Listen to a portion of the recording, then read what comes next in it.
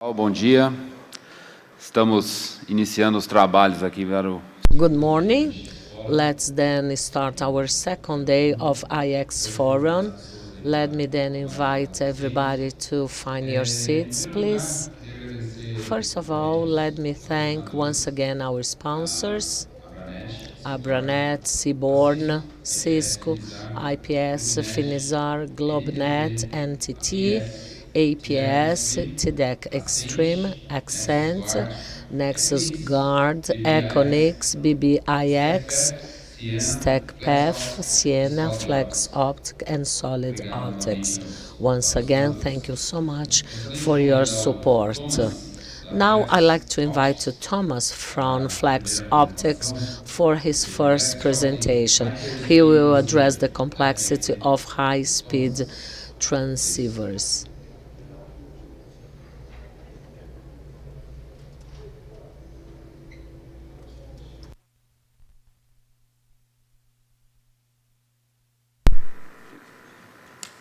All right, perfect. Good morning, everybody. Thanks for the introduction. It's not my first presentation, but it's the first in the morning. So welcome, everybody. I just have to get sorted here a little bit. Oops. I'll do it like this.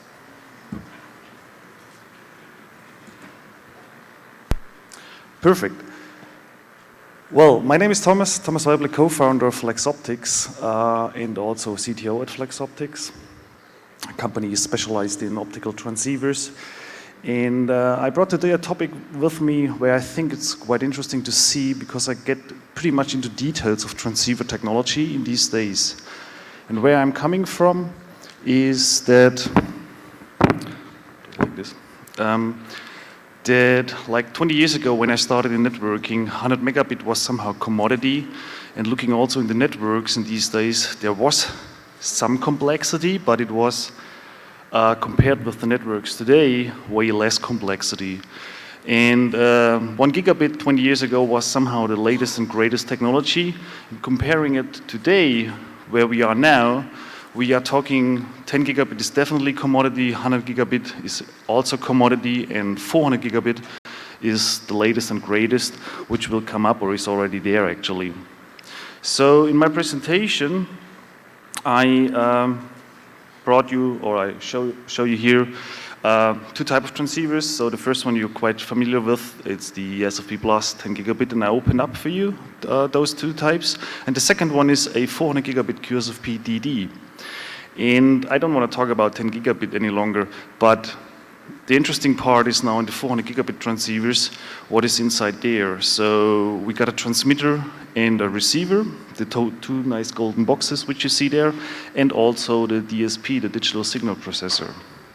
We heard yesterday also a little bit from Finisar that the DSP has a major function beside the modulation, which is a key component for the DSP.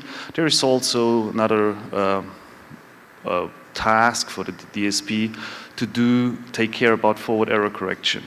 So in my talk, I will cover the transmitter and the receiver section and also the forward error correction of the DSP. So let's start with the transmitter. And in optical assembly, this transmitter, this nice golden box, which you see here, is also called a TOSA, transmitter optical subassembly. Now this golden box is quite empty at the current stage, so we have to fill it up.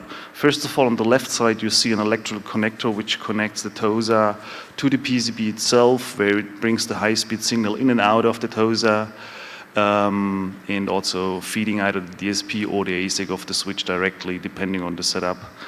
Now, we got the high-speed signal in there, and first of all, we have to convert it. So therefore, we use laser diodes. And as we are talking about 400 gigabit, and this also applies for 100 gigabit technology when it comes to single-mode transmission, or on transmission on single-mode fibers, we need 4 lasers. So each laser is carrying up to 112 gigabaud, and so 4 of them will end up in 450 gigabaud, roughly. And these lasers, what they do, they basically convert from the electrical signal to an optical light level. Now, they have 2 characteristics, basically. First of all, they need current to operate, and they heat up. And the second one is the light which is emitted out of those lasers is, I would say it's blurring out, so it's not focused at all. So we have to take care of these two characteristics. So the first one is that we're gonna need a cooler, an electrical cooler, which also takes current to cool down the laser diodes to keep them somehow stabilized. And why is it important to stabilize the lasers? Well, if they're gonna heat up too much or there is a variance in the temperature, the emitting light which is coming out of the lasers will drift away, and that's something definitely what we really want to avoid. We want to have the laser stabilized in wavelength, because when the wavelength is drifting away, this will end up in bit errors, for example, which you see on the interface later on. So that's definitely a major role, having the cooler, a proper cooler in there to keep the laser temperature stable. And the second one, you can imagine if you have non-focused light and you want to focus it, you need lenses, pretty much like people wearing glasses. If they take off the glasses, they don't see anything or don't see properly. So when they put on their glasses in the right spot, then it's in focus. And this right spot is quite important. You have to imagine this golden box has a size and a dimension of 5 by 10 millimeters, the overall box. Now these tiny lenses in there, they have a dimension in XYZ of 0.5 millimeter, pretty small actually. And in production process, you have to place them in XYZ. So this is done with micromechanics in 50 nanometer steps. And then the second challenge happens.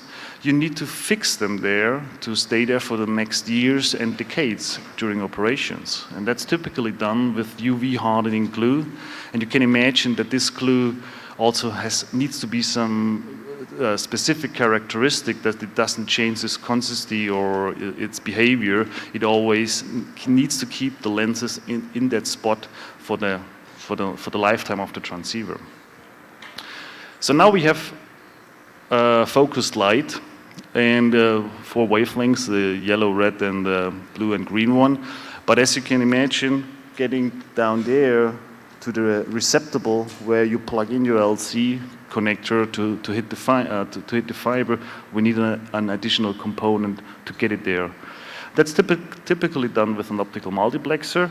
You might be familiar with multiplexers. You know them as a 1U chassis, either carrying 8 channels or 20 channels in DWDM or even beyond. Now this one is a really tiny one, a really tiny filter block doing 4 channels.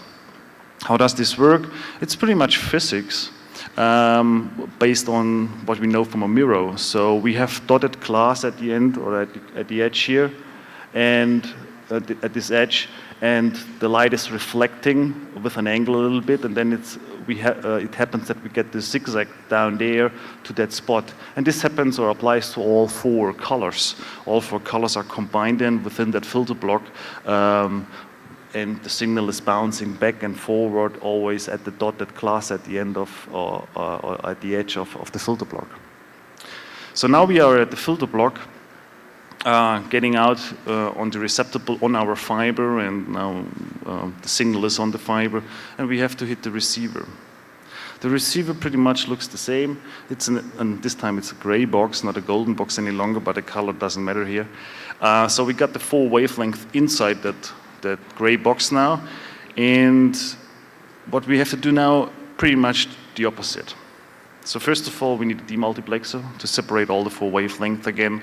So we undo basically the zigzag with the speciality that at the end of the filter block, or at each section, we have a filter actually, and this filter works like sunglasses, so it only allows a certain wavelength to pass and the others are going to be reflected. And that's happened here actually. So the green light at the green filter is passed through, and the other colors are going to be reflected backwards and bouncing back and forward again until it hits the proper filter, and then it's going to be released out of that filter block. So now we have 4 separate wavelengths again, and they hit a lens again to get focused. As I said, opposite way, we need focused light again, and then we have a pin diode there. This pin diode does the optical to electrical conversion, so we get now an electrical signal out of those pin diodes. The spin diodes, or this electrical signal, has a certain characteristic. It has a really, really low amplitude. So the post-processing systems like the DSP or the AC Gondel switch, they can't handle that signal because the strength is too low, the amplitude is too low. So, like at home, when you listen to music and it's too quiet and you want to boost up the music, you need an amplification, you need an amplifier. The same we do in the ROSA here. And it looks like this. It's an electronic component, has an input, takes the electrical signal, takes current again, and gonna boost up the input signal to the output that the post-processing system can handle that signal.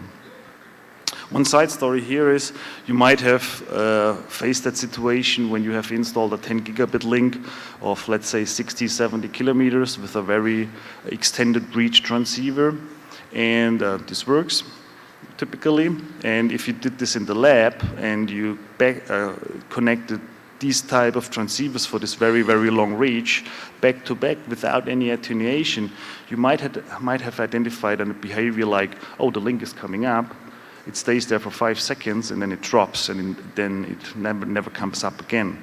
So actually what you have done there and what people think, they have burned or broken the receiver or the diode. Actually, you haven't broken the diode is still alive, but you have burned the amplifier because the amplifier got way too much current on the input and boosted up that signal way too much and basically destroyed himself due to the fact that the input signal was too high. So you can fix that if you change the amplifier in that tiny part, but you need really smooth or really not shaky hands actually to do so because it's really small.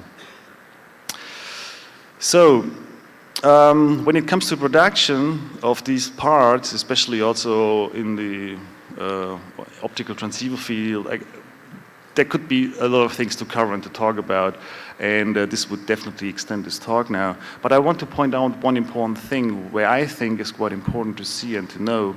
It's about the timing.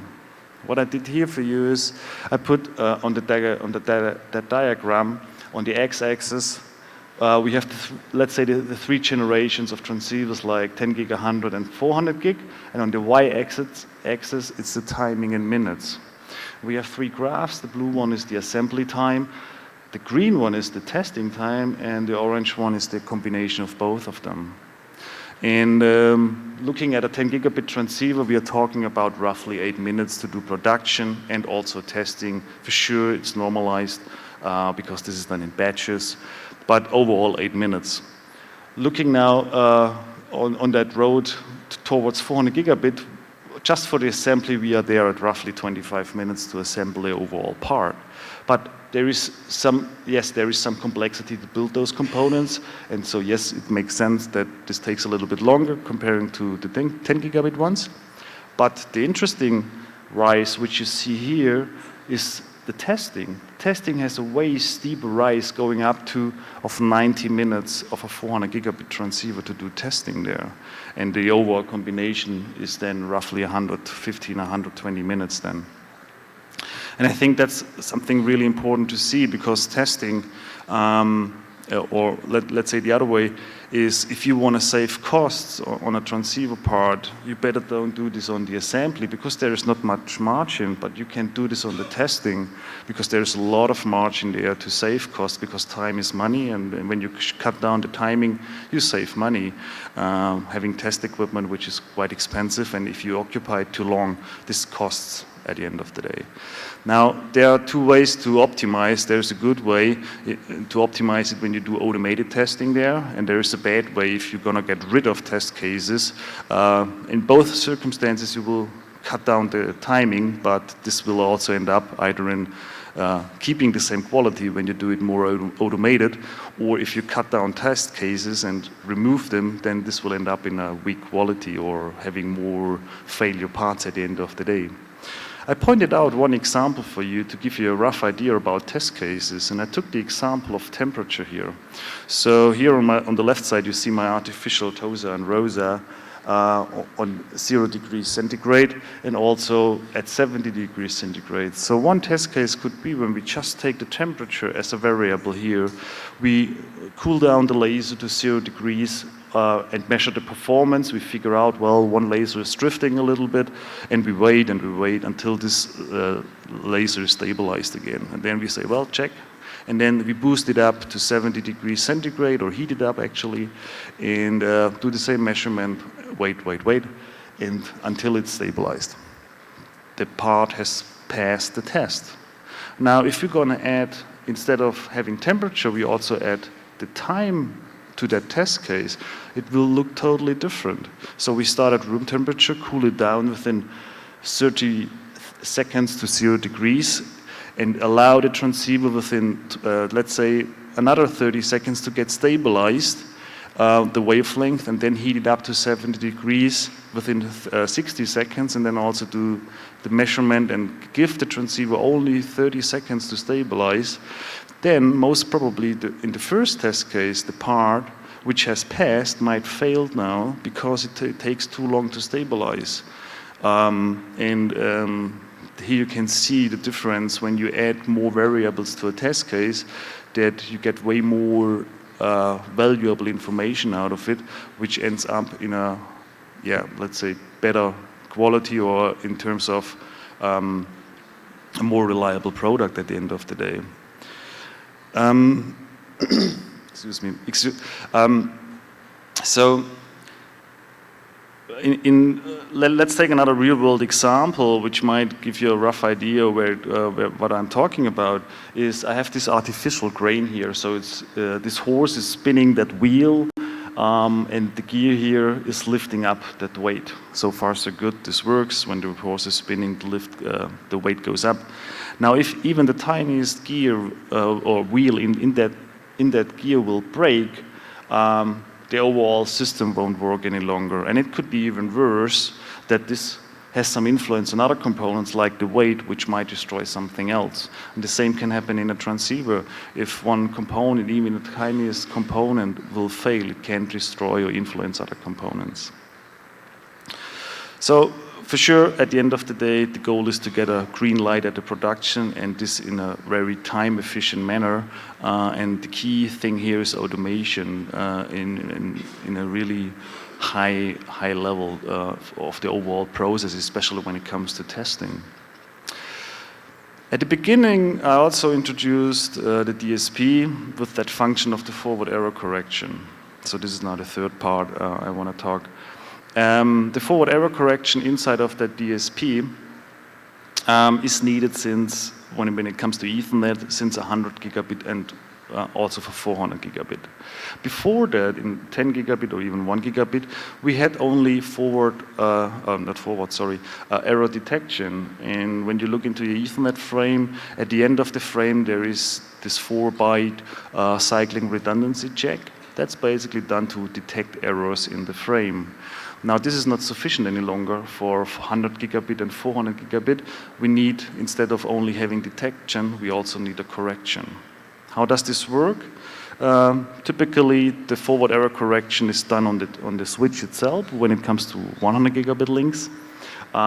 So the FEC basically encodes the stream, brings it, here is somewhere the transceiver brings it on the line, and then the transceiver hands it over to the switch, and there is the decoding done, and also the error are corrected.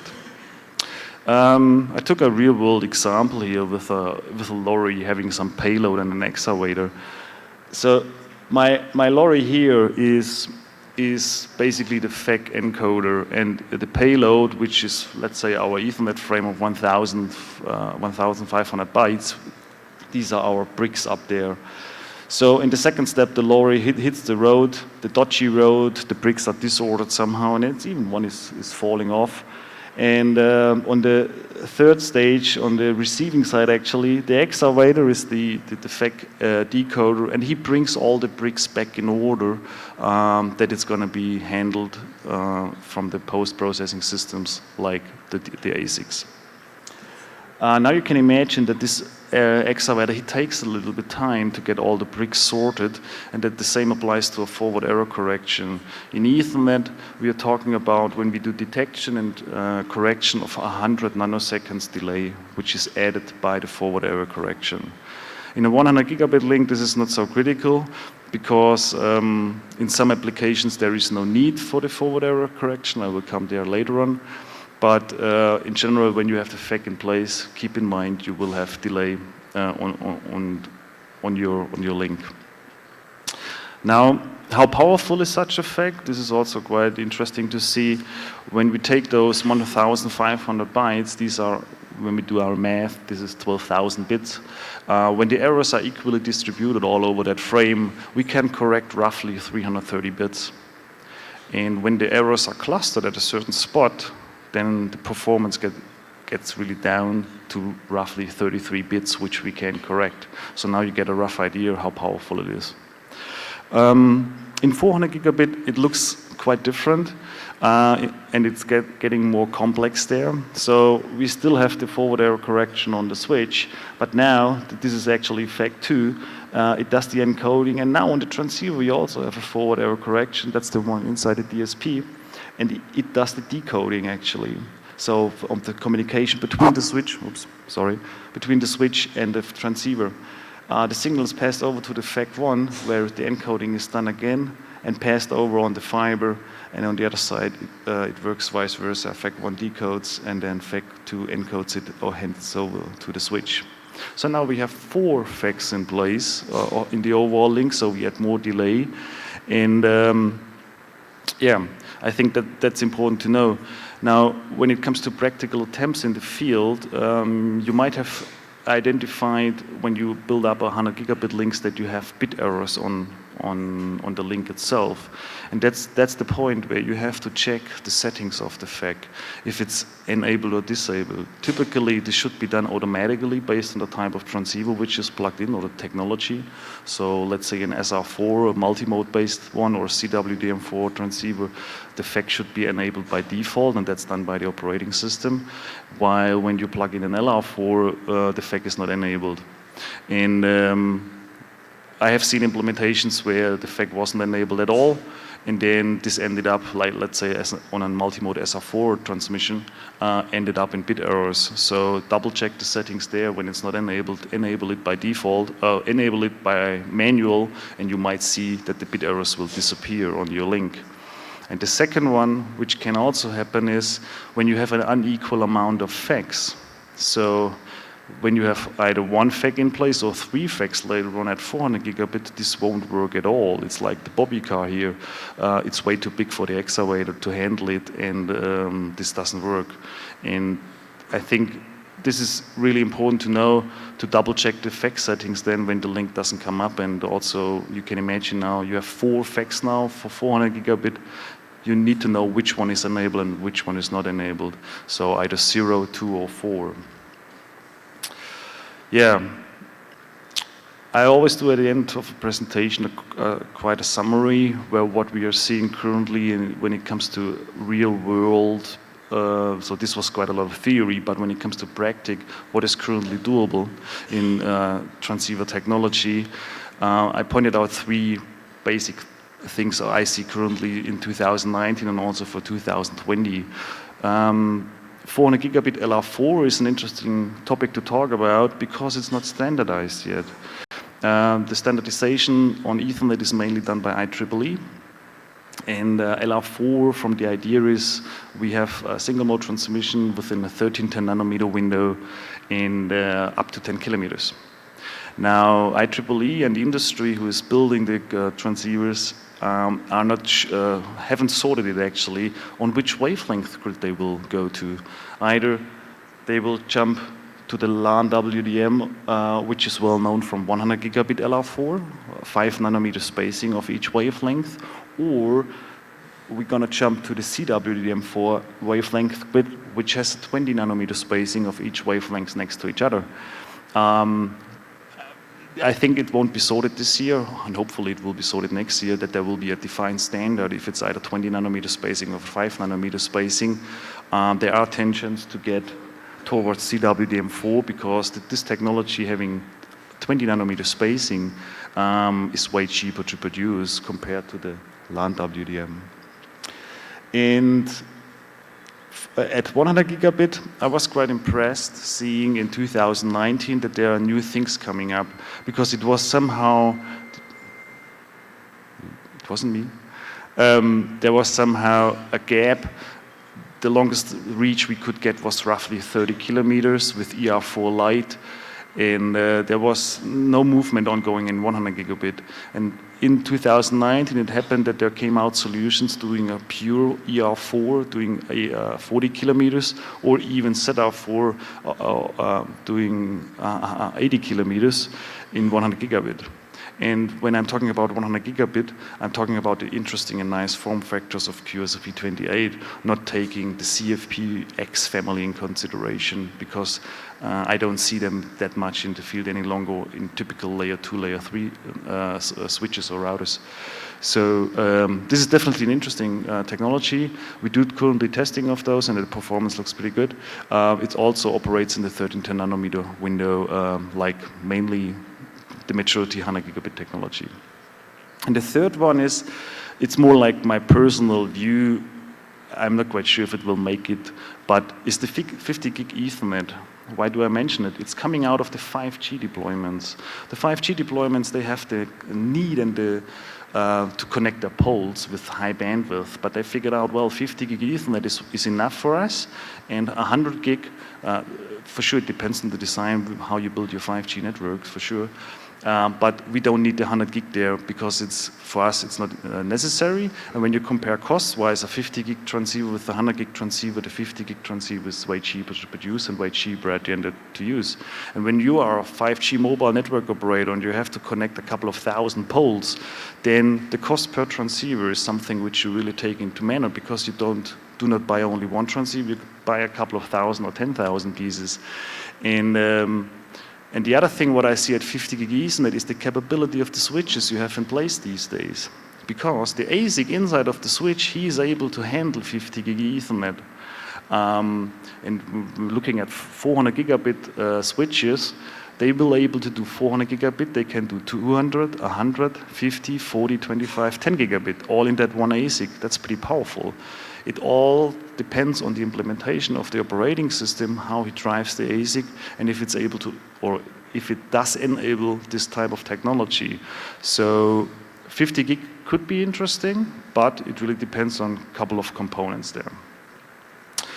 Yeah. Finally, oops. In the single lambda environment, we see 40 gig, just one wavelength, without any amplification, doing LR distance, like 11 dB power budget, and also 25 gig, one single wavelength. No need to amplify there. This brings me to the end of the presentation. There is still a lot of freedom for us with the Flexbox to tweak all the parameters inside of the transceivers, and now with 400 gigabit, where we also have now a DSP inside, which also has a firmware which needs to be tweaked. This is going to be a new challenge also for us to change that configuration with the Flexbox. With the microcontroller so far, we are quite familiar, and now it's also adding the DSP there. We're getting there, and yeah, looking forward to it. Thank you very much for listening. One disclaimer here, all the toys are back to my kids, so no worries, I didn't take it. Thank you. If there are questions, I'm happy to take them. Alguma pergunta para o Thomas? Any questions to Thomas? If there are questions. It's okay. Yeah. No? Thank you, Thomas. Thank you very much. Thank you so much.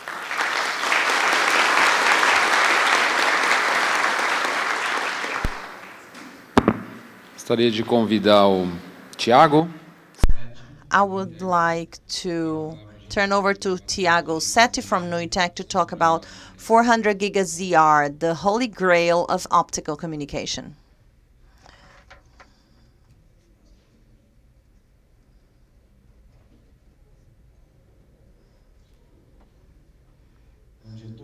Good morning. Let me tell you about 400 Giga ZR. Thomas' presentation has already brought some interesting information that will complement my own presentation. André from Finisar delivered a presentation on coherent technology. It was very interesting because they kind of are all aligned because the topics are similar. So I'll talk about 400 giga ZR. What does that mean? What kind of benefits can it bring to us for us who work with data center, optical communication, and so on? You will understand what I meant by the Holy Grail, because that's a purpose. That's the goal of the industry. Nuitec is a consulting company that provides consulting services and also services for network and telecom and training sessions. The Holy Grail. What is the Holy Grail? That's a legend from medieval times. That would be an object that on Arthurian tales that object will bring great fortune and luck to those who find it. So we use this term to represent what 400 GHz is to optical communication. That's an object all of us want to pursue. That's the desire of most operators, most carriers, because it brings good capacity, lower energy consumption, a higher density of ports. So it solves many problems of those who have to manage optical communication networks in the world. So that's the analogy that I wanted to bring by calling it the Holy Grail. So let me tell you about using 400 giga. I'm not talking specifically about ZR. I'm just talking about the 400 giga Ethernet speed. This chart, provided by Light Counting, a research institute, showing the adoption of transceivers per million. How many transceivers per million are produced? We notice that we still have 1 giga transceiver, the lighter ones, 10 giga. So here you can see that it has grown since 2016, and the dominant speed for many years was 40 giga, and it was 10 giga. Then you had 400 giga as of maybe this year. I think that really we can expect it as of 2020. So you can see the speed distribution on the chart. And of course, as adoption increases, you gain in scale and costs are reduced. It can be from a back-to-back, can be from a long-range communication, so the uses vary. 400 giga is still very new. Right now, we are in a discovery phase. It's not very clear what kind of prices should get. It's not very clear how we can get scale with it. This chart shows 400 giga in purple. This shows the relative price of 400 giga when compared to 100 giga. And different models, SR4, LR4, PSAM4. So we noticed that if you check the price for a 400 giga module, it costs approximately 4 times the cost of 100 giga, at least in our market. And of course, the scale changes that. If you're a large data center, you get better prices. But for most networks that are not going to buy these in large scale, usually the difference is fourfold. The industry in general does not adopt the technology if the cost is not effective. Cost per bit, I mean. It has to be cost effective. If I have a 400 giga module or 400 modules of 100 and the capacity is the same and I'm paying 4 times more, what is the benefit in it? We know that a 100 giga interface costs approximately between 5 and 6 times an interface of 10. If you buy 6 of 10 for the same price, I can purchase 140 gigas more, so it is justified. 400 giga has not reached this point, has not become cost effective yet. Over time, obviously, the industry will get scale and costs tend to drop. Eventually, we will talk about 2.5 fold, 100 giga versus 400 giga. Then it will make sense purchasing a 400 giga. That's what this chart aims to show you visually. What about the physical format? Thomas mentioned about some of the physical formats, and here are the current options for 400 giga. That's the packaging, right? This is the housing where we put all the technology, and Thomas has just shown that. So transmission laser, reception laser, multiplexers, DSP, the electric tray that connects them, all of them needs to be in a physical format that is compatible with the device. And this is part of an agreement. It's determined in an agreement, not a rule, an IEEE. It's usually an agreement in the industry, in some sort of forum consensus that determines a standard so that the market can produce compatible solutions. Here are the current options: CFP, CFP8, OSFP, and QSFP-DD.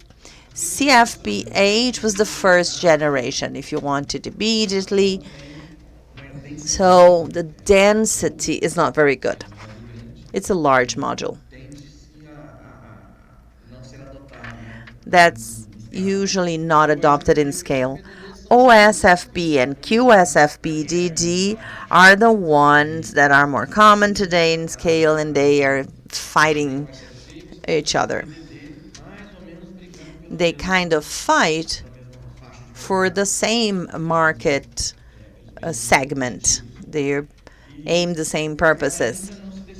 The market has not yet decided very clearly which will be ultimately adopted. And here's my message to you. If you buy a piece of equipment today with OSFP, and in 2 years' time QSFP-DD is chosen by the market, you'll be stuck with a piece of equipment you will not be able to use and will not be able to buy additional modules of that.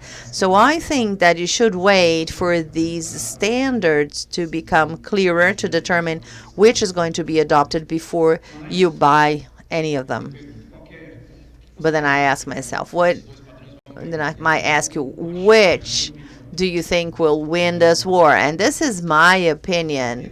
Of course, nothing certain about it. I believe that QSFP-DD will probably gain the market, especially because it has backward compatibility with CFP8.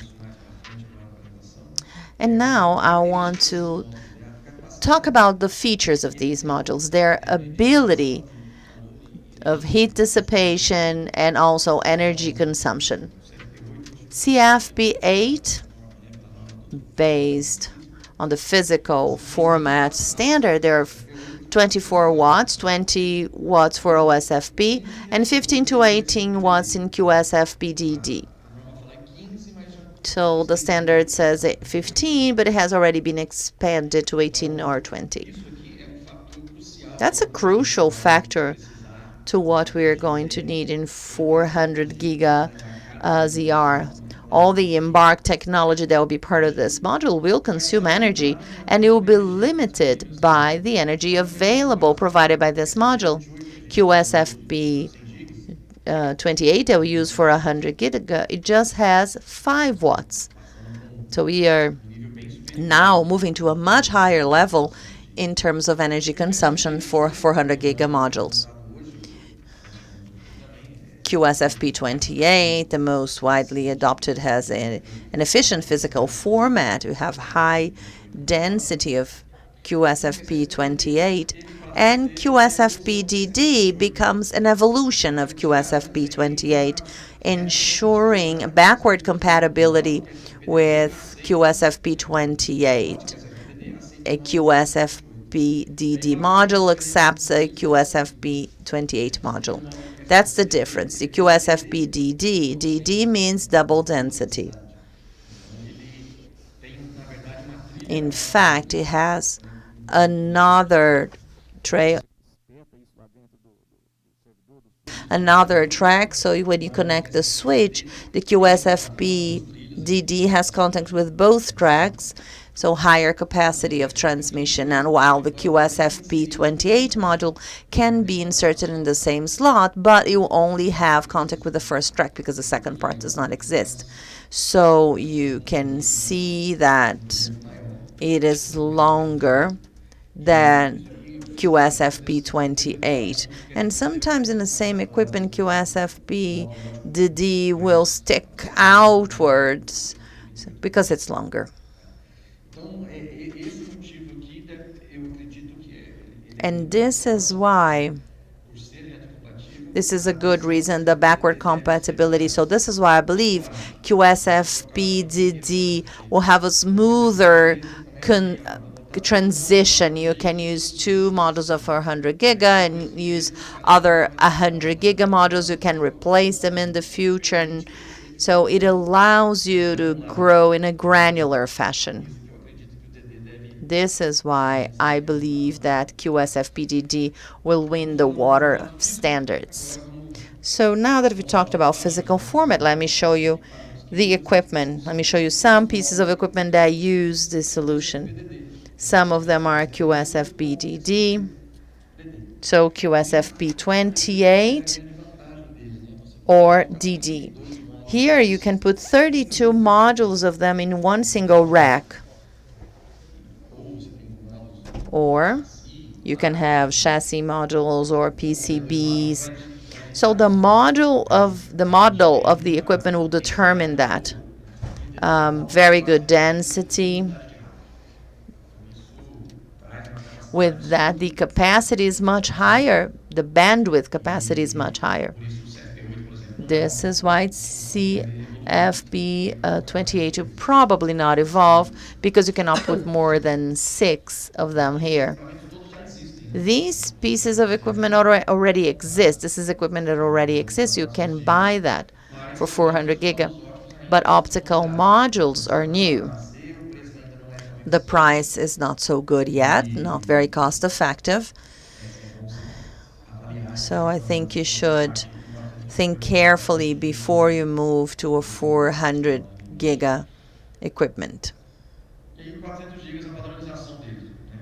What about the standardization? It's very important for you to understand where 400 giga ZR fits into the standardization.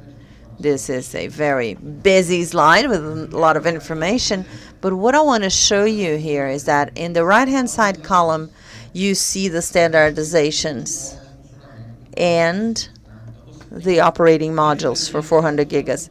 So we are talking about IEEE,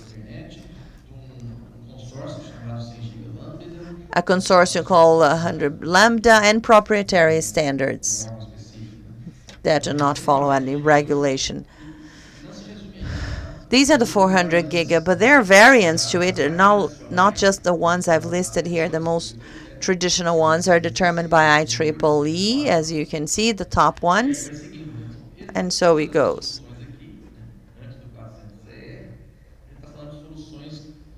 We are talking about solutions that a market call gray solution. There's no the WDM involved, no lambda multiplexing, so you connect fiber optics directly to it without a lot of technology involved, a lot of multiplexing required. This is why it's called the gray channel. There are different operating modules. I'm not going into details. I will provide a presentation to you later. The number of lumbers, the modulation technology used for each one of these standards.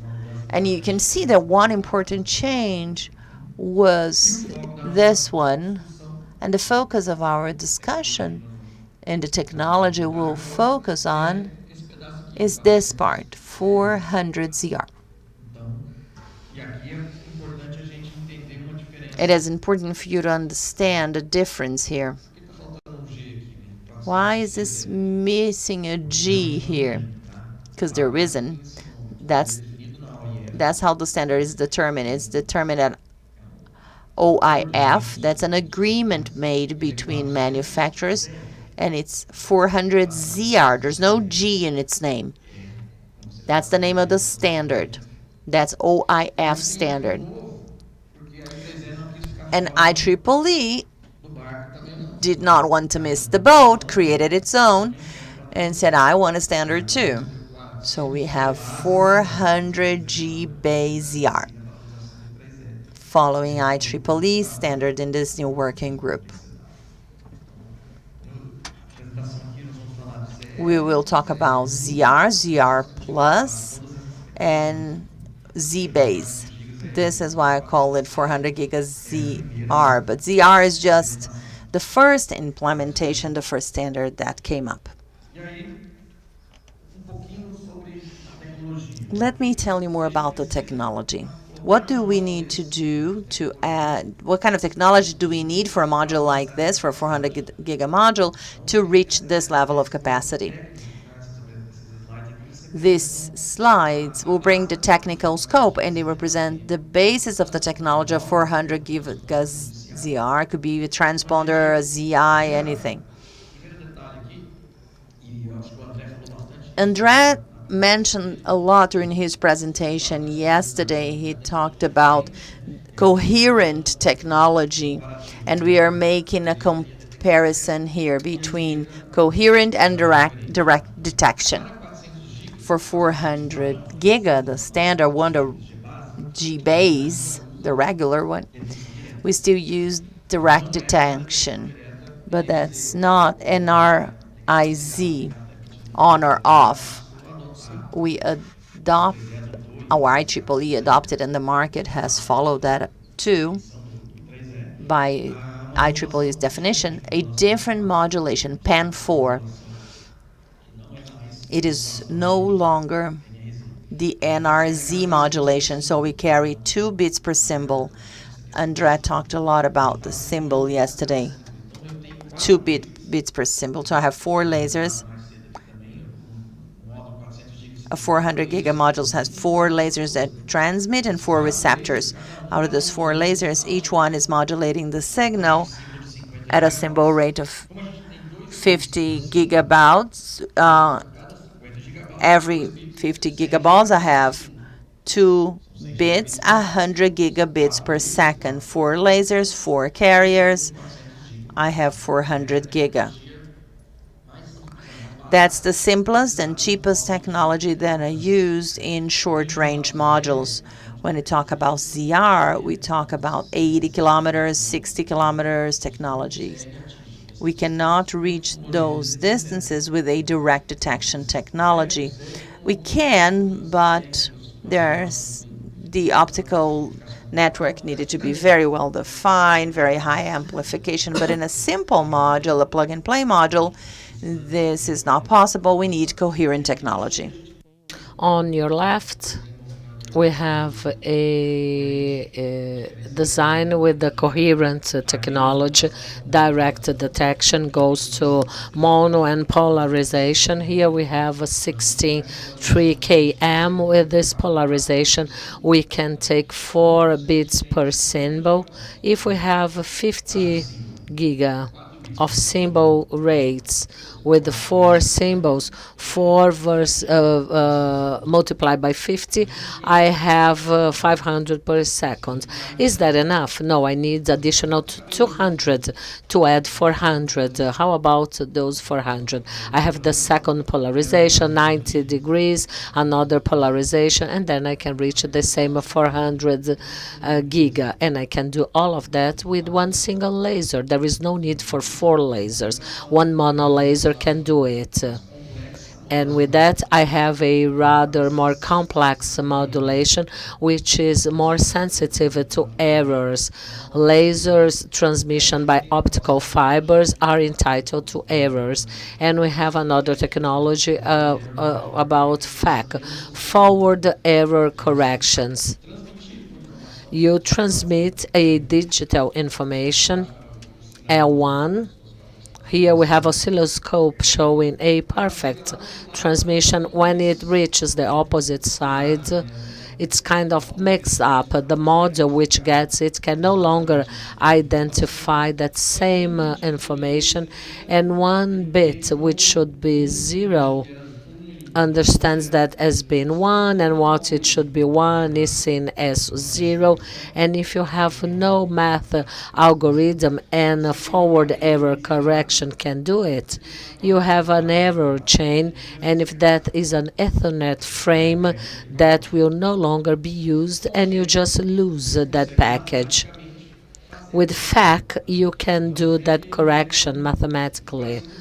FAC is a network peering. You may send payload bits to apply that information as peering for a mathematical correction and identify those possible errors and to make those right before you deliver the equipment.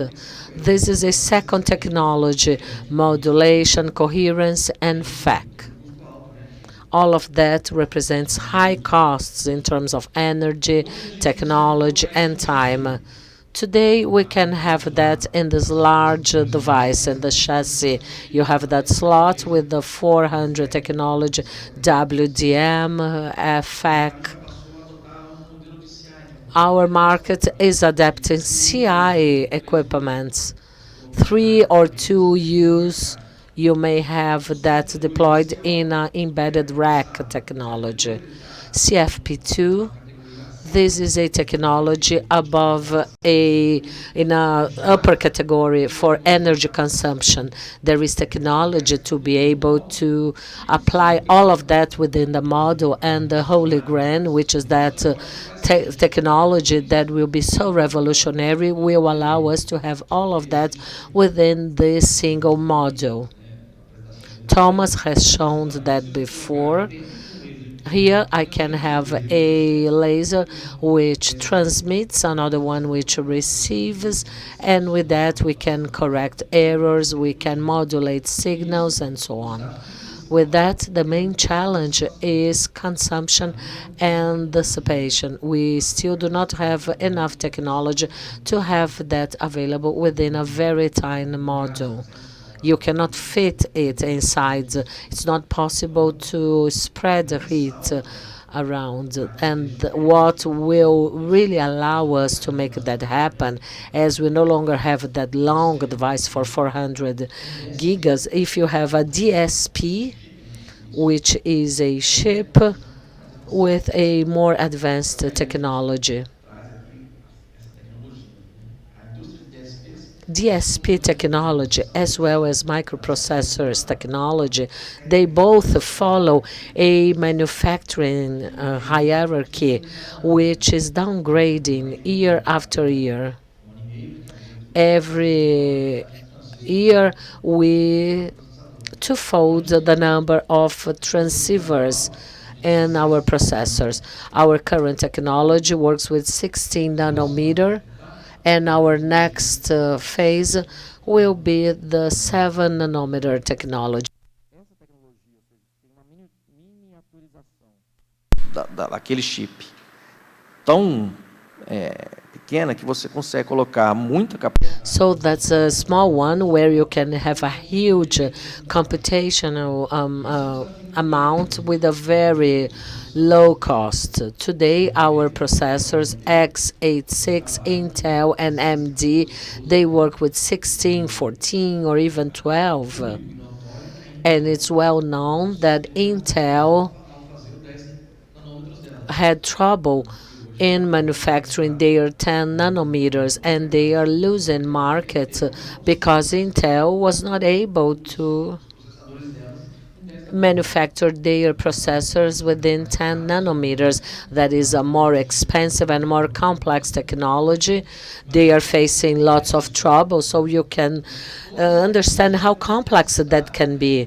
Therefore, this whole technology should be jointly with that same goal, which is to manufacture low power modules to be able to reach a low cost 400 DDR. The 7 nanometer technology.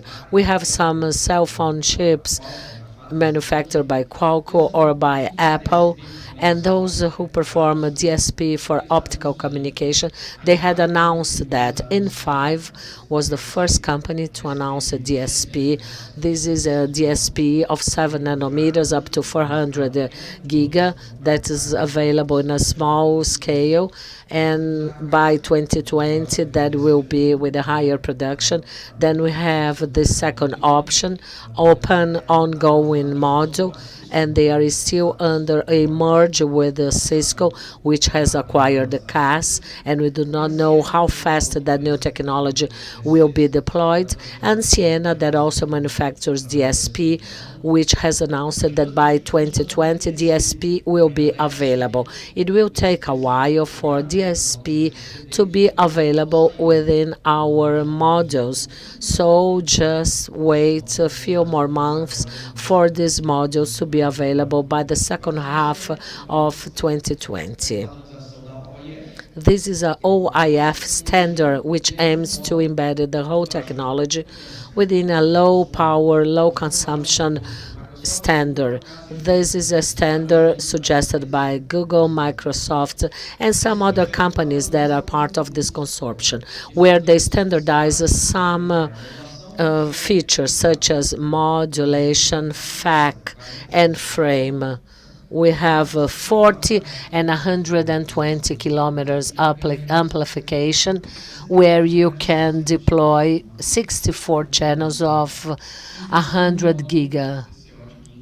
All of that in a DCO module, 15 watts consumption. And then we have our final goal achieved, which is to have all of that within a 15 watts capacity. Here an overview about the OIF frame. This is a new standard which is not compatible to ATN. You haven't got a transponder today which uses ATN frame. This is a different codification. This is a different way to raise the codes. We have a standard check. So far, all coherent detection DSPs, they comply with their own proprietary FAC, but now we have a standard FAC, which is a different one, is a CFAC. You have a FAC in the internal header and another one in the external header, and you have some use examples where a router will be placed at one end, another one at the other end. It can be a router or a switch, and a direct channel linked to the fiber. Direct fiber between 40 to 50 kilometers, or 64 channels within a multiplexer system, able to reach up to 120 kilometers. You cannot fix that in 120 kilometers fiber. You will need a preamplifier at least, considering its power and sensitivity of the ZR module, I mean. How about ZR Plus? Based on the OIF standard, 400 ZR up to 80 or 120 kilometers of DCI, data center connection. Some markets, they understand that we can have a greater reach. The same module can be applied for other apps, metropolitan, regional, or even long distance, with a more robust FAC, with a different type of frame, OTN frame, higher power, and with that 400 ZR plus. This is not a standard at all. we just have different scenarios, something above ZR, and that does not represent a standard. Each one is responsible for their own adoption, and that's not compatible. 400 ZR is a key that will allow you to acquire modules from any manufacturer, and if they adopt 400 ZR, they will have to adopt all additional characteristics to be compatible to all modules. Whereas ZR Plus, it opens that range, that list of options. We have different ways as ZR Plus can run 400 giga 16 km or 400, 300, 100 with proprietary FAC or not. And over here you can see any sort of consumption below 18 watts that can be embedded within that module. We are about to reach a new way to build up optical network without requiring external transponders. So OIF, as well as some other entities, standardize a module like that. Therefore, they raised the working group of 50, 100, and 200 mono module and DWDM.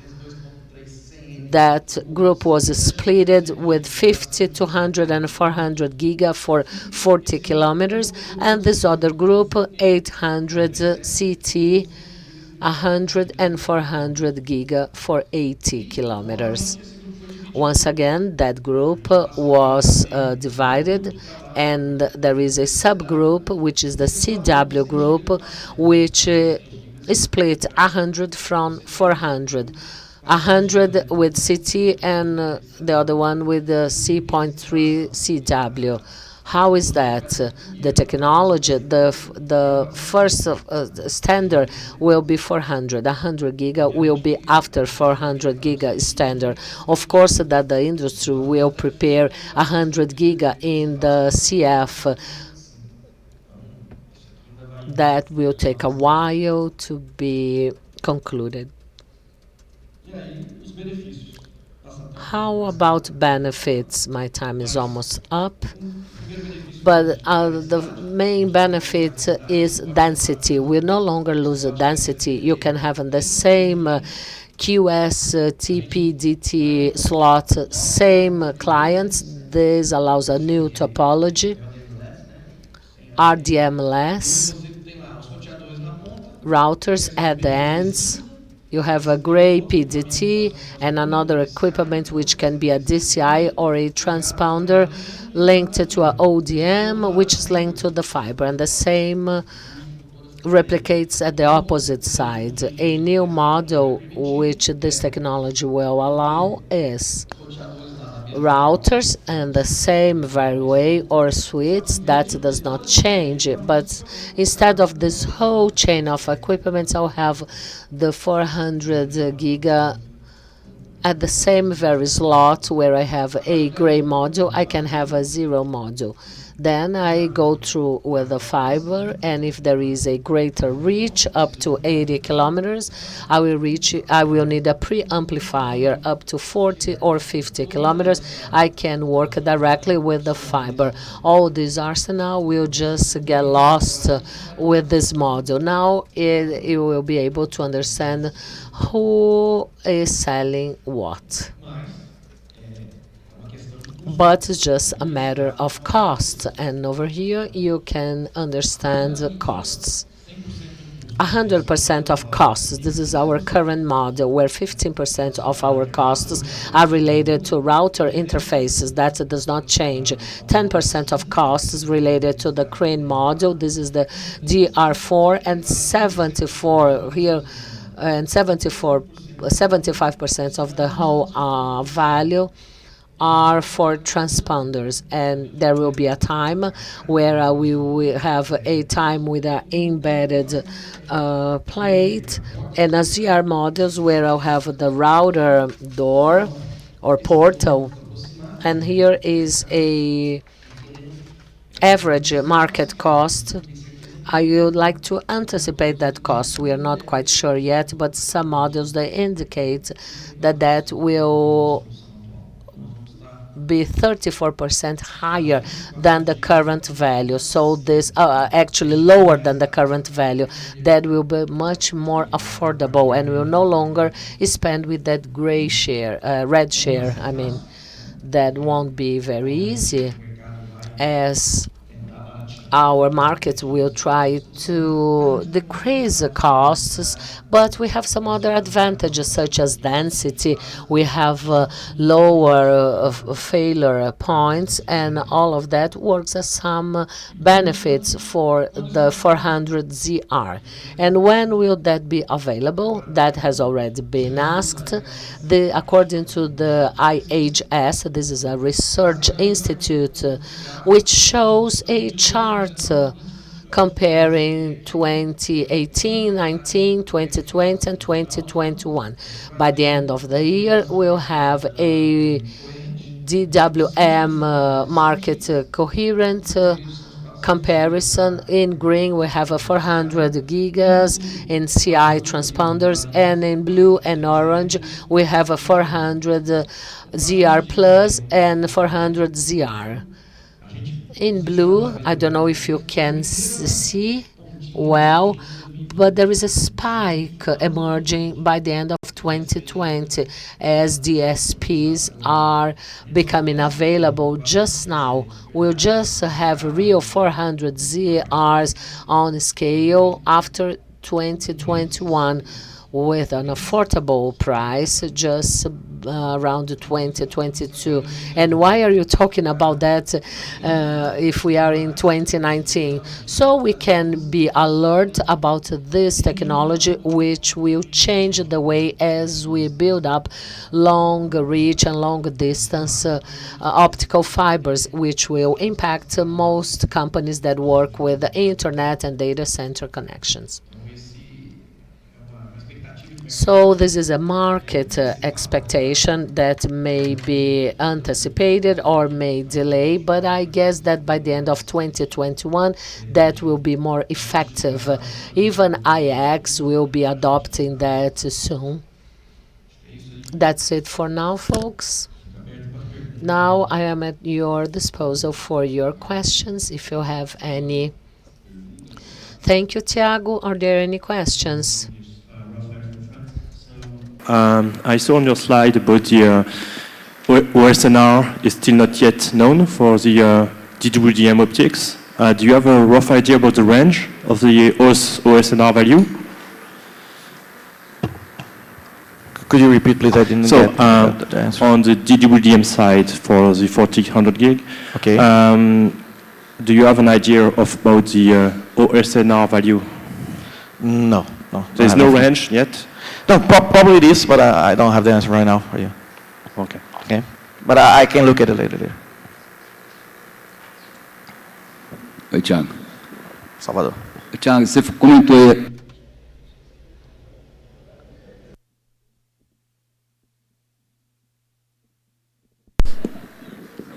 Vai dar câimbra aqui na pescoço. Obrigado. Oi, Thiago, você comentou. You have mentioned some standards established or defined by iOS for which purpose? That definition may be related to a standalone application for devices. Is there any way as you can offset a 40 giga module restriction to allow it to have a longer reach for optical layer and all those resources regarding DDM?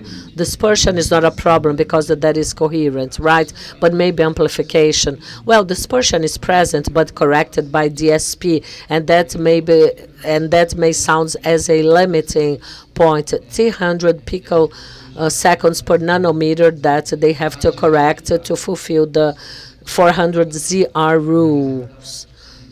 2,300, I think that is around 50 kilometers, but I do not want end-to-end. I want a multi-span going through another amplifier. If you fulfill with amplification and SNR, fine. That's not a problem, as long as you fulfill specs, attenuation, OSNF. And maybe that's why Z400ZR Plus will be able to add different features or different modules. The same technology that you have for 7,000 kilometers, you might be able to have that with 100 gigas with PSK for long distances. Yes, if that complies with rules and all requirements, complying with the module's features, he corrects himself, that is possible to be done. Why not? I am Julio from Nick BR, and I have a question. The 400 giga ZR, you address the optical fiber side, fine, but from a network side and from an energy consumption standpoint, we have a rack full of DCIs, and we know how much that spreads. And technology will have a huge concentration where energy consumption will drop. And my question is, what is your opinion for network equipment manufacturers? Are they going to make available transceivers that will make available up to 500 watts of transceivers consumption if you get a device of 32 ports, or are we going to have different categories? Devices of low consumption, transceivers of low consumption, and then some other ports of high consumption. Comparing to the 10 giga DDWM, we have those color transceivers. Do you know what I mean? Yes, thanks for your question. That will not change much from our current model, which is the mixed one, where you won't be able to have those 32 doors in high power. If you want to get the 28 and add them to those 40 portals with 5 watts consumption, you cannot do it. Most of them, you can have just half of them, and in the upper layer you do not place anything. And I believe that with ZRs that will get even worse, because before we had 5 watts and now we are talking about 15 watts. There is a case study that Cisco made, a demo where they were consuming 5 watts each one of them, and they do not explain why they stopped at 8, but we can tell that probably they were not able to dissipate heat as much as expected.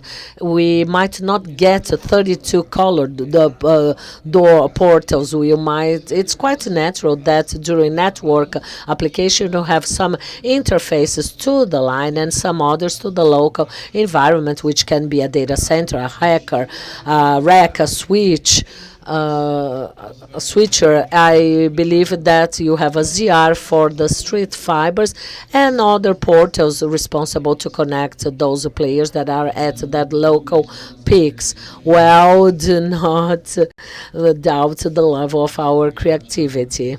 Okay, then. Thank you, Tiago.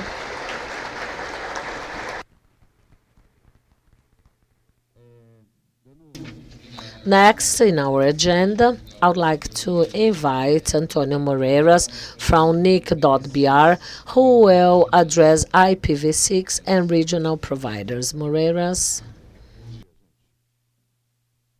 Good morning. I have the difficult task not talking about the regional providers and IPv6, but because I stand before you in a coffee break. I don't have any slides. It's just my voice.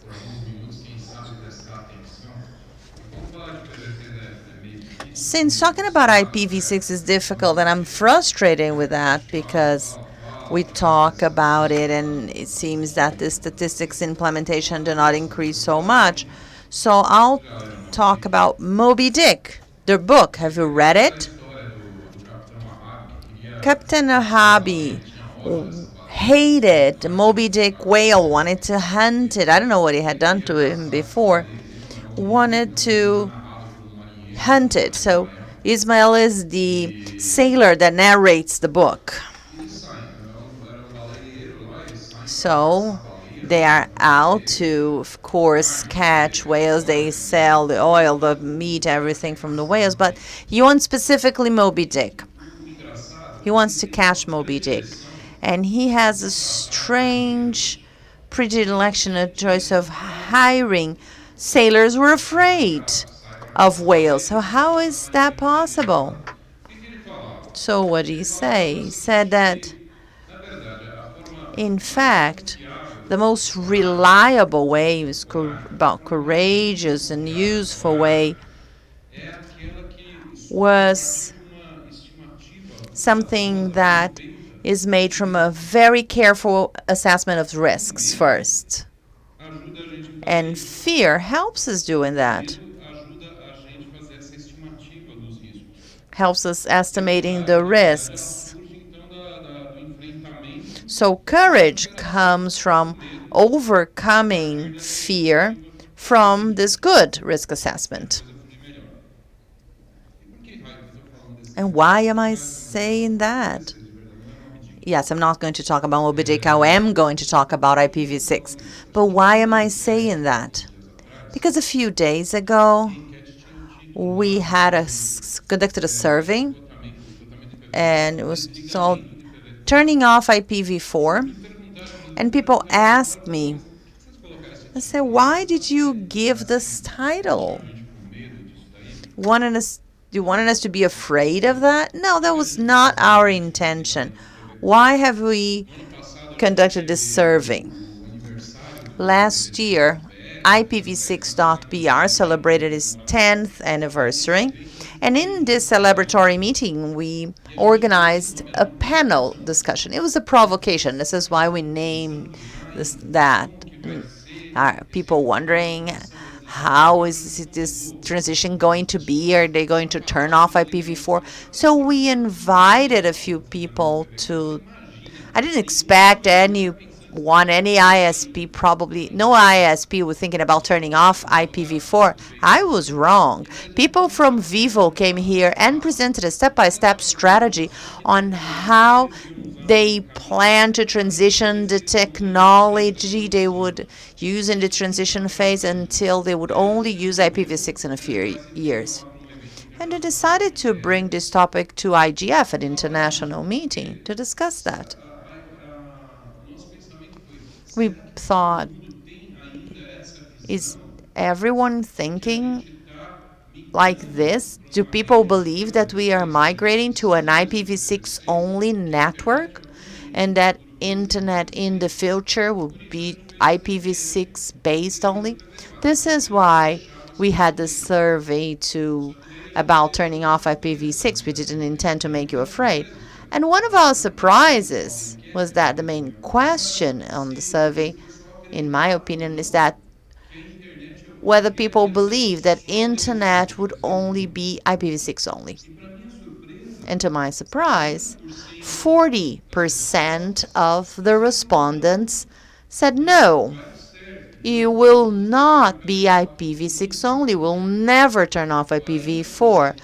40% of ISPs, because that was basically related to ISPs in Brazil, and they said that they did not believe IPv4 would ever be turned off. That's worrisome. The other question of the survey that was more related to that fear, although the survey was not intended to make anyone afraid, one question asked, what is the reason why IPv6 has not been implemented yet? What explains that? One of the answers was that because I am afraid of implementing IPv6 in my network. It was written differently with other words. It was written something like lack of knowledge. And that was the most common answer. The reason why? Oh, lack of knowledge. Oh, come on, we have a website on IPv6 in 2008. We wrote books. We trained thousands, literally thousands of technicians in Brazil on IPv6. Are you telling me that you lack knowledge, or are you insecure? Am I going to put IPv6 in my network and things are going to break down? My users are going to call me and cancel our services, or cancel its subscription? This is why I'm still on the denial phase. I don't want to believe that it is indeed related to lack of knowledge, because we have a wide knowledge on IPv6. I think what you have is insecurity. You are afraid of making changes to something that is already working. But we have to do something. Fear should not be paralyzing. Fear should be faced based on knowledge, based on solid background that will lead us to action. Well done, well performed action, carefully implemented, but fear should not paralyze us. Otherwise, things will get complicated. So my question is, are we migrating to IPv6? When we started working with IPv6, myself personally, when I started working with IPv6, there was this whole discussion about people who promoted IPv6 about what words should we use to define that. The transition, migration, implementation. So what did we use among the three words? In a talk, should I say that it is a migration to IPv6? Should I say that it is a transition to IPv6? Should I say that it's an implementation of IPv6? And the consensus of those who worked with that back then is that it would be better to use the word transition and implementation. Back then, 10 years ago, maybe even longer than that. Back then, nobody knew about IPv6. Then it was true. So if we talked about migration back then, this could lead to incorrect implementations. People would just turn off IPv4 and DNS, but that wouldn't work. Definitely, the guy would be in deep trouble. We should be careful when we talked about IPv6. We said, oh, we are in a slow transition. We're making an implementation in parallel with IPv6. But now in 2019, almost 2020, I think that it's no longer like this. We should talk about migration now. We should remind people that in a few years, I don't know how many, as many as necessary, but in a few years, we want to take this direction. We want to have an IPv6 only internet. In some instances, this is very clear. I think that you are familiar with IETF. That's the Internet Engineering Meeting where our RFCs, the technical standards of Internet, are prepared. There is an oversight committee called IAB, Internet Architecture Board. IAB is the steering board to IETF, and IAB in 2016 published a statement, a recommendation, an announcement, saying that they expect IETF will no longer require compatibility with IPv4 in new protocols or in any extension of an already existing protocol. They also said in this statement that future protocols should be optimized and independent of IPv6. And they recommended that standards should assume that IPv6 is what is being used in the network, and that they should be defined in a way that they do not require IPv4. And in the statement of IAB, they encouraged the industry, the network operators, to develop strategies to implement an IPv6 only operation. So, from those who work with internet architecture, the engineers who work with standards, they have chosen a clear direction. we are moving to IPv6 only internet. If we talk about recommendations, in 2012 in Brazil, they have made formal recommendations, and another one in 2013 that is more specific about the implementation of IPv6. So I think the direction they're taking is very clear. You're moving to IPv6 only. It would be nice that everyone would have that in mind. Now, with IPv4 reduction, there is a market of IPv4 transfer. That was one of the topics addressed in this survey. I don't have a specific, a firm opinion on that. There are times when I believe it's bad. There are times when I believe that IPv6 implementation becomes slower like this. Maybe it's not even right, because IPv4 is a scarce managed resource.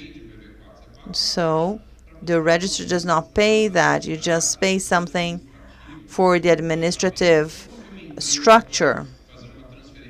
So how can a company transfer to another selling that? It is about $20 per IP, maybe 24. I don't know if it's right or wrong. So regardless of who it is, this market imposes itself. There is a market for that. So this market of IPv6 only implementation maybe will make the market slower. Some ISPs, if they are more concerned with buying IPv6, is usually if they provide services in the cloud. Microsoft bought a lot of IPv4. There are a lot of ISPs that are moving to the implementation of IPv6 and of some transition technology, maybe NATI 6.4, to release IPv4 and sell to those companies, and that will fund the implementation of IPv6. I've seen cases like that. So maybe we can get some good out of it.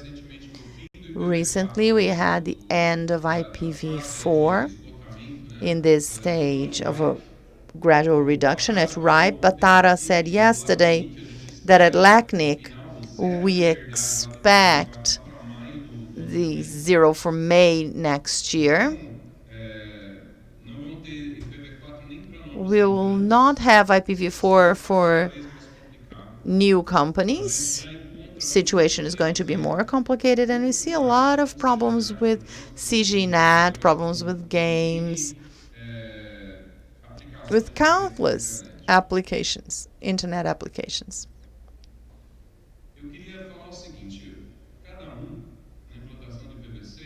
In the implementation of IPv6, we should each do our part. 30% of users in Brazil have IPv6. That figure has not changed since last year. It's at the same level as last year, despite variations. We get worried about that. We have not seen an increase in the number of users with IPv6 in Brazil.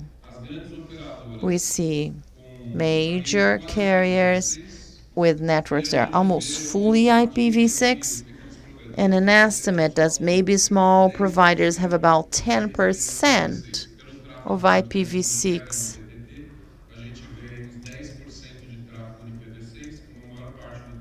So most of the traffic is in IPTT. We believe that the implementation level is about 10%. You might say, oh, there's a problem in CPS. Government has some sites that lack IPv6.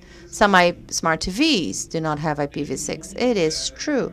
There are barriers. There are problems. MikroTik does not support IPv6 in radios. Not very well, at least. So there are hurdles. But we know to look at our horizon. We want to get somewhere, and it involves IPv6. Some ISPs have overcome those barriers. And apparently they not have spent tons of money in that.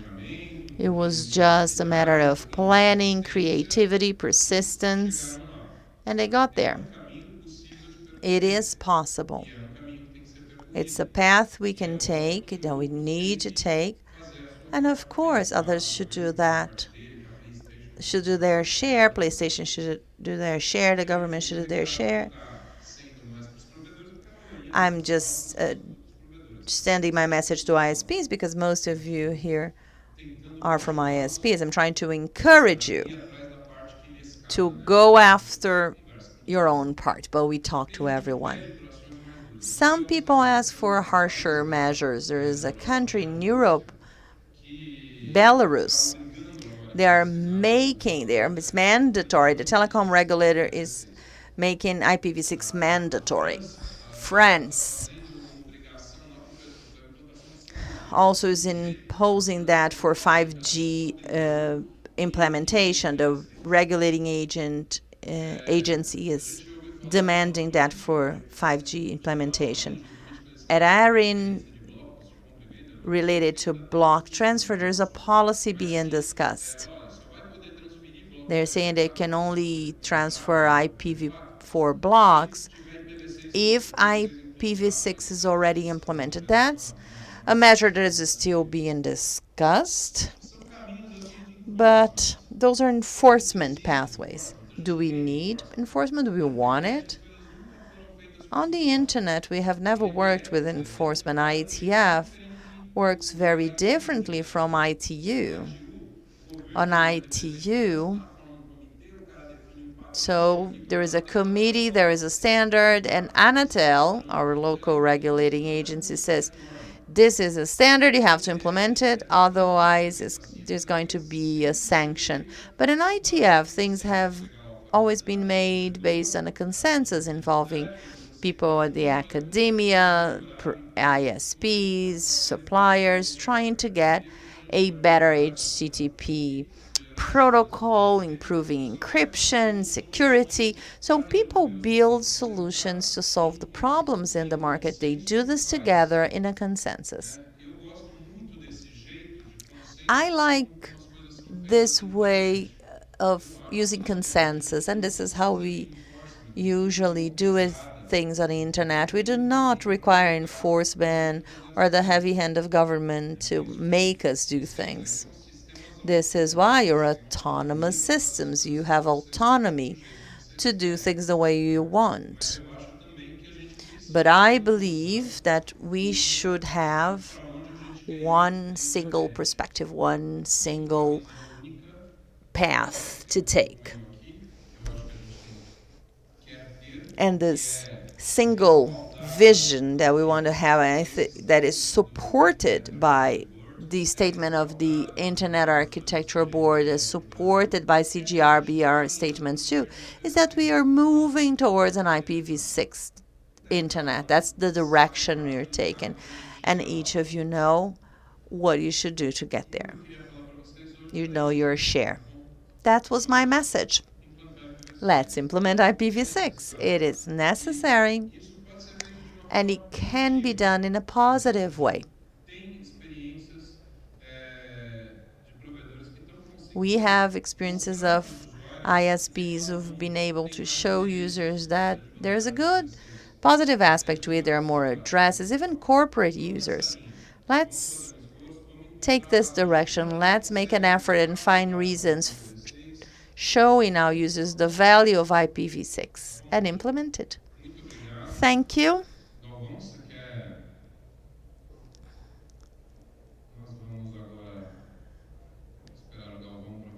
So Galvão will tell us that we're breaking and we'll go for the coffee break, right? No, first I'd like to know whether there's any comments or questions.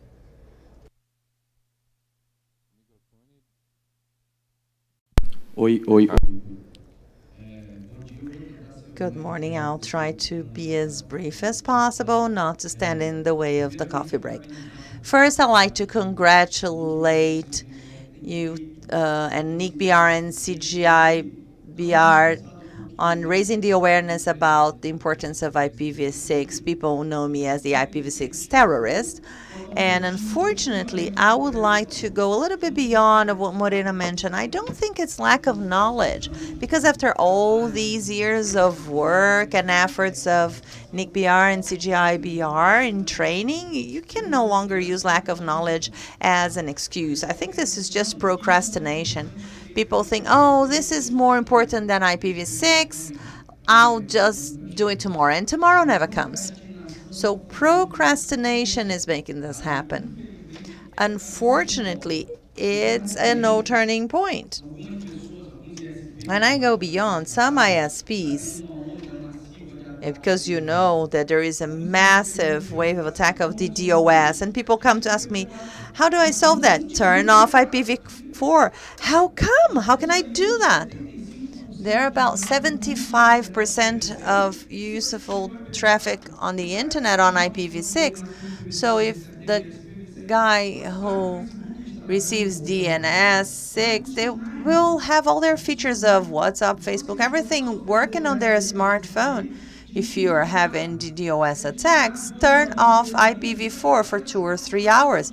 That attack will stop and you can do it again. I am sure that there will be no chaos because of that. Procrastination have brought us here. And how far are we going to get with this procrastination? Until IPv4 ends itself? Unfortunately, I need to be harsh and say that, because people do not realize that it's not optional. There is no, I'm not turning it off. You will. Maybe today, tomorrow, in 10 years' time, but you will turn IPv4 off. So that's my tip. Keep implementing IPv6, because IPv4 is going to be turned off. Please be brief in your comments, because we need to go to the coffee break. Yes, I would have said procrastination, but it's a very difficult word to pronounce, isn't it? So I'm Moreira from NICBR. As the person responsible for the IPv6 project and the activation of IPv6-BR. So if an ISP comes and said, oh, you have not requested IPv6, wouldn't you like to enable it, or tell them that there are training sessions? So is your team guided to provide this type of awareness? Rodrigo is saying that yes, he's the head of the activation team.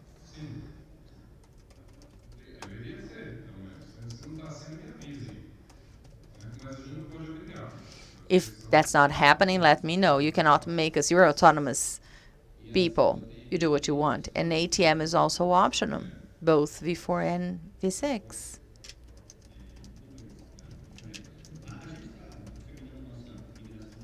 We are completing our migration to IPv6. It probably take us another 3 months.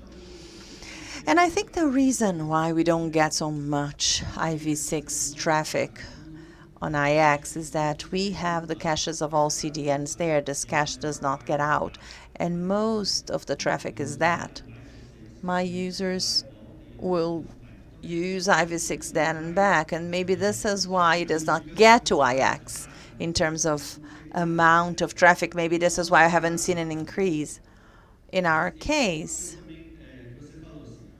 similar to what you said, 70% of the traffic is concentrated into 5 major content providers. If we migrate the whole city to IPv6, just 40 or 50% of that traffic that goes to Google, Netflix, or Facebook, those content providers, is V6. The rest is not.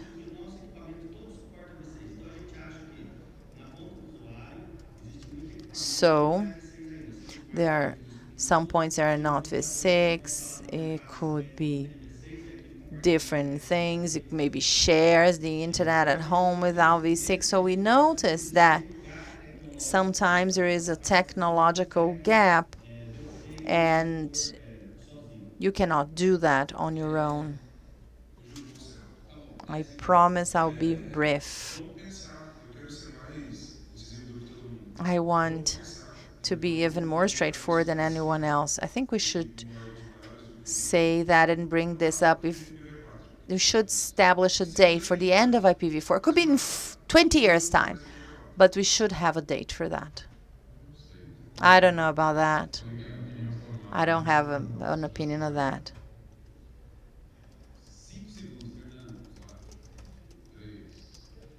Okay, what about that? Coffee break? No. Another question. 2 comments, actually. When I deliver talk at CIGNet is that it is more expensive operating with IPv6. So in terms of operations, you're spending more money to operate it if you don't have IPv6.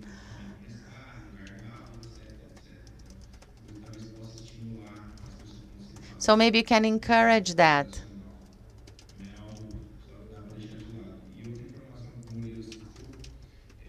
And another information that was mentioned,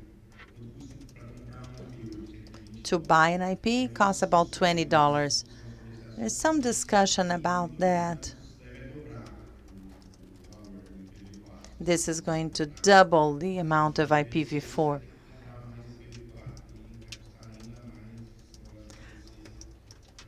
This is going to grow exponentially.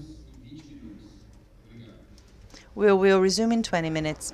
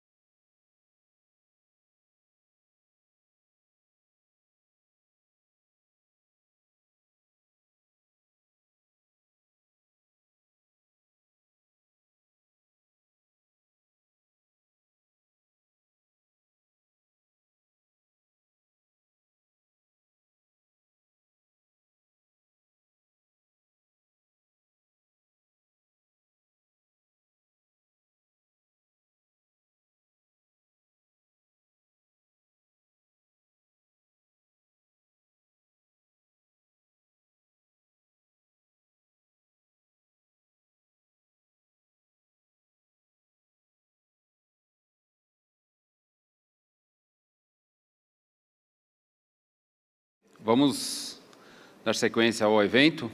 Gostaria de agradecer aos patrocinadores. Hello, everyone. Let's then resume. He's listing all the sponsors once again.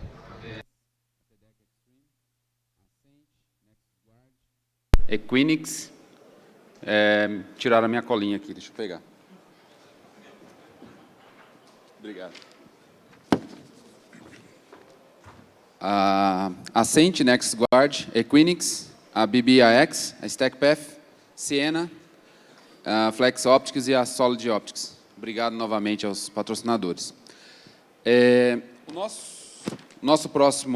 Our next activity will be a panel. How can we prepare ourselves to LGPD? Ricardo will be our moderator, and I would like to invite our guests, Pacheco, Antonio from Electronet, Caroline and Antonio from NIC.br.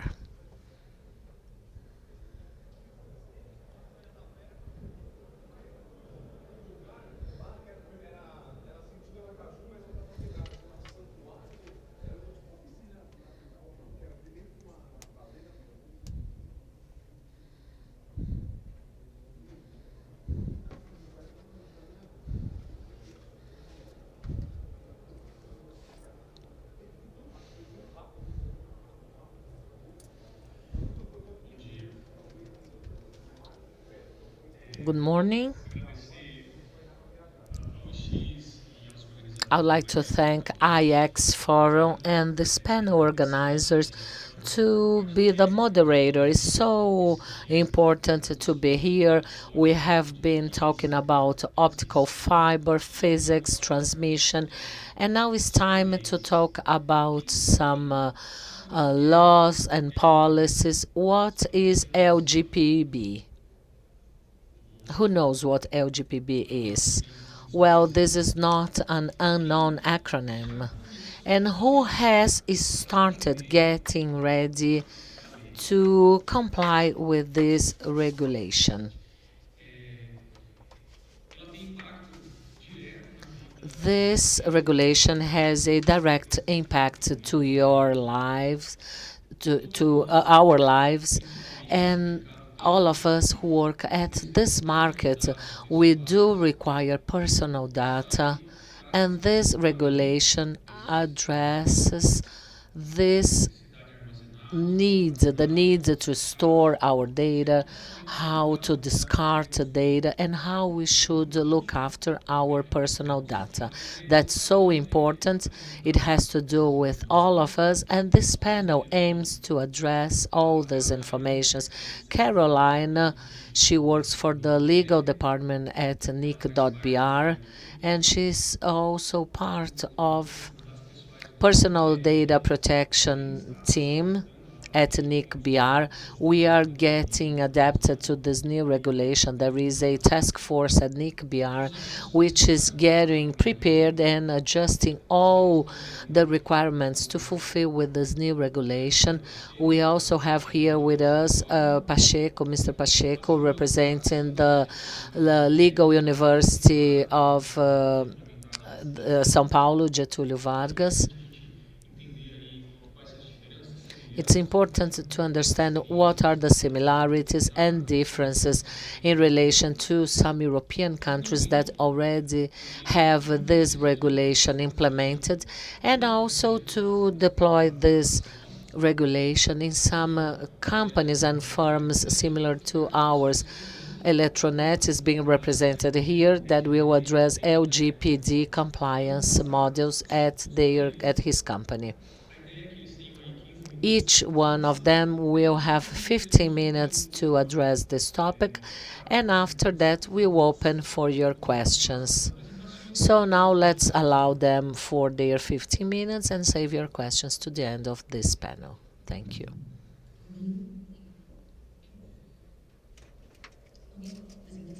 Can I have my presentation uploaded, please? Good morning to all of you.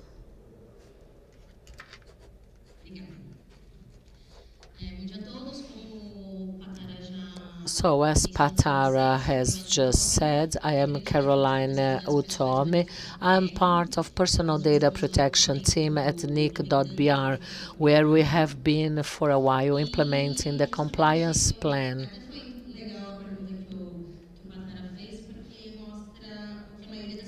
Most researchers, they show that 80% of all companies, they do not know well LGPD, or they have not started their compliance plan yet. And this law will be executed by August 2020. And considering that that will require some time for compliance, we have a short time to comply with this regulation. So I'll try to explain and detail this law so you can get familiarized to it and start your compliance plan at your companies. So I hope to set the ground for the next speakers. What is the goal for LGPD? LGPD aims to regulate personal data treatment, to set the rules of the games for any personal data use. And that's carried out by entities or individuals if there is any business aim. People usually ask me, so shouldn't I get any personal cards during the networking? Of course not. If you are performing that relationship with non-commercial means that is not regulated by LGPD. You have to, as to LGPD, that's not supported. Personal data treatment conducted by subjects or entities with economic aims. In addition to that, the essence of LGPD is to protect not only personal data, but also to protect the holder of personal data. And that is not an evil for personal data. It came exactly to perform the opposite. Personal data treatment is key nowadays, is highly beneficial. I consider myself hyper-connected, and I render my personal data to some channels which I consider to be beneficial to me. But once that is conducted in an anti-ethical way or in a manipulated way, that may be harmful to subjects. And such a harm is not comparable to the petroleum that was in the ocean that we can see by naked eyes. Usually subjects, they cannot tell that they had their personal data invaded. They are not even aware that they had been harmed by their privacy being attacked. There are several laws for personal data protection, not just nationally but all over, as we cannot cope with lack of regulation, and also they want to raise awareness to remind data holders and third parties that there is someone who owns that information. And we subjects, we have the property of that information. And we sometimes forget that our personal data, which is applied at several activities with economic aims, that information is ours and does not belong to any company. Everyone should understand and perceive that not performing personal data protection under ethical and legal principles, that may lead to harm to ourselves. And what is defined as personal data? That is an information which may identify someone. We all know the name, ID, CPF. That's supposed to be personal data, as well as any other information which indirectly may identify someone. Political guidance, religious, sexual status, and even the profile at the social media may be acknowledged as personal data. Someone who is present at IX Forum, So I was present at IX Forum December 11th, participating at the panel how to get prepared for LGPD. If it says it works for nick.br, we have two people, and if it says it's a female, you can get to me without knowing my name, neither my ID information. I can be identified. It's also important to highlight that they support personal data information related to individuals, not to legal entities, but just to physical individuals. What is supposed to be personal data treatment or management? Here we have the full definition, which exemplifies, and I will read that for you. It says that it's collection, production, reception, classification, use, access, reproduction, transmission, distribution, process, storage, rollout, assessment, or control of information, communication, transfer, spreading, or extraction. That is just an example. It's not mandatory. And I usually say that personal data treatment can be any activity, any contact that you may have with personal data. So you cannot measure the number of activities which are related to personal data treatment. And the law is presented like that because it's an overall law. Let's say that this regulation deals with any personal treatment, so it's not feasible to be mandatory or to regulate this definition as an obligation. Here we have some important players in LGPD. We have the holder, we have controller, which is the company, or the individuals, which will state what will be done with their personal information. It's up to them to decide how that personal data will be carried out. And carriers, they will perform that personal data treatment on behalf of controller. There are a number of obligations for both sides, and sometimes they get mixed up. The company can be a controller as well as a carrier, and sometimes as being a controller, they believe they are not. They say, well, in fact, who's got my personal data information is company X. I have access to it, but who is responsible to organize it is company Y. But they just keep that personal database because they have a contract to that company, which is the controller, and they do exactly what the company says so.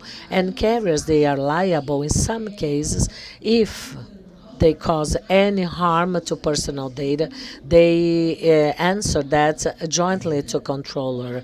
So it's useless that that carrier just says, well, I conducted personal data management, and they are responsible for that management. And we also have someone who is responsible in the GDPR. The GDPR is known by the GDPO, which is someone responsible for that. And this is someone who is a focal communication point between personal data holder, controller, and NPD, which is the National Personal Data Authority entity, which guides and follows some rules and concepts, and that works as a focal point. And all companies, they are obliged to address someone who is responsible for that action. And PD can define that a small size company is not obliged to address someone responsible for that. And such a suggestion has to be made, but that person does not necessarily should be someone who works for the company or an individual. It can be a company as well, as they have a contact email and where someone can get in touch with the controller. And who will revise LGPD fulfillment? In Brazil, we tend to say if that regulation will be met or not. Regardless of who will do it, it's a matter of following it. LGPD is a regulation which is under severe surveillance. NPD, this is a surveillance agency, and by August 2020, that entity will be totally completed and they will fulfill some gaps. As I said, that this is a general regulation and it's difficult to go into details about any specificities, but they will guide people, they will set some standards. There will be a specific entity to regulate and revise LGPD compliance. People, we individuals, holders, we are more aware about the importance of personal data production. So people, individuals, we are now charging LGPD as the regulation defines several rights for personal data exactly to have control over that data. In addition to it, this is a new niche in the legal department. Therefore, there will be several lawyers that will be revising and checking the fulfillment of LGPD regulation. In addition to that, there are some other sanctions. The first one is a punishment. The company will be alerted about that lack, that irregularity. Level 2, there is a fine of up to 2% of the company's revenue, limited to 50 million Brazilian, and that may cause some kind of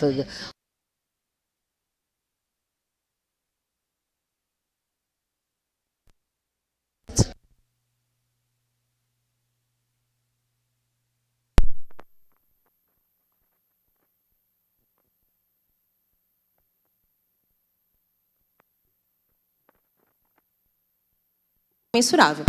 Voltou. Imagine that in fact that we will have a media that a certain company was responsible for data leakage of a certain number of people. They will not say that company, despite of despite feeding LGPD measures, unfortunately, they faced some sort of incident. If they comply with the LGPD, they see some trouble ahead, but at least they comply with the legislation. Otherwise, they will be seen as a company that does not care about personal data, neither with their clients, and they do not comply with any regulation at all. In their paragraph 5 and 6, there are some other initiatives which are personal data blockage and use of personal information. If any company depends on personal data for their activities, that cannot any longer be done, and that's quite a delicate issue. So I wish I would have more time to address other aspects to this new regulation. But before I give the floor to Alexandre Pacheco, I would recommend you to talk to your managers or to leaders to fulfill or to start the LGPD process. And depending on the company size, they are not able to hire someone to contract someone that will go on with the whole process, with the rollover of the compliance model of this policy. But minimally, and from a basic standpoint, at least one employee, or at least they should hire a consultancy agency to check what is the level of that company, if they have a large base, a smaller base, if they need more time or less time, because we cannot run that risk, considering the essence of the law, which aims to protect personal information, considering administrative sanctions which are applied by NPD, but that can be taken to the judiciary level. And sometimes companies, the other day there was a partner of a accounting firm who said, as to LGPD, I feel fine, I read the law, and I can tell that our personal data treatment is based on legal obligation. We are obliged to have that personal data revision, so I don't have to invest on consulting or on anything else. And I said, come on, that's not quite the case, because work with an LGPD, it goes much beyond than just save personal data, because it's companies, they don't just deal with one single database. They have different databases and different sort of players. And in addition, LGPD complies with a number of obligations, such as NDPD can anytime knock at any company's door and request a personal data assessment or report. And that report should contain a minimum of some methodologies, what were the indicators applied, what are the measurements for information, and what sort of analysis was conducted to gather that information. So you have to get prepared for that, and if they are not ready for that, they may be considered as not in compliance. That's it for now. I thank you so much for your attention, and I'm very glad to be invited by IX Forum. I apologize that I'll have to leave a bit earlier before the end of this panel. I'll try to stay as long as I can, but my colleagues will be able to help you. Here my contact information, and that's it. Thank you.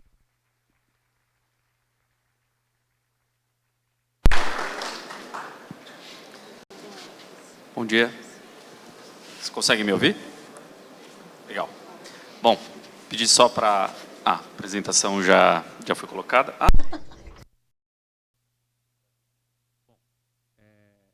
Um pouquinho da... Let me explain my background, where I come from, and what I do at Getúlio Vargas, FGV. I am a teacher for undergraduate and graduate students in technology. So every day, I translate some technical elements for legal experts or people from economics or administration. One of my role is to be a translator in that sense. Another important role is that I'm one of the coordinators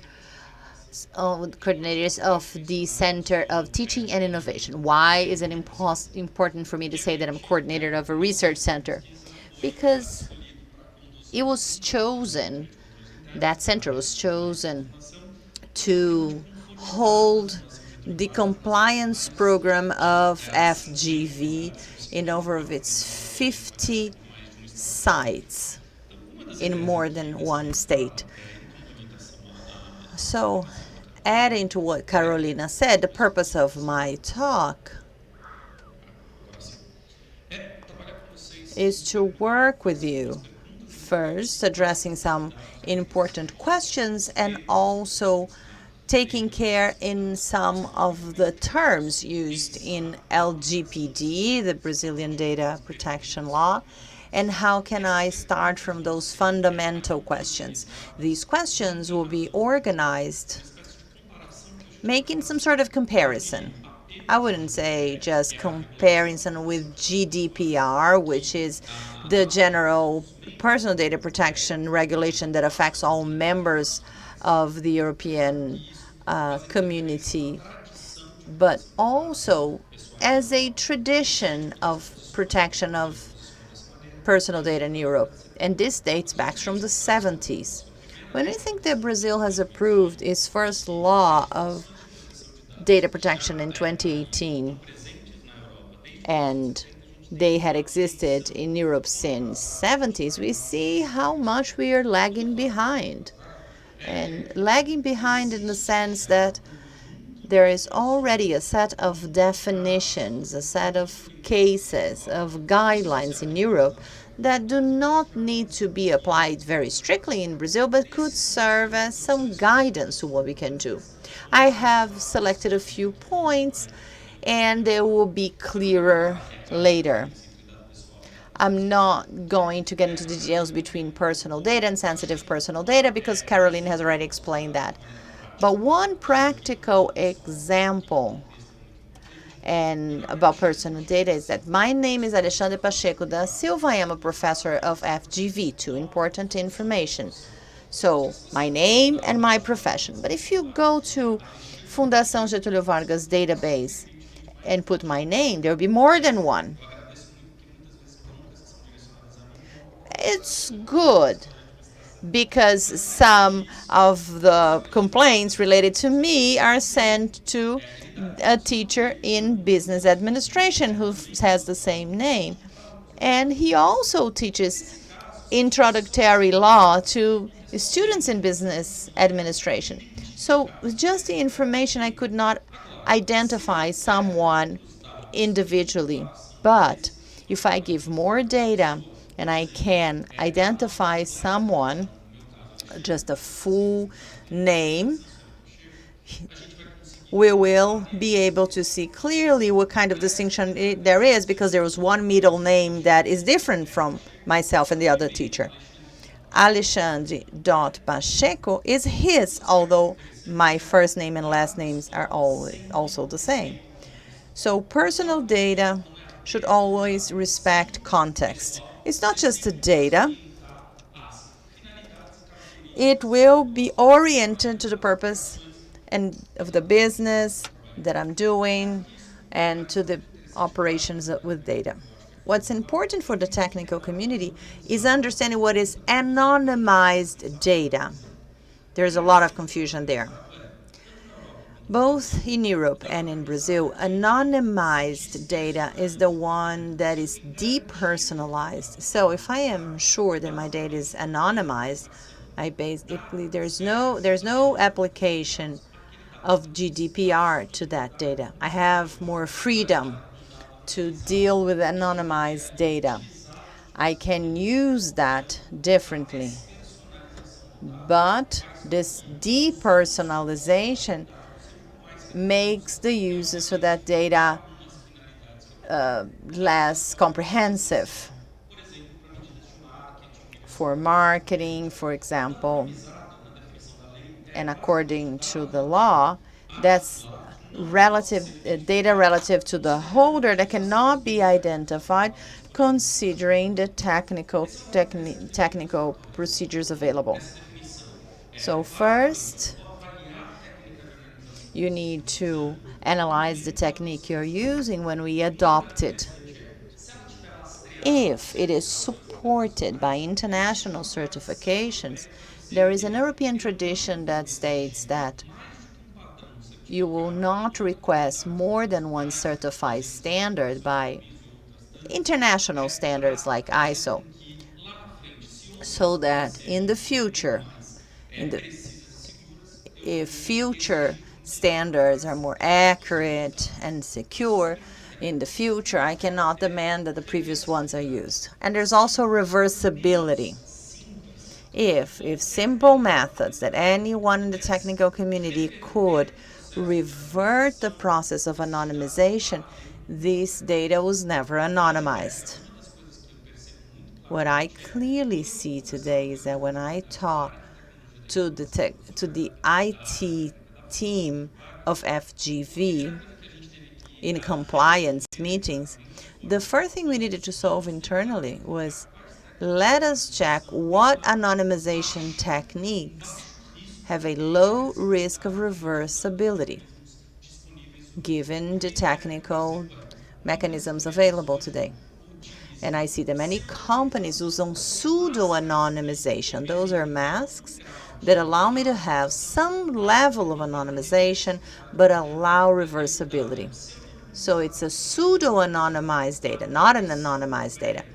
The European tradition makes it, because of some cases that we've seen, they know that it is possible to reverse them or not. If it is possible to be reversed, this means that you weren't careful throughout the process. How can you identify personal data? Because of some features it has, and because of some information will be part of the database, like IP. Can IP be a personal data?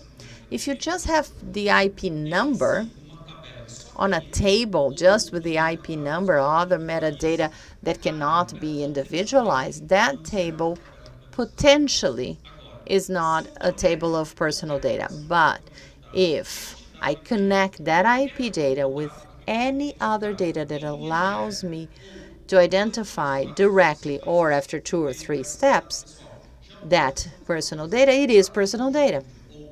Longitude, latitude data per se as coordinates, they're not personal data. They're just identifying a point in space, not necessarily a person. But if put in context, like in services or very specific applications, they will probably be considered personal data. Carolyn mentioned that the concept of treatment of personal data, or how you can manage that, such as use of personal data, are very extensive according to the law. Even reception, classification, access, transmission. If you look into a database, in any type of table, access on itself is a personal data management operation. And those management or treatment agents, as she mentioned, and I find it very important for you to know that, is the difference between data controller and data operator. The data controller is the one who makes decisions on which operations will be performed, who will have access, who transmit it, who store it or classify it.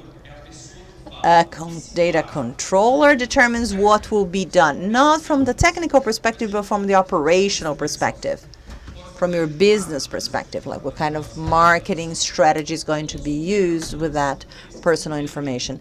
Operators, data operators, are the ones who implement it. So decisions related to operations, to implementations are like this. So when a data operator becomes a data operator / controller, when he makes decisions on how the data is going to be treated, so how you're going to have access and how and who.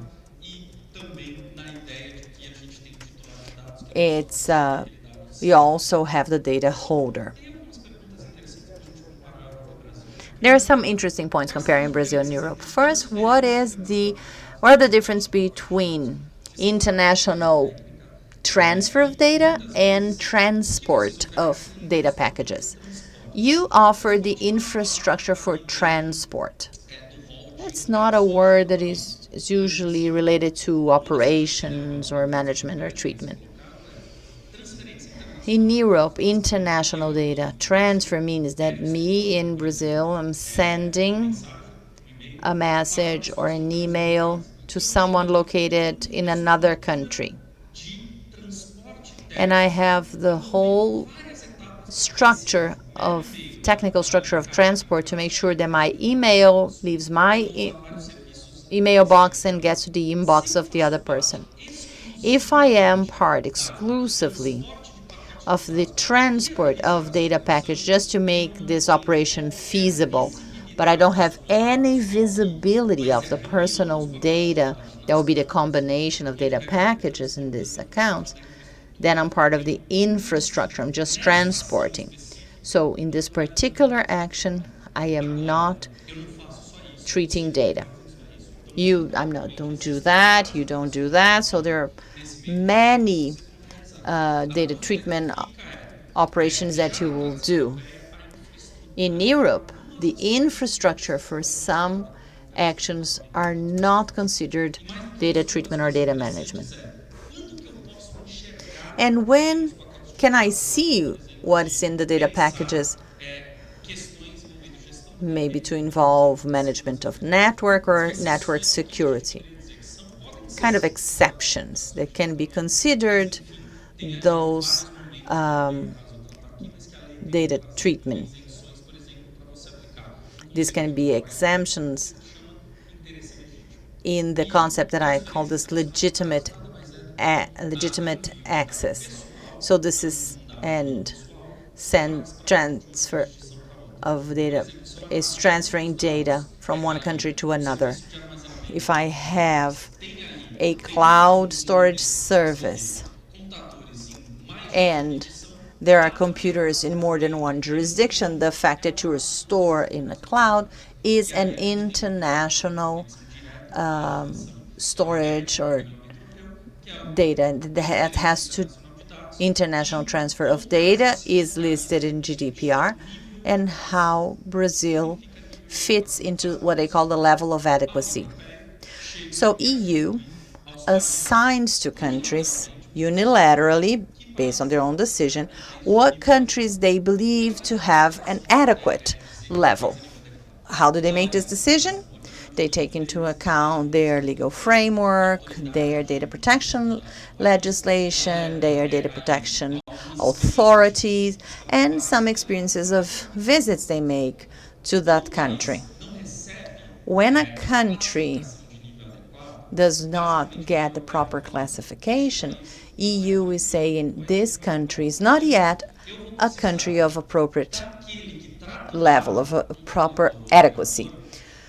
So the data controller operators will have to make guarantees that if your country is not adequate to the protection of personal data, you will have to individually prove to me that you are capable of having an international data transfer. These compensatory measures, one of them is adhering to contractual clauses. So in the EU says these clauses, the following clauses, written by the members of EU, if you put those clauses in your contract, then it's okay for you to do international transfers. If you are an economic group, you can have a code of conduct, and EU can approve it. You can have a special consent with several important features so that you can replace this lack of adequacy, and you may have international certifications approved by the EU, from ISO to many others.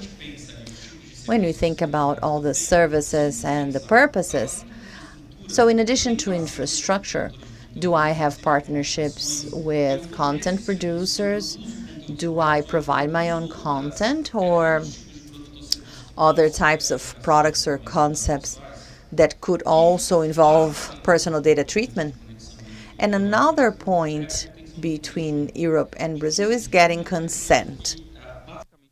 And what people usually say, well, I got a consent. A consent is a choice. If you do not give to data holder, to individuals, treated data and a real choice, you are not giving any sort of consent. That person should be free. That person should be free to say yes or no. It's an informed consent. So in a non-technical language or terminology, you have to explain what that means so that person can really understand what's going on and have a real choice. It's useless to have an autonomous algorithm and to have a learning machine technique, as many companies says. I use revised or non-revised methodology, so avoiding technical terminology and legal terminology. That should be very clear, then different ways of presentations. And a very important illustration is that if that's a very effective choice, I should not only tick and not just condition it to a certain choice or option. In that sense, there is not just one legal base, neither has Europe, which is just consent. There are several other bases, such as health, credit, support, legal fulfillment, duties, liabilities, contract execution, but you have a letter that can be very interesting, but which requires some level of care, which is a legitimate interest. And in Brazil, that is quite different from Europe, which helps controllers to have that legitimacy. That does not solve all issues, but at least it shades down what it means. For promoting any controller's activities, you may treat data based on your own interests. And once you apply it, you have to wait what are the fundamental rights for personal data. So ultimately, controller may say, I carried out a test or an assessment and I'm applying my own interests and I am responsible for all burden. I do not go through holders and there is no other possibility. In addition to that legitimacy right, when should I perform a test where I should not apply this concept? Especially when I'm applying some situations which that situation is not consolidated, such as the idea that in some cases I feel more secure, whereas in other cases not so much, such as fraud and security. May I use that legitimacy purpose where I'm trying to avoid non-authorized invasions to my system, fraud, counterfeit? May I not use that for directed marketing because that is a promotion of my service, but according to the European tradition, you better have the data holder consent. Yes, you better have it. Let's suppose that you have several streaming services and you had realized that video streaming in the US or in Europe is different than in Brazil. You have content license agreement which prevents you from using certain content at certain regions. If you have such a contract, you have some geographic restrictions where you say that legitimacy interested to deal with data in such a way, not requiring data holder consent, because that is execution of a contract or my own interest as part of that agreement networking. And some internal investigations for corruption or for compliance issues. And data consent is now related to some compliance departments at different companies. I will not say to an internal person who probably is being accused for a crime, and I will get his consent to say, well, I'm gathering your personal data for internal disciplinary process according to some sort of action or criminal action. And now more closer to the end of my talk. How can we deal as how it was the world before and after that regulation has been passed? I believe that you have a broad platform of personal data. And how can I turn that data in compliance or in accordance to the legal base? I have a database. I was not obliged to get a consent 10 years ago.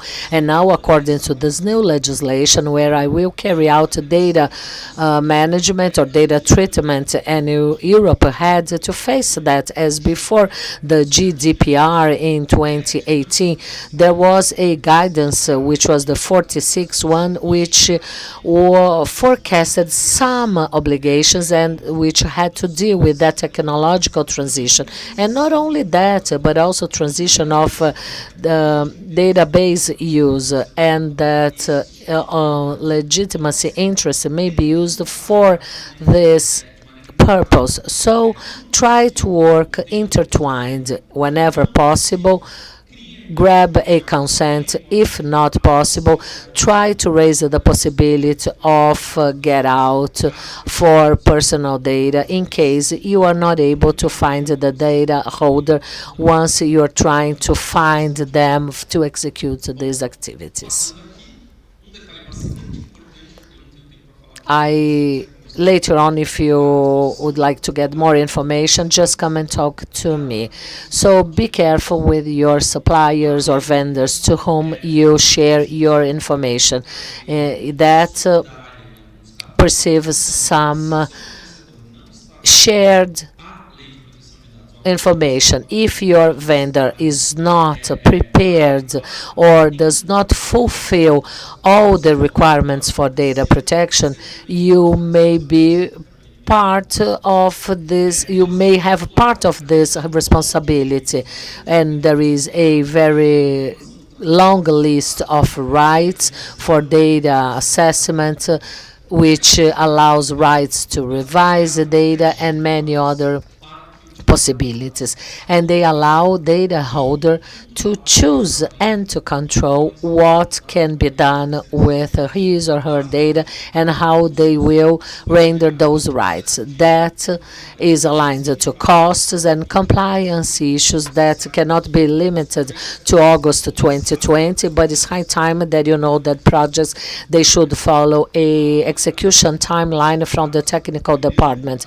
Data protection authorities, in relation to the European background, they also faced some transition phases where right in the beginning for raising symbols, they would go after companies and civil society entities dealing with data which had no previous plan for implementation. But for those of you that are doing something already, but due to costs, internal training, if you have a plan, it's very likely that you will not be a target, even though you do not have everything implemented. And just to close my talk, going back to Carolina's talk, when he says about a data protection officer, that person is a communication link, and the idea of this communication point is that they will explain, or the team will explain, what sort of data treatment was conducted, what sort of architectural changes were carried out, and above all, to create important documents to explain treatment operations. There is a very strong parallel in the international scenario, which is data protection is the new environmental right. In environmental rights, you have a precaution principles, and you have some other protocols that you have to produce constantly. The impact protocol follows that tradition of precaution and reports for information, and the officer is that focal point to clear up being a national authority or members of the public ministry or anybody else. And for that, it's very important to have compliance programs for that purpose. Thank you.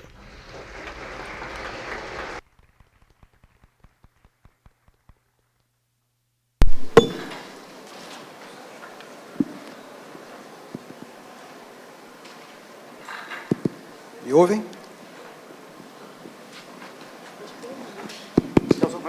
Me ouvem bem? Bom dia a todos. Good morning to all of you, and thank you so much for the opportunity to be here today.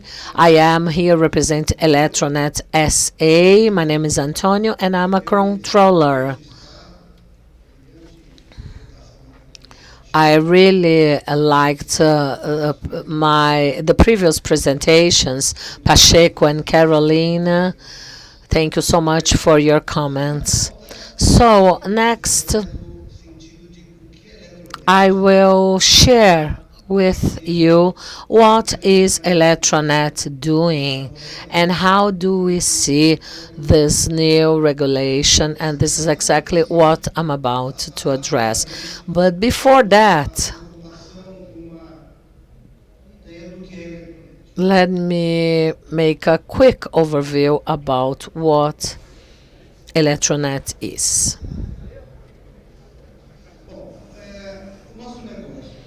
How about our business? Well, we are a telco service provider. We offer data traffic and IP traffic. Our principles are based on ethics, customer satisfaction, quality of our services, and fair price. Our business runs on commercial transactions among different companies, which does not include end consumers directly, which is not the case of several other providers, which develops the same type of business as ours. Therefore, our profile focus on neutrality, continuous investments for automation and modernization of our infrastructure, specific projects to each client, fulfilling their own needs, direct services. I mean, Eletronet is a company where customers can talk to any levels of the company in case they want to solve any problems. They can even talk to our board of directors. And we also emphasize partnerships. We don't just want to be service providers, but effective partners to all clients.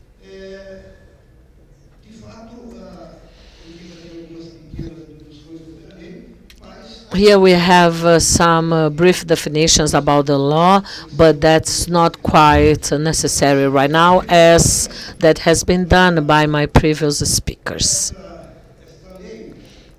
But anyhow, this is a legislation dating back from 2018, which is an extension of the European law. And such European law, it's on an ongoing evolution process, as it dates back from 1995.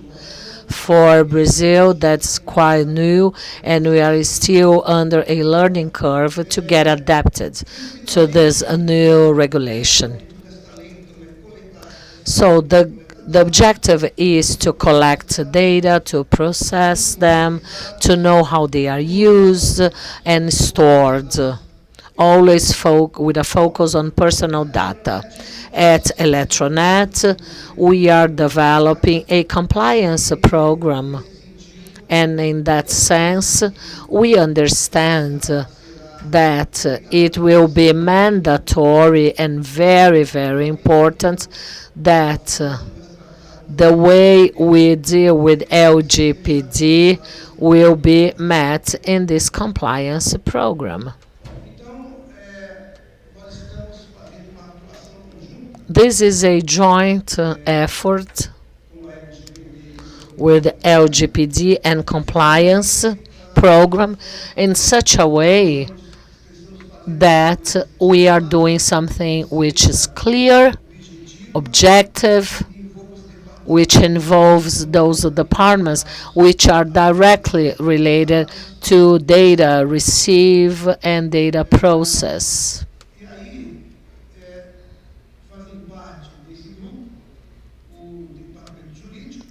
Legal department, IT department, commercial operations.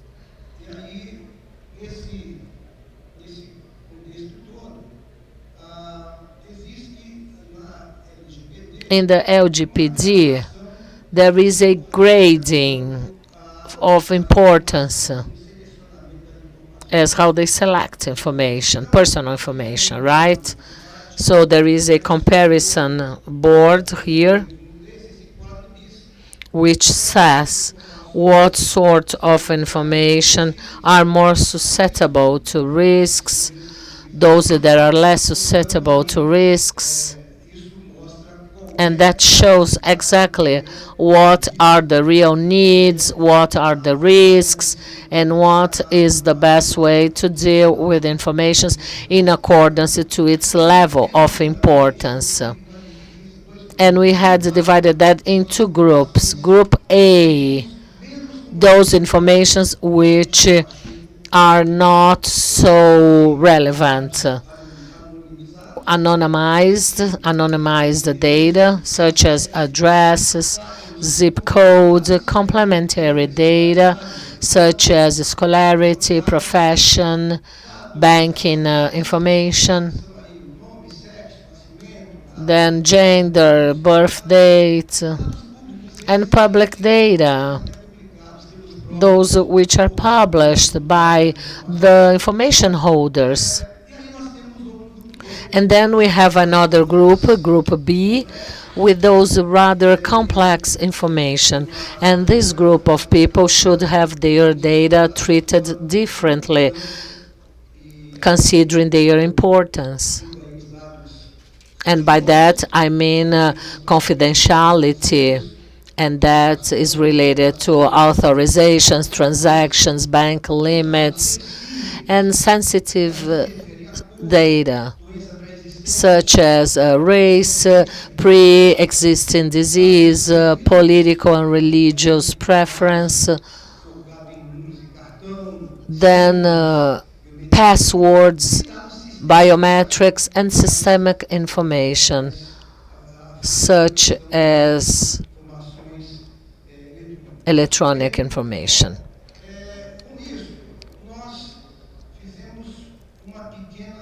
With all of that in mind, we had carried out a sample about all levels of information and how classify them. In our case, we have suppliers' informations, and they can be product, service vendors, financial vendors, which we get that information via codes, files, contracts, agreements, and the goal is to perform some procurement actions, and we verify all these informations, or we store that information under Group A, as they focus on the filed information, which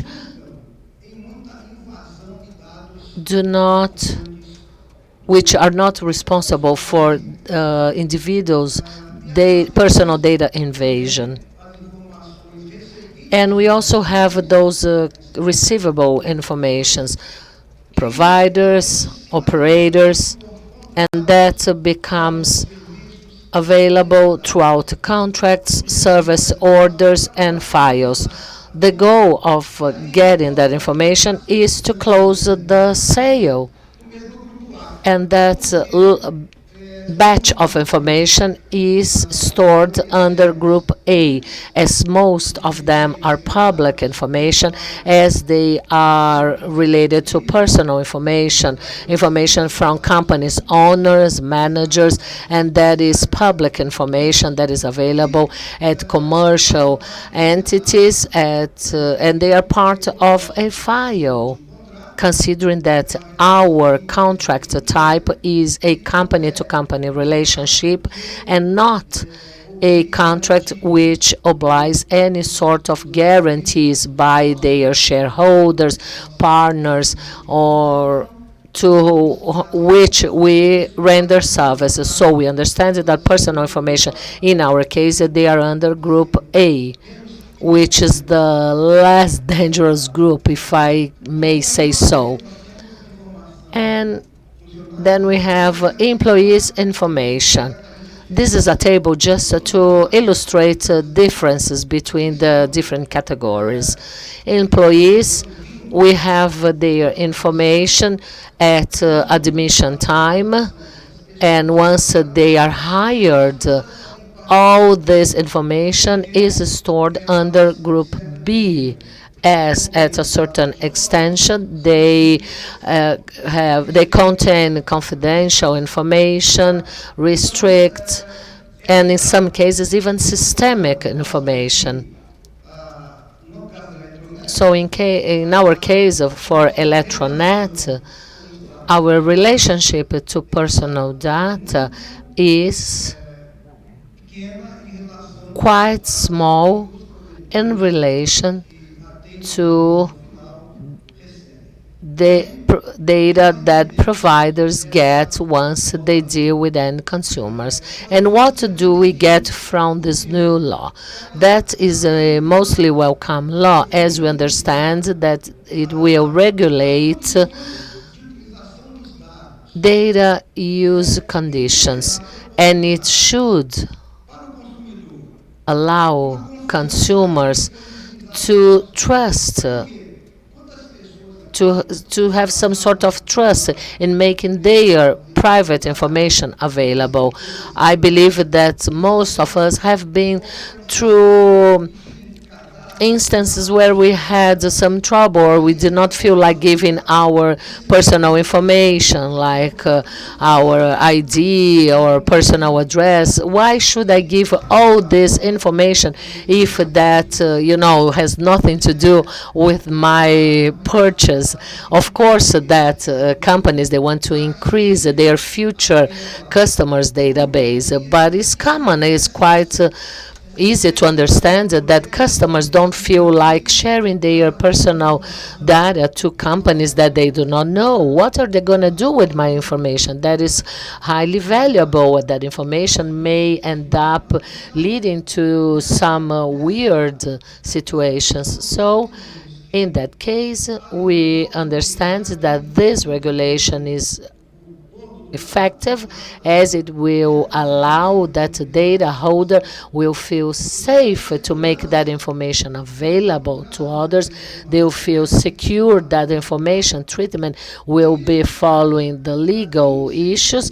And with all of that, people will feel more motivated to identify those who are refractories, those who feel not quite safe to reveal their personal information. With that, these people will somehow be more motivated to get into the electronic digital market. And to companies, on the other hand, we believe that that can be also a positive factor, as once consumers, they change their behaviors, companies will leverage their business.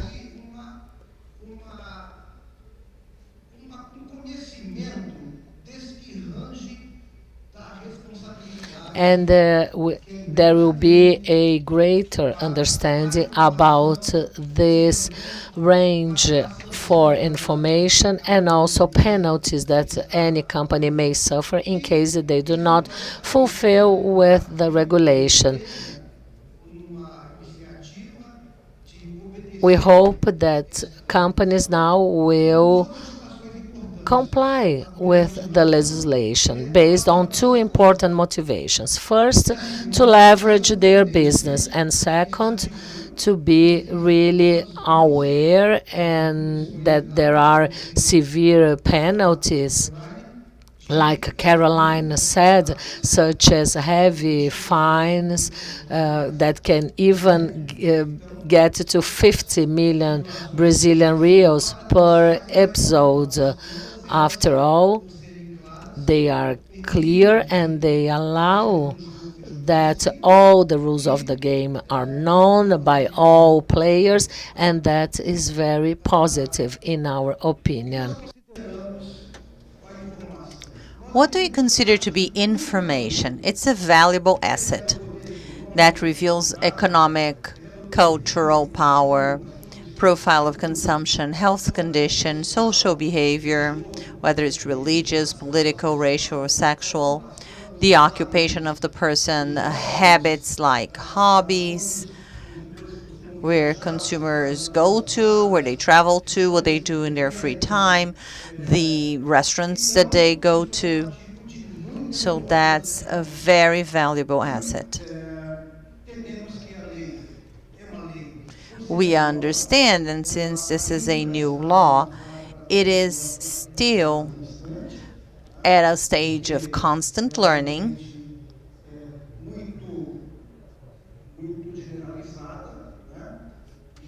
It's very generic. There are several specific points that companies need to abide by, as it has already been raised by Caroline and Pacheco.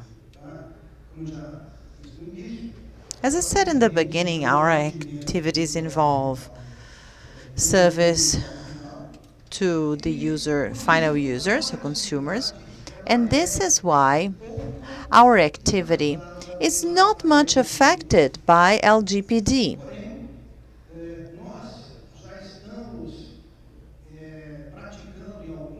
However, in some contracts, in some of our commercial relations, we are entering into NDAs.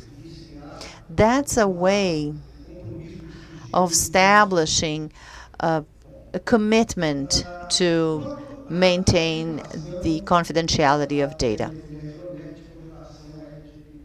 What about the compliance of Eletronet with the LGPD?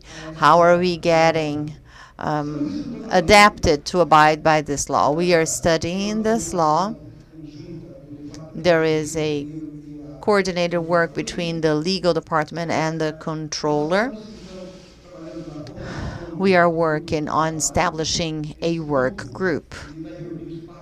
This work group will gather the participants of departments that get information.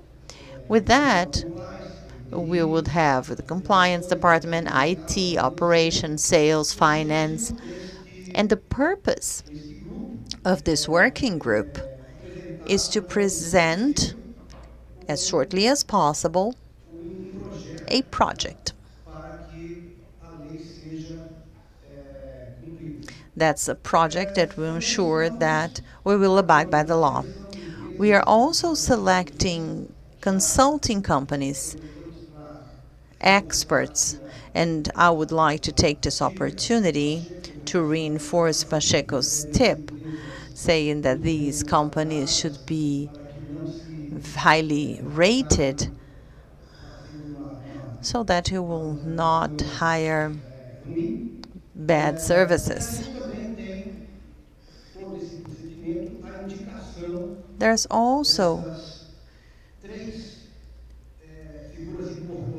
There are also three important points that need to be assigned. The controller, that's the figure that decides what to do with the information. The operator, as has already been explained by those who preceded me, and the person in charge.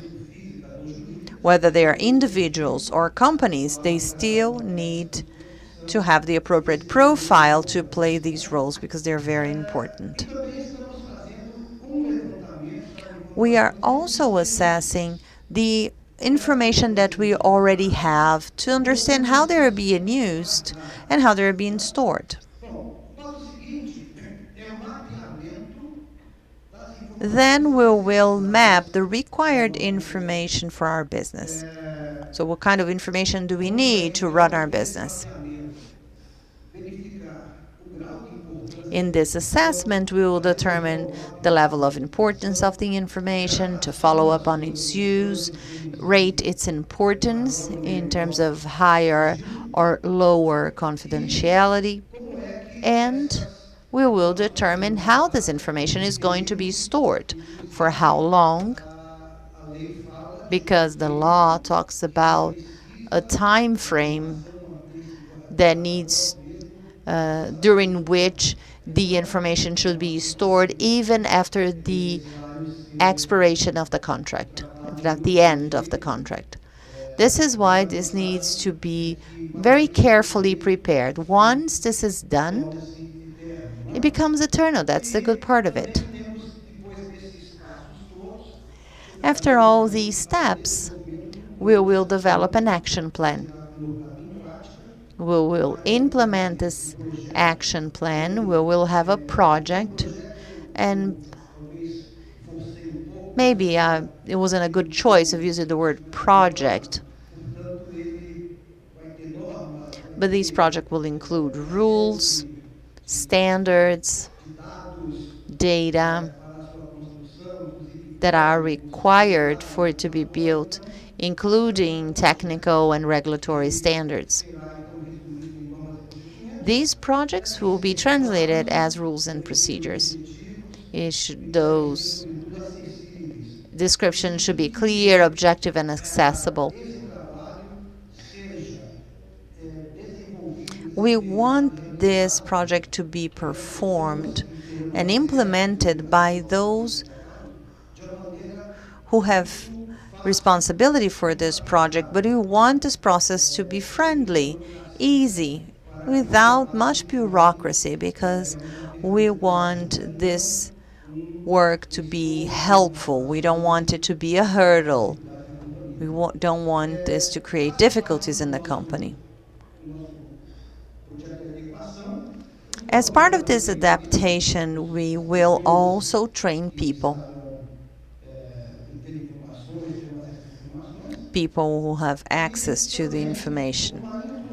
And also, we expect to hold an audit to make sure that we are in compliance. This does not mean that we need to hire an auditing company. It can be an assessment system, maybe a follow-up, an in-house group, and this can be done from time to time.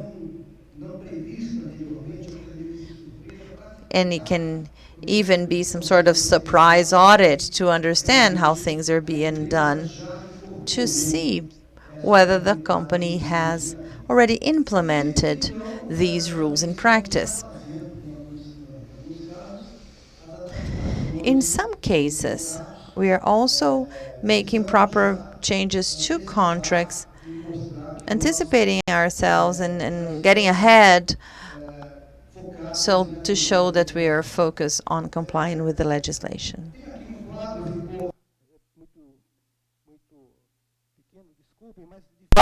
Here, this is a busy slide. You may not be able to read it, but I try to establish a comparison between the European legislation with the Brazilian legislation. I have focused on the differences here. There are 11 articles. These are the differences between their regulation and ours.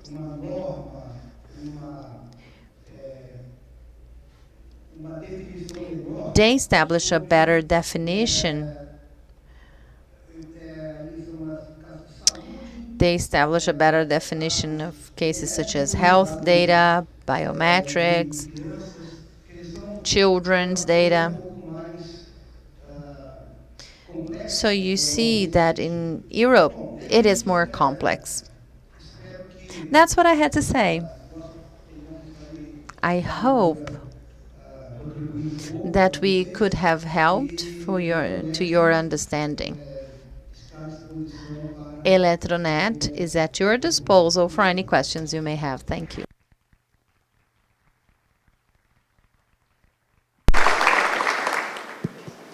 Bom, gostaria já, antes de qualquer coisa... First, I would like to thank the panelists for their presentations. Very thorough, very interesting. We understood the legal aspects, all the items of the law that we should pay attention to, and Caroline and Pacheco mentioned that very well. Boanerges also mentioned how this was taken to the companies, although there is no specific treatment of personal data in their case because of their operations, but these are very interesting information. Thank you very much for your presentations. Now, we will open for questions from the audience. Please feel free to ask questions to them. This is a very important topic, I'm sure.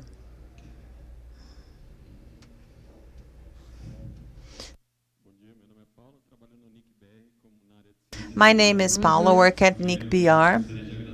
I would like to thank the panelists for their presentation. Very good. It's very good that a sensitive topic is being discussed. Oh, there is a question that was not addressed here related to the transnationality of the data holder. Sometimes projects start on a local basis, but when successful, they move regionally or globally. How do you deal with the fact that the data holder may be anywhere in the world and in places where the legislation is different? Simply when they accept a term that they respect the national law will be enough?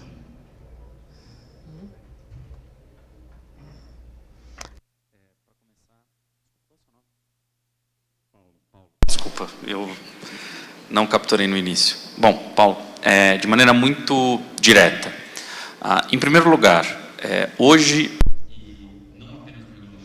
Well, today, not only in the European law and the Brazilian law and other legislation such as Uruguay, Argentina, and other parts of Latin America, there is this concept of level of adequacy. The whole movement of personal data protection, although regulations may be different, there are usually similar rules and concepts, although there are local differences. In Brazil, for example, there is a hypothesis of personal data treatment, which is protection to credit, which is very typical of Brazil.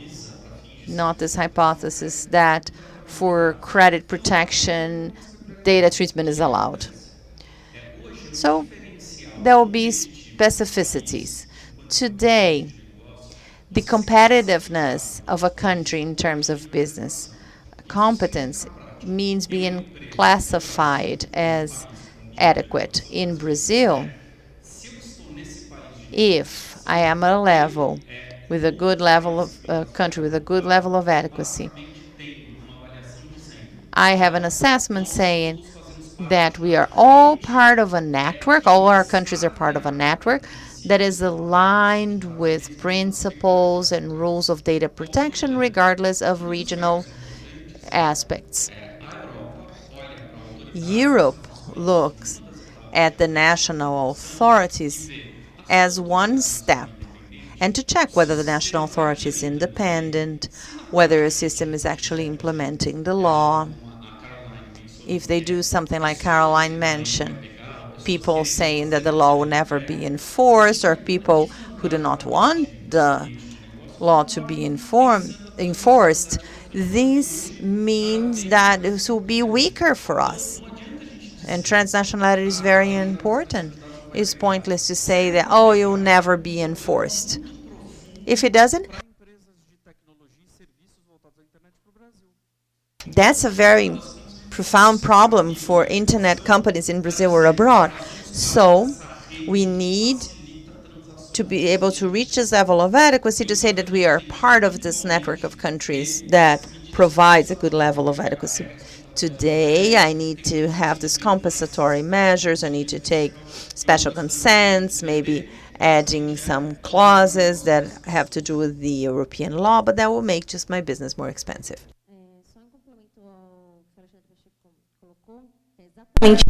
So that's exactly that, as Paulo mentioned.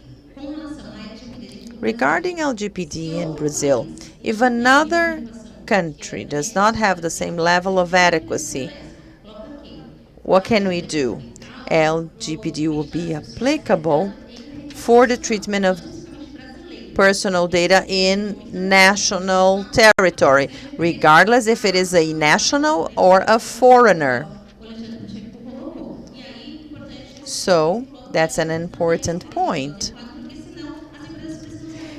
Companies need to adapt to other LGPR and other national laws depending on where the data is treated, depending on the data holder is. I apologize because I need to go, but Alexandre Pacheco will stay. My name is Sergio and I represent the Federal Institute, a teaching institute, and my question is related to this.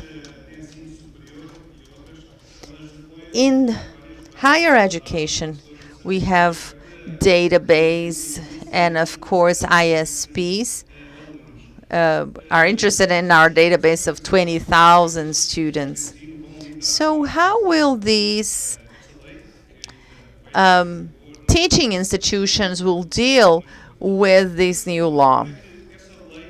And how is this law related to the transparency law that is a government level law? All public servants need to abide by that. Sergio Bento. Great question, Sergio, and it's great because that's one of the products I'm involved with. I come from a teaching institution, FGV.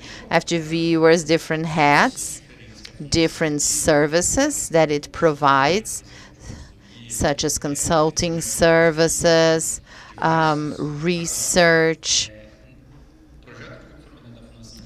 But the compliance project of FGV stems from the fact that once the European regulation is approved, any teaching or research institution that holds international projects will feel the pressure of all partners to be in compliance with the European regulation or a local law.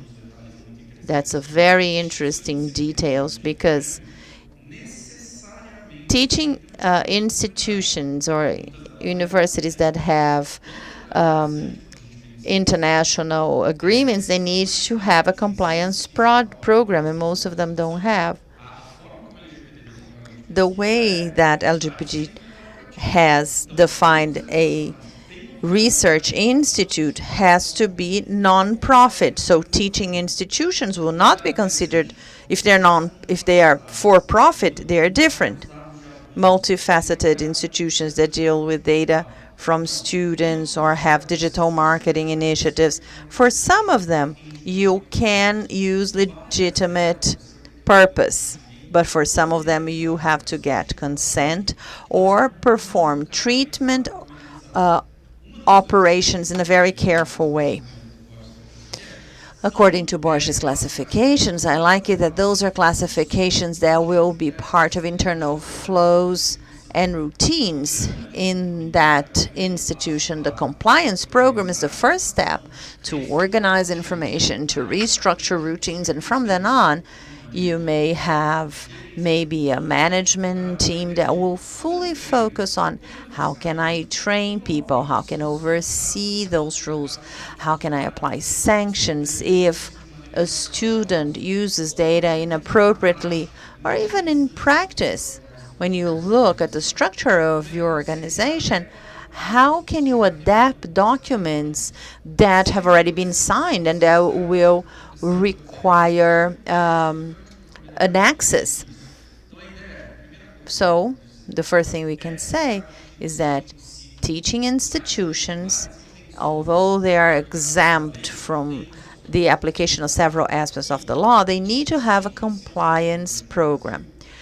And higher education institutions in Brazil have several difficulties that go beyond research activities. And they also maybe provide other services today, like consulting services, that will also need to be analyzed. But I'm like yourself, I think we need to think of a compliance program for that. I have a second question, which has to do with transparency from a federal government standpoint. Oh, I'm sorry about that, so I'll try to be very brief. Public data that is personal. According to the law, if under a certain context you make your data available to some purpose, that consent is not required. There is no need for a data consent, such as LinkedIn, which is a private base, and I make my base public. A headhunter may get my data and offer me a job, a position, and that I made that data public for that purpose. But if I make my personal information in social media, such as Facebook, does not mean that someone will be able to extract that and use it for a different purpose, different from the rules presented by Facebook. Whereas public data, that is personal, and that is extracted from us in a mandatory way, compulsory way. So we, from the private sector, cannot extract that data to any purpose that I would like to explore that to any commercial aim.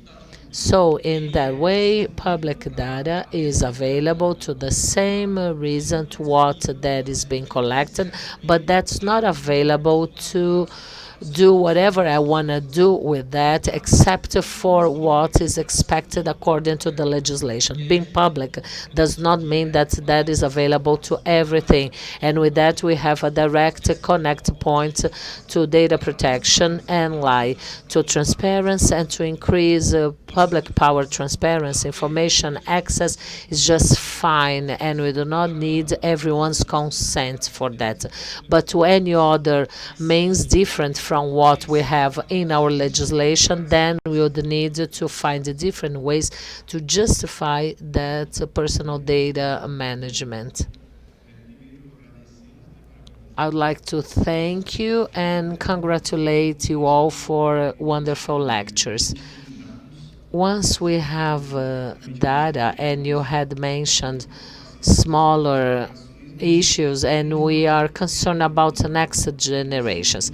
Once you talk about data property, there is third party, they make use of that data. How about LGPD in the future? Is there any instrument that forces that for that data to be requested? How about that scenario where third parties, they make that information available? Yeah, that is a quite complex discussion. LGPD addresses how can we achieve consent of those who are minor 18 years old. For those who are older 18, I can directly collect it from them. For those who are under 18, I need a legal representative. Who are their legal representatives? Their parents or somebody else who is addressed by the judiciary power. From 16 to 18 years of age, according to the Civil Code, you are partially able. I mean, you may vote and you may choose to get a election, to get a certificate to vote, to become a voter. May I consent data treatment for services available in the web? Well, this is a reasonable discussion, and what I believe it's not a quite reasonable discussion, especially when we consider to make that compatible to other legal instruments, such as the legal status of adolescents and children. And I refuse that in our compliance status. The law does not include adolescents' consent. If it does not include the need to get legal representatives' consent, if I do not get direct and meaningful authorization from 13 years on, when you are no longer a child and you become an adolescent, according to that statutes, you may consent. The North American legislation, COPPA, allows that you offer your consent once you become 13. In my opinion, that's a wrong interpretation, because children and adolescents, they are protected due to a max protection, or maybe because our civil code says that until you are 16, you are not able, and you have to be protected to legal rules related to it. And what is my version? Until you are 16, you are not able to collect children's nor adolescents' consent. You have to get consent from their legal representatives. That can be done throughout parents' emails. I mean, there are several strategies for that, but legal representatives, they have to get involved. From 16 to 18, it's a different discussion. Are we ready to understand the consequences of consent for our data use? Are we going to regret that in the future if we give our consent now when we are 16? Well, but that will just happen after 16. So maybe the best protective action would be after 18. But even when you are 18, at what extent are we fully prepared to understand the whole spectrum of this discussion? So this is a very hot topic.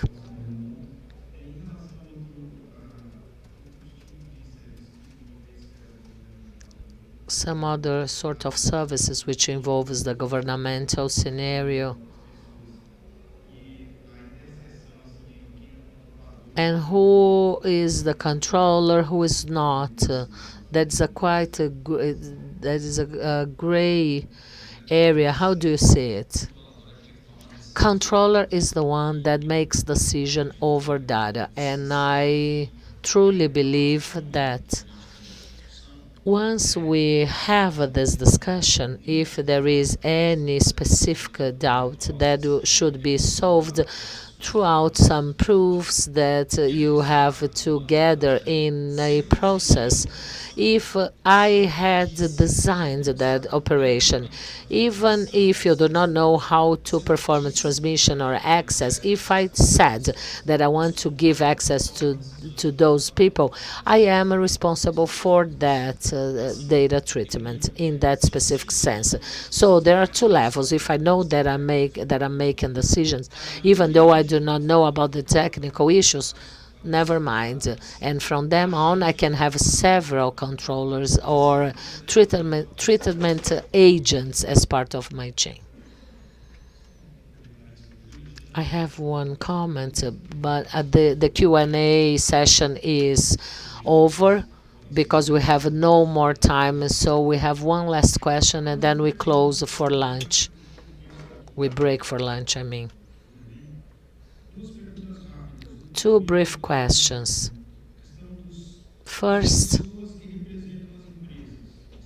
those who represent companies. I mean, a technician that opens a support call at XBR, is that considered as personal data or not?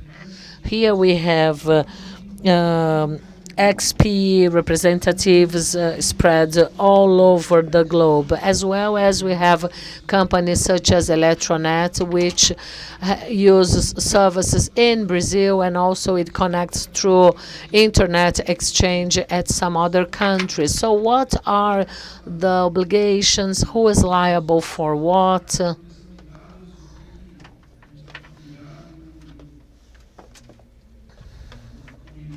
How can we deal and see all of that?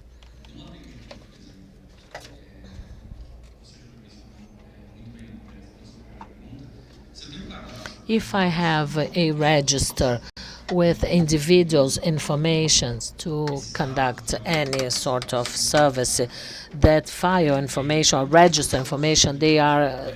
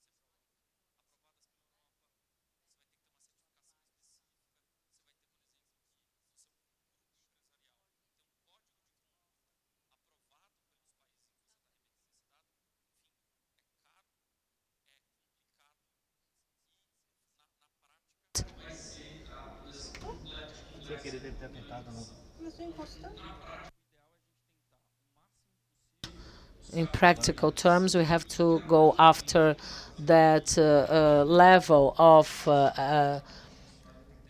to adapt it, and then you have in a short run some way to compensate it. Se a participação. I kindly would like to thank the participation of all panelists for the quality of your content. A big round of applause to our guests.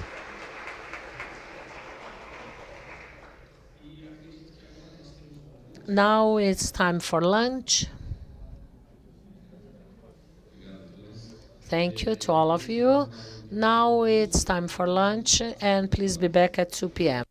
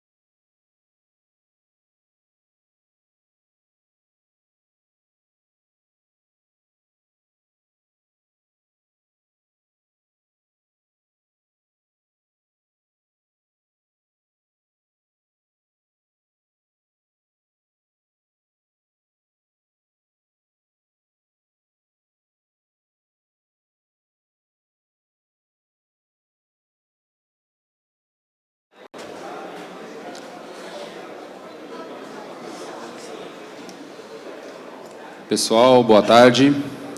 Vamos tomando os lugares aí. Gostaria de lembrar. Hello. Good afternoon. Let me remind you that in this afternoon session there will be some talks in English. So if you need the headsets for simultaneous interpretation, just get the headsets outside. So here we'll thank once again the sponsors.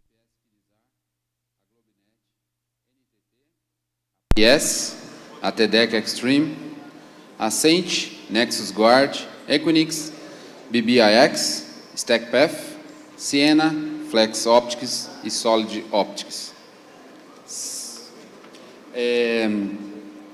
Gostaria de convidar o Renato e o Douglas para a próxima apresentação. Análise de sequestro de prefixos brasileiros em IRR. Renato, por favor, Douglas.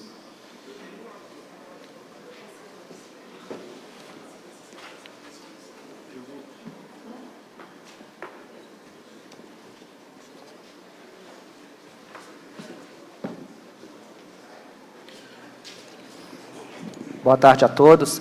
Primeiramente, eu gostaria de agradecer ao Hello, good afternoon. I'd like to congratulate IX for their 13 years. Thanks to IX, here we are today. I'm here to address an assessment about IRR. What to say about IRR? One of the main objectives is maintainer.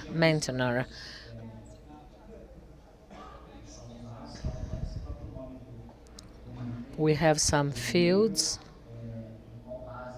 email, admin, passwords that you get for further notifications. Another important object are prefixes to register and routers.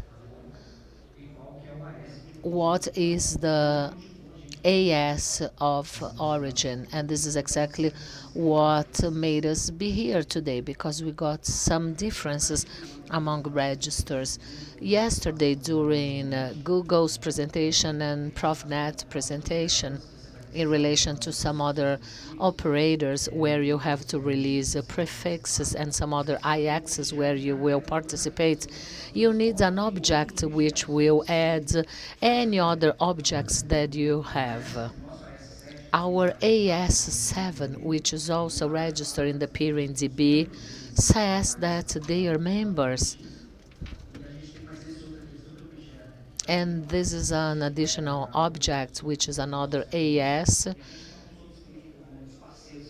as well as some other partners where we have some peering agreements. I just include their object, and any time that they make any sort of changes, that will be reflected in our I7.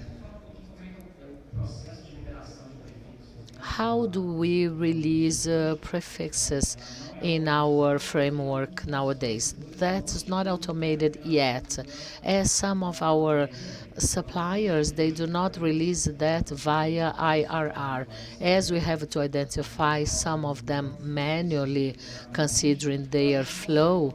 We are not able to automate the process. But what to do first? We register ASN and the path as part of our toolkit. And we do that throughout AS. Sometimes we may type that wrong, and today we just register AS in our tool, and they just query what are the prefixes related to that AS1.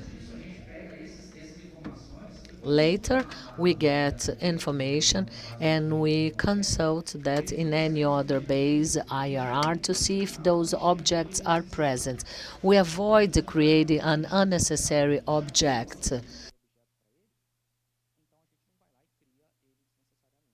A gente tem visto algumas operadoras. We have seen some carriers that if you just ask to release a prefix, they just suppose that that does not exist, and they generate redundancy and unnecessary registers at the base. If the status is okay, and I will tell you in a while what we consider to be a status, and they include ASN. If that does not exist, we create a proxy register to register that route somewhere. Today we use AuthDB, but we can do that somewhere else, and then we update and make that available to our client base.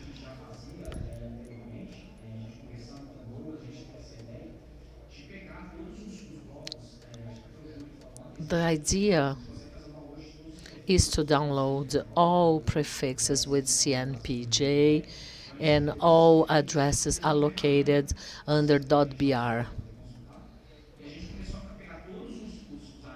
We got all AESs and Brazilian blocks, adding some information. This tool is available now at our website, and we process that every single day, and now we can save results which are available with our history and the evolution of this tool. This tool will not become available because that takes a while and the process is being done. So everyone is running the same script to check RADB.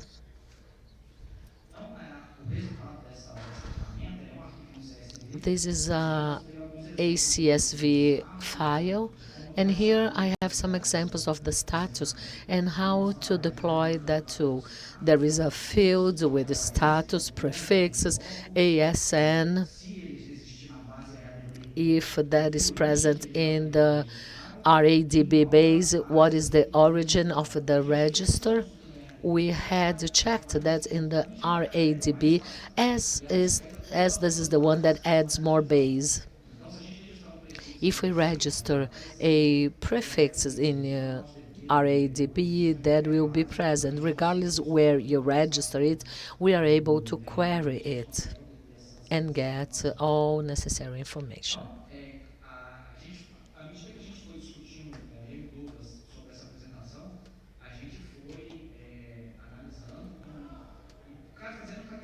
We classified each one of the prefixes.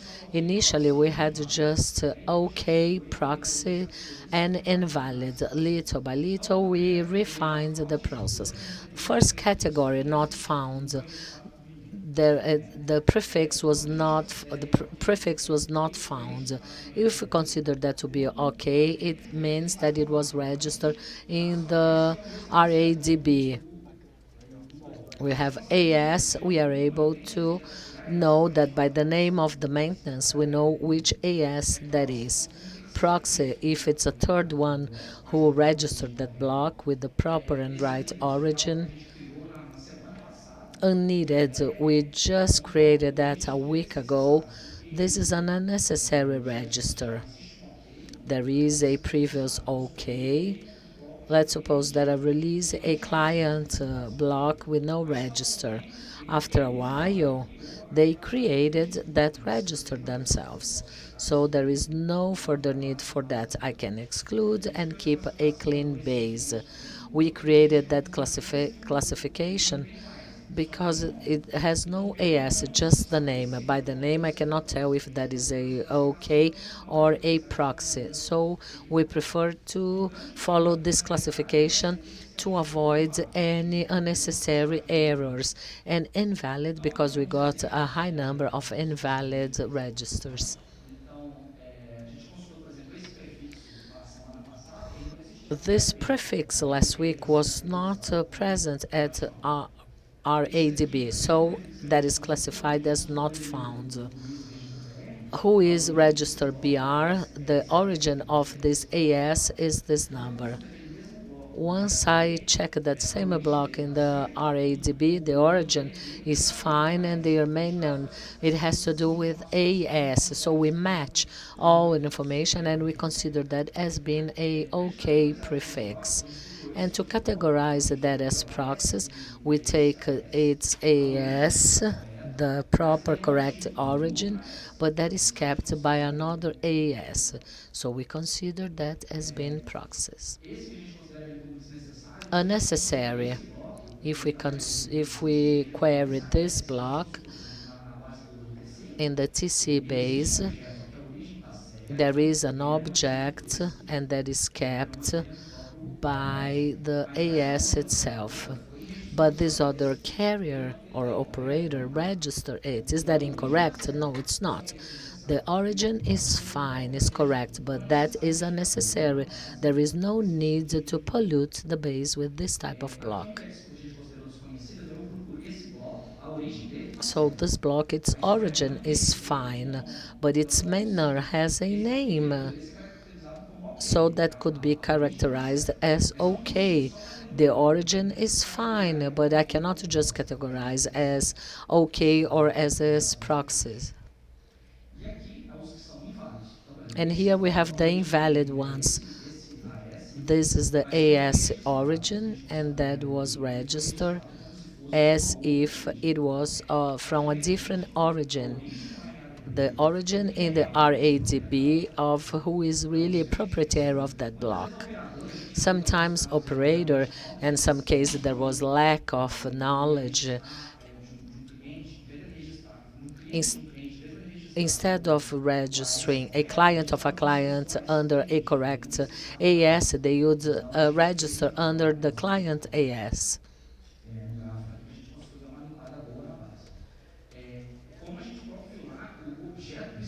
The main object is the maintenance of all registers. So within OpenX AS, once a week, we look for on the base if all AS of our clients, if they are still available, if there are any, or if they are classified as not found or invalid, we recreate them. They could exist as proxies, but as that was created, they could have been erased during that period of time. So we have to check and see if we need to recreate it. More recently, we have a possibility to check if they have an OK or invalid status, if they are presented under either one of these conditions, we have to verify. And if they have it, I no longer need to keep it, and I just leave the AS owner. Once a month, we double check if there is anyone which is released that is not a client of ours. So we just clean and erase the base. We just want to keep on the base those ASs which are really within our scope. Some statistics, when we started doing it, so he called those ASs with more trouble, and he said, well, you are polluting the base, and we got that amount of invalid registers, and that was quite high. And they were basically replaced by proxies. They removed the wrong objects, and they recreated objects in a correct way. Here we see evolution of each one of the categories. Here you can better visualize. I removed those with higher volumes. OKs, they are increasing, and unnecessary are also increasing.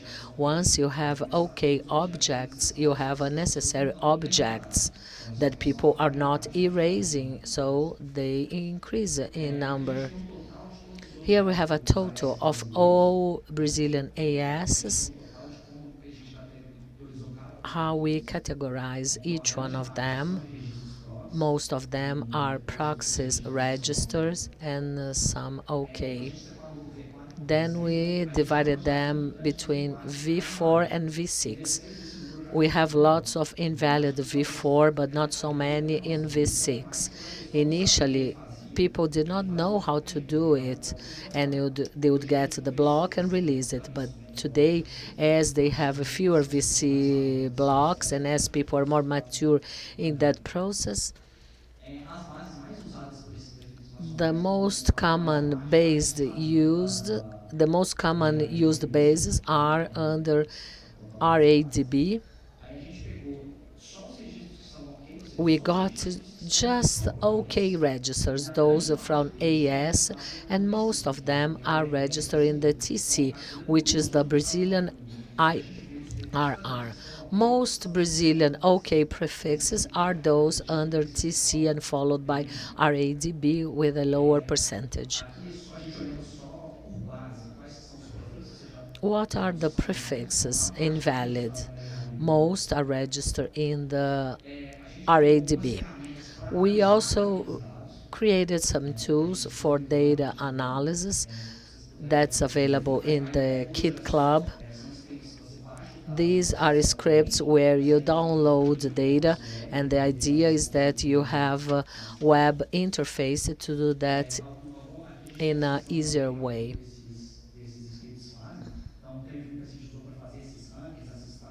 We have a script which just process a file, CSV process, and those tools which require a setup. If you are able to list all those objects which can be deleted, what is your file, and then all objects that can be deleted will be returned in a list format. If you can generate the non-existing objects or the non-found objects, they will generate in the RADB, and if that prefix does not exist, they return with the correct prefix. We downloaded the last check, and that revision takes around 45 minutes. So I asked to list everything that could be deleted, and which was the OpenX maintainer. And that is the template that you have to get and send to the high DBM for exclusion. Here, for a new client registers, I can give a ASN list. They verify what is present, what's not, for objects generation.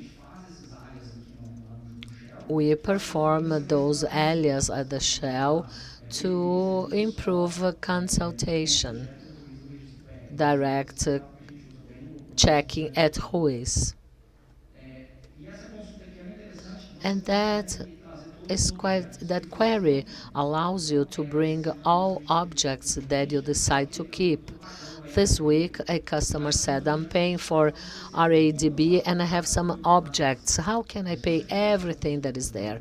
If you use the UTC base, you'll be able to see all objects you kept. Then you generate a script to erase all components. So here you can copy some links, IRR Explorer,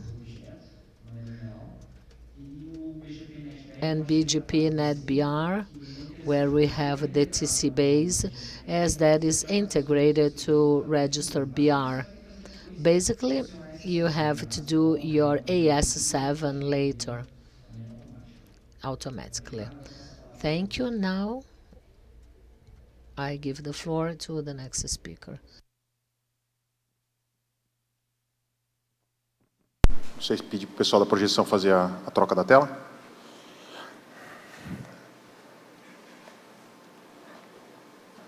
Bom, já vou começar agradecendo. Agradecer ao pessoal do I would like to thank the IX team, congratulate them for their 15th anniversary. And of course, part of my payment comes from here. There are people who depend on this technology, and the production system that it generates and it moves in Brazil is obvious.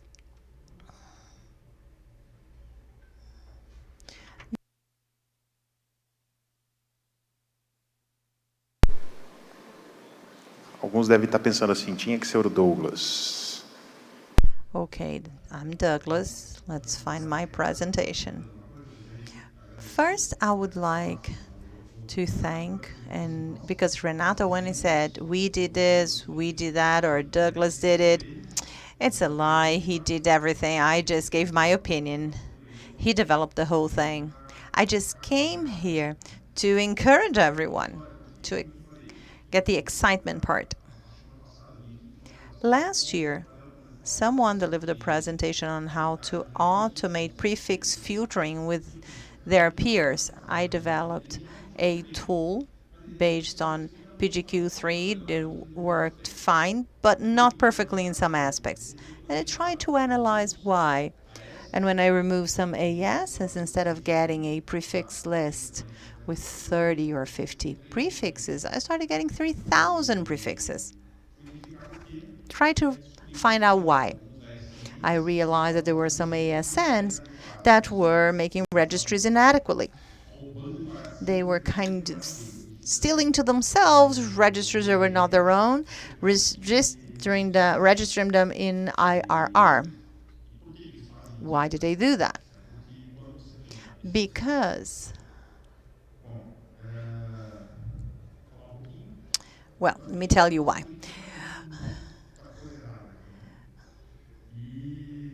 Let me tell you about those who are doing a lot of things incorrectly, to put it lightly.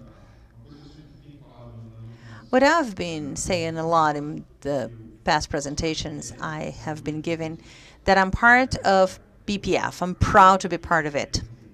Here in this meeting, we signed the formal agreement to establish BBF. It's a NOG. It's a group of network operators that generates documentation and provides guidance to people so that they can develop better internet. I work at a company called AIE. It's a provider. And one of my jobs is trying to find where the trouble is. So why am I here today? Oh, I came here to stir things up. Renato did the nice part. He's too humble to say that he did it all, but that's true, he did it all. I just got his results, and I said, there are so many things that are wrong here. Let's try to solve these problems. That's what I told him. There is someone else that I'd like to thank in public, João from Eletronet. And I'll tell you why I need to thank João. I'll tell you that in a minute. What is an route or Route 6 object in an RRR? It's an object that determines a prefix and who should be the origin SN and who is its maintainer. I got Brasil Central de Educação.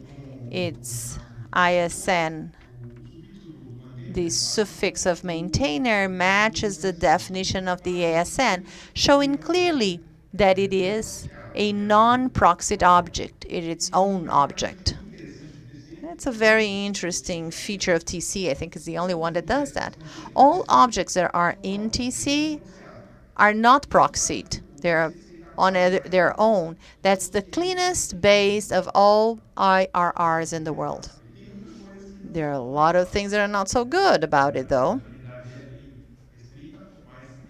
It has limited abilities, but it's very robust in this aspect. Based on Renato's analysis, we could identify a few points. We took the list of Brazilian prefixes and we checked how many are kept by each maintainer, by each register generator. Out of the registries of Brazilian IRRs, so we have G8, Internexa, followed by Etisalat, Emirates Telecommunications, Brazil Telecom, Concorb, Eletronet. So names we know.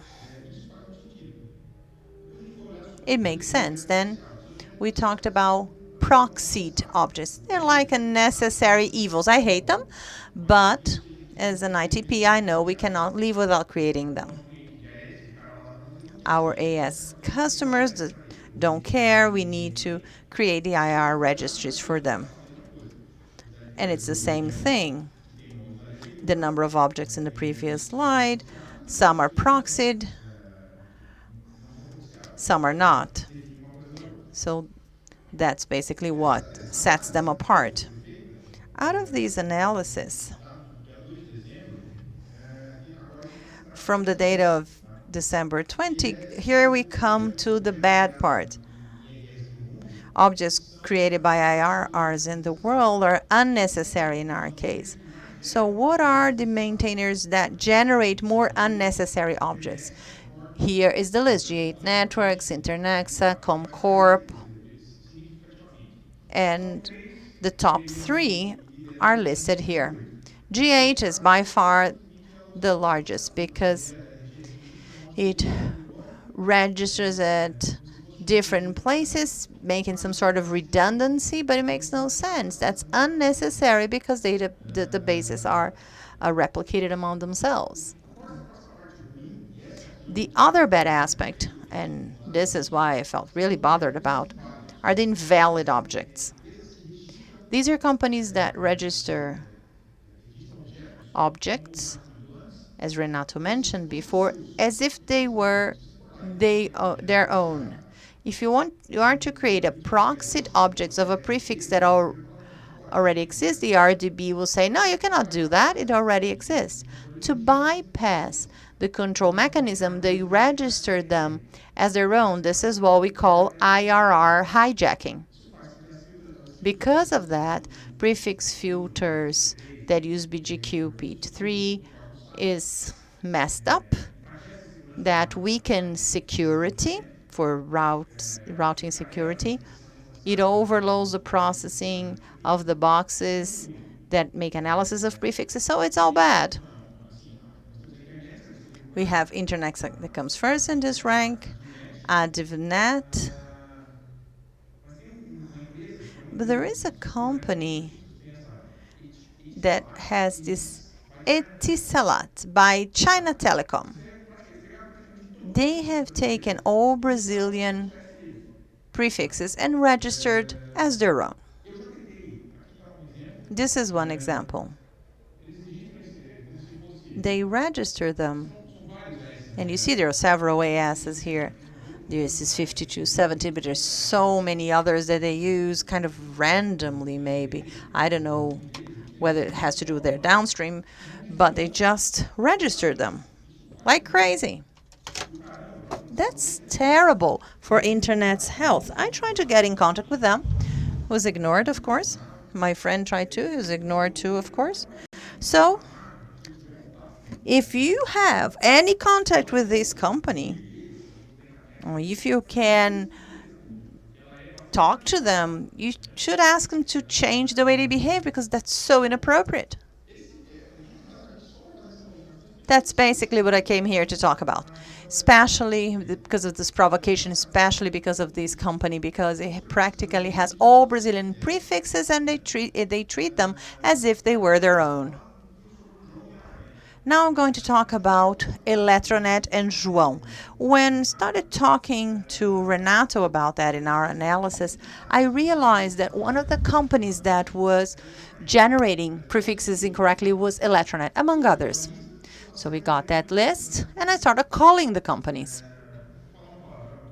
I'll say a curse word, but almost all of them didn't give a fuck about me. Really, they didn't care. Almost all of them, pardon my French, didn't give a fuck. So I was able to talk to Eletronet and said, okay, and they fixed it. There are still a few things to do, but the descending curve of incorrect prefixes that you could see, and Renato showed that, those are the prefixes that were corrected by Eletronet. And the purpose of my saying that is, if we exchange information, if we talk to each other, if you say, well, you should correct this, it works. We can improve Internet as a whole. So publicly, I would like to thank João for that. That's it. Any questions?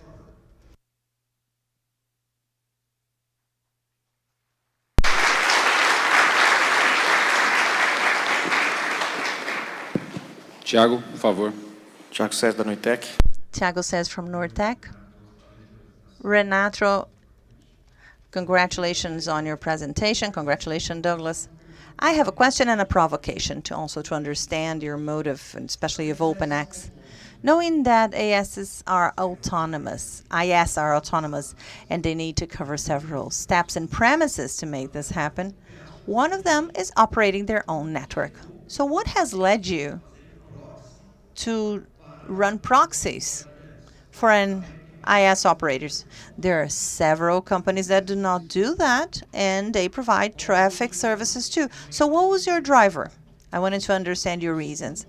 And the second question is, what is going to be the policy when we have IRPKI? Because the IS operator will not know about that. Are you going to say, just give me your credentials and I'll build that for you? So these are my questions.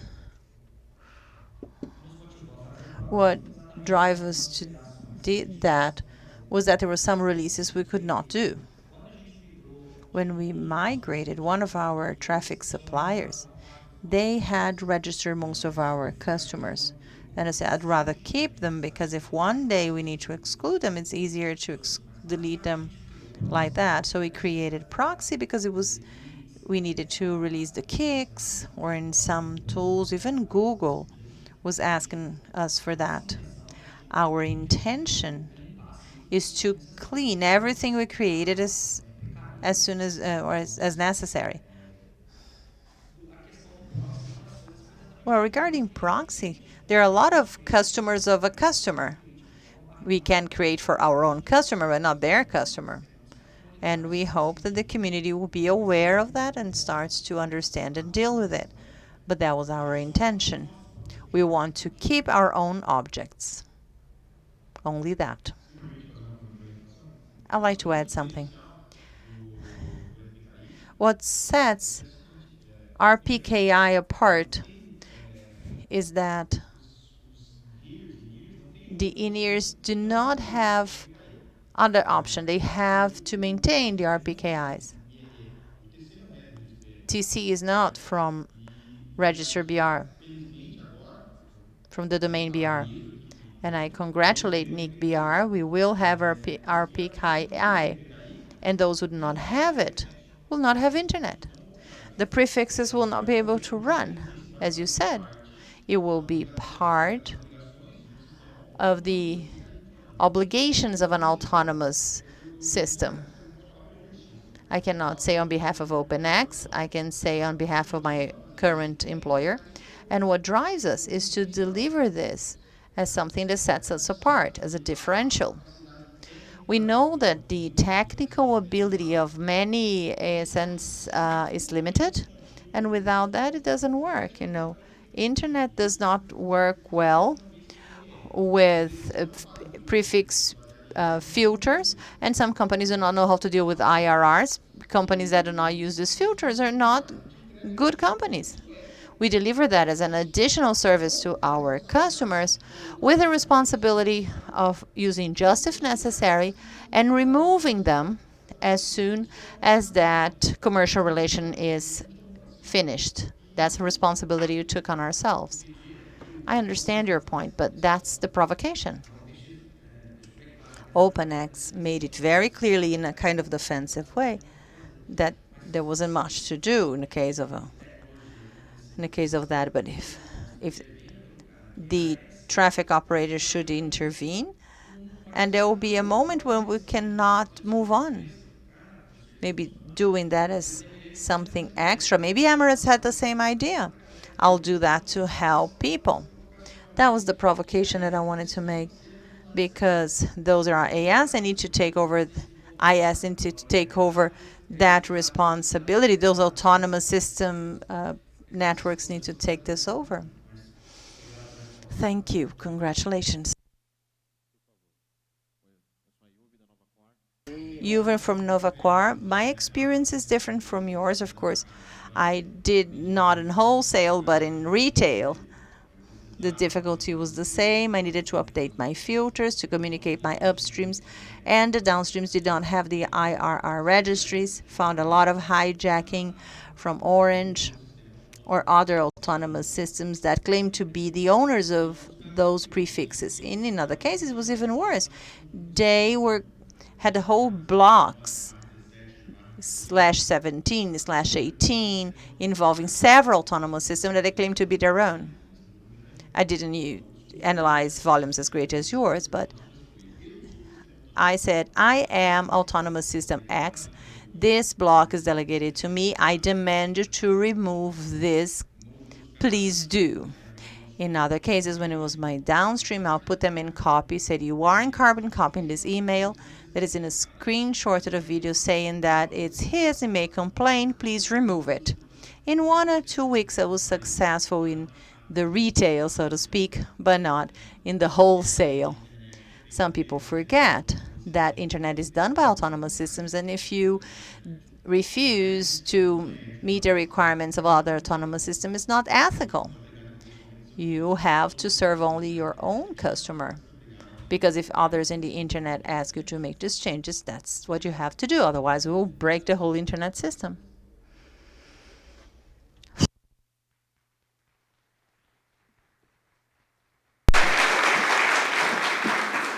Dando sequência.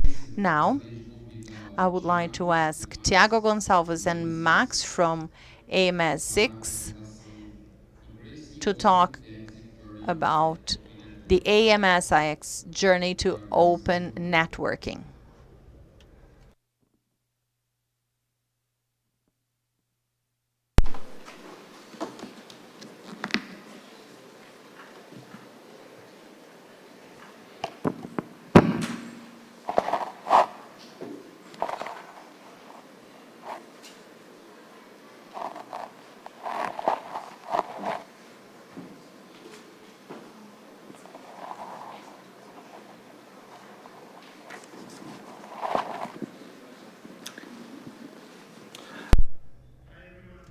My name is Max, and I'm glad to welcome you from the homeland of Heineken.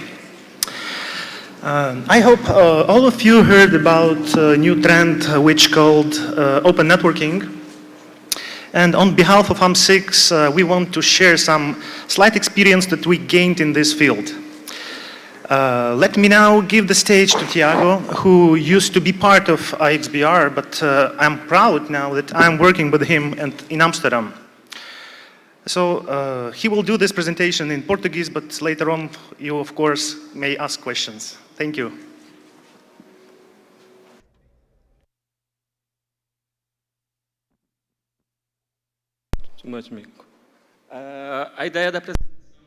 So the purpose of this presentation is to talk about our experience in the implementation of this new network and sharing the pros and cons and the good experiences and bad experiences.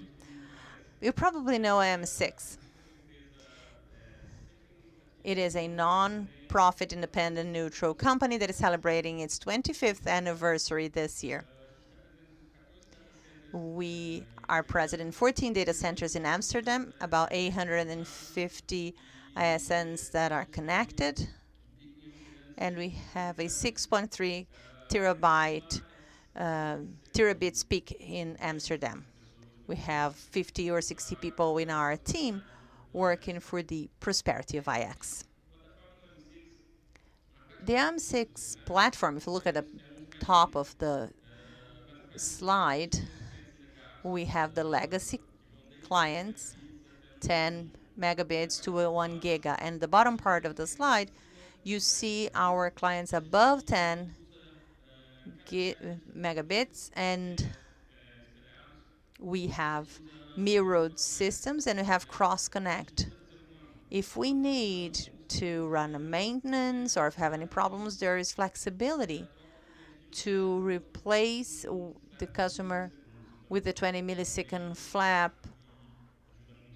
That's very good. Downtime is practically zero. We are not present just in Amsterdam. We are also present in Mumbai, the United States, Hong Kong, Curacao.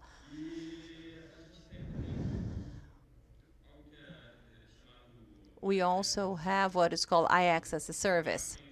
It's like a hack that is delivered, and A client can buy a pre-made IX. This is run, and all IXs are part of the IX API initiative together with the KICS, with links, to have a standard API that you can use in your self-service portal. You can have scripts managing everything in a standardized way without learning how to deal with one or the other. You can manage your links very easily like this.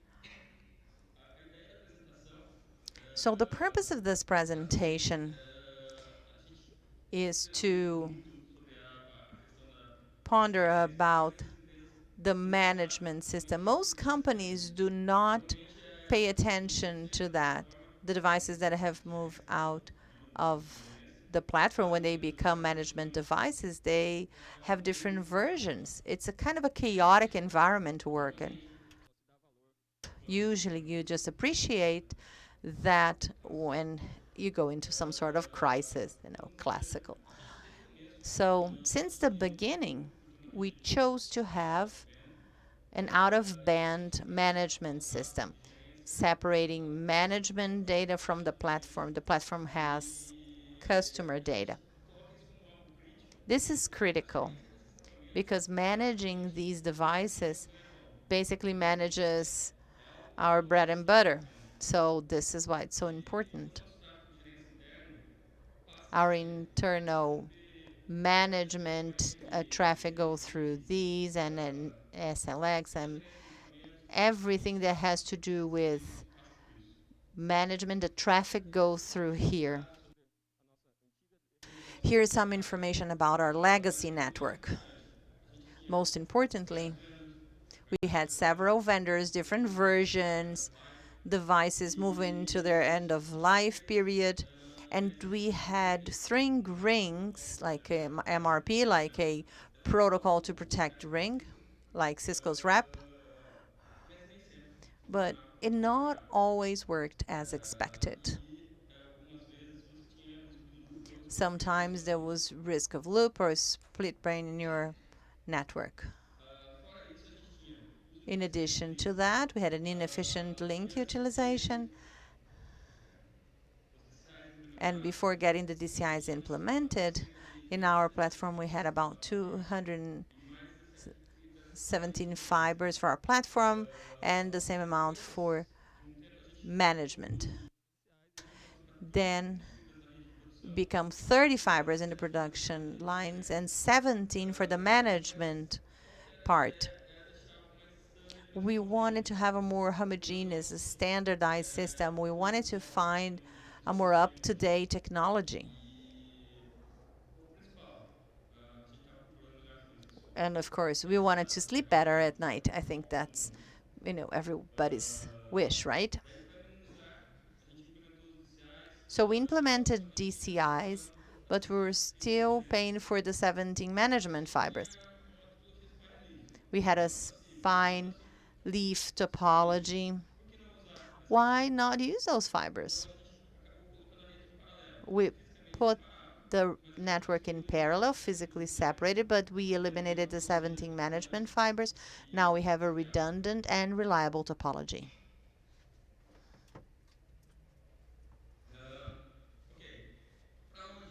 So, where should we go? 10 years ago, we didn't have many options to choose from. But today, there are many technologies available, different vendors, different architectures. So we started running some proof of concepts, thinking about this possible change. As usual, we are beta testers, so we started making analysis, and we decided to use bare metal and software from third parties. Bare mount switch is like a server architecture. You have your switch with your Linux. You can replace your operating system. And if it's not working right, you keep on, or just, if it's not, you just replace it. You're not tied to that technology.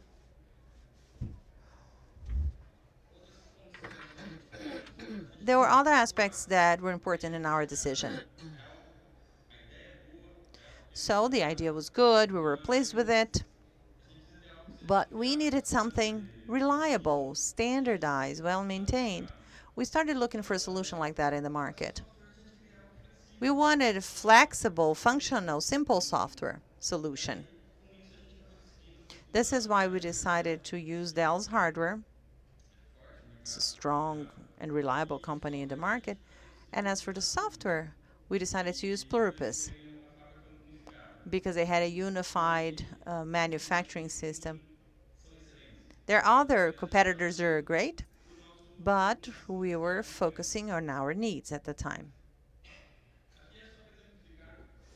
This is an example to show you the classical switch architecture. You have an operator. He needs to switch from one switch to another. And it's not easy hopping from one to another. Either you use a script or it's really difficult. At the Pluribus concept, data plane and control plane are still separate, but in the management plane it is unified. So you can connect and you have the perspective of the whole suite, of the whole factory. It's much simpler.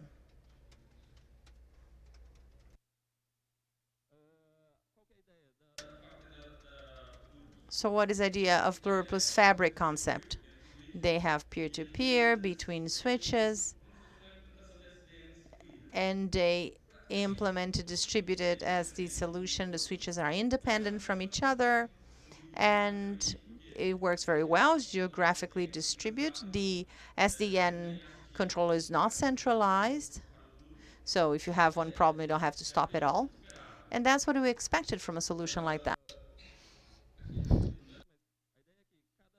The idea behind it is that each peer closes a TCP for management, and they have a microcontroller, SDN at the switch, and a listed data group to know what's going on with each one of the switches. We see that as a single optical unit, as if it was one total destroyed equipment. And once you close the sessions, you create an overlay.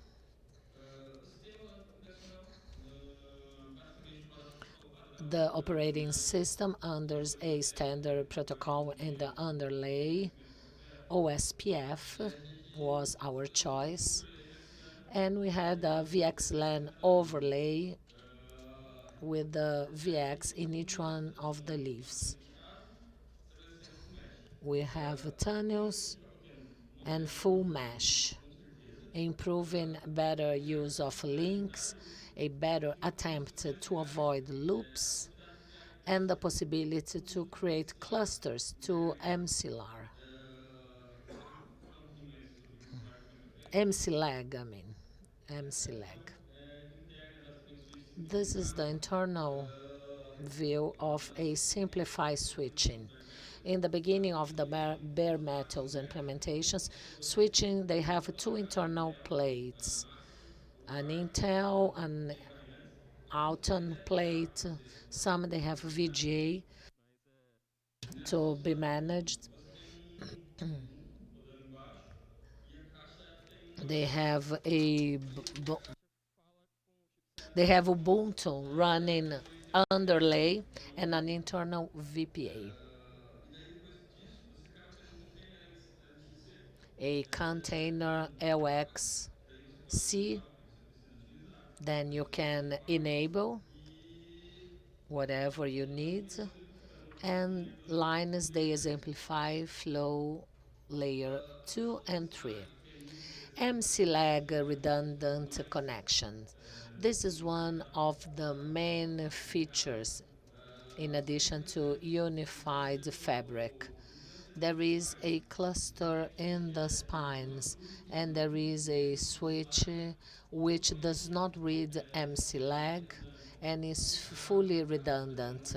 If there is a failure due to an upgrade or a physical failure, you are safe. We have critical services running, and in that case, we carry out upgrades during the day. There is no risk whatsoever.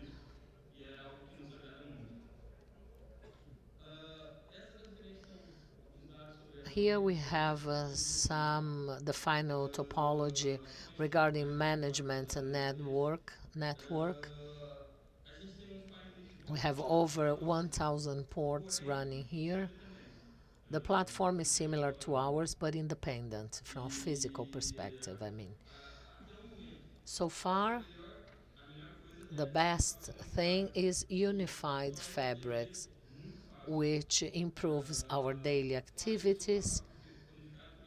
And not only it supplies a headful API where you can have much more efficiency, and the fabric you can, take a look at all pipe, grab, MAC, IP.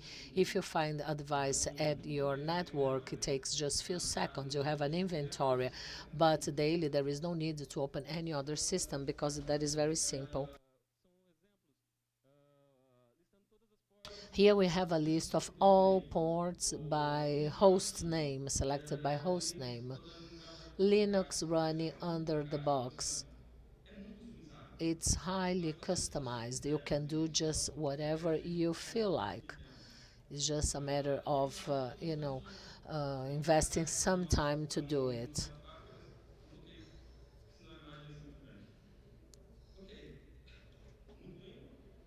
Well, that looks wonderful, very useful, but that became a critical network as our whole view depends on that.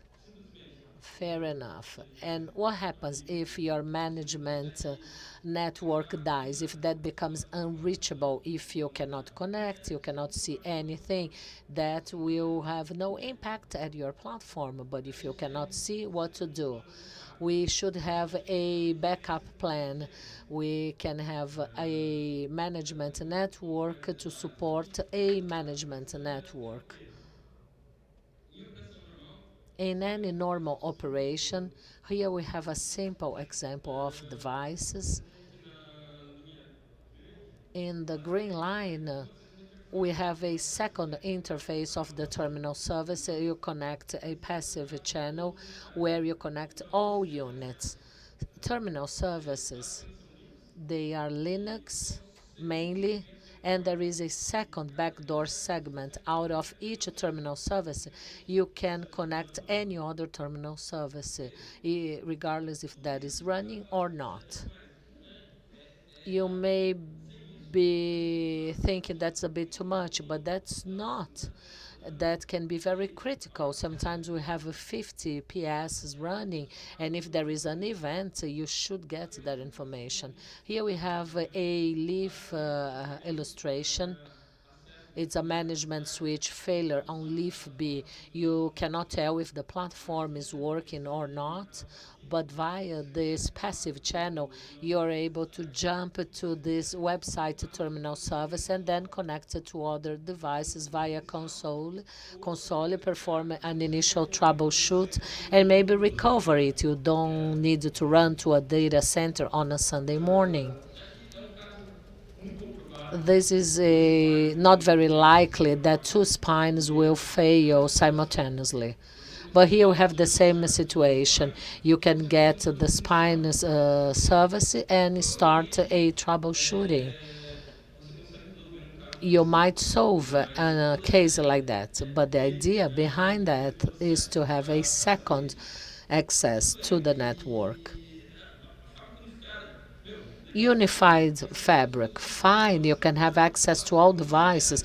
If you want to include LC, you may change global and local context. You have CL, you can share that to all switches, fine, but if they set that up wrongly, if they put down the whole fabric, in a case like that, you can jump because we have internet backdoor which allows you to connect all devices.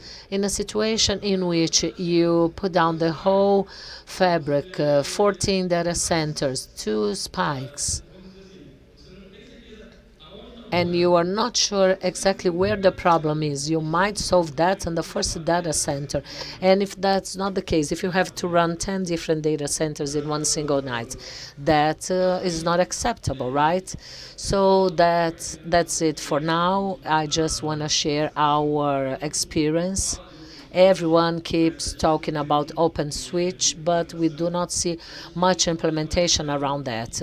We have been running that for over 1 year very successfully. If you have any questions, just ask them anytime. If you have any other issues or questions about M6, we'll be in the happy hour, and so please come and join us for a beer. Thank you.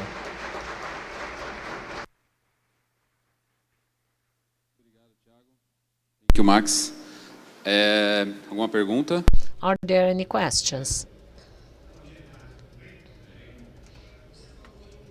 You've mentioned SDN and understood that you had a management perspective when you mentioned that. So what do you use for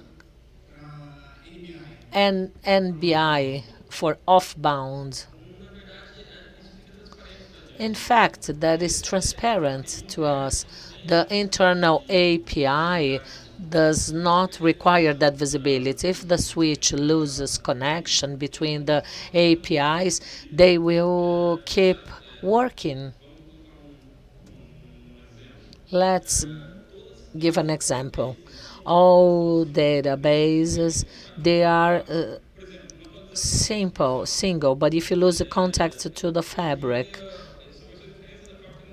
let's say that you have no longer communication to the fabric.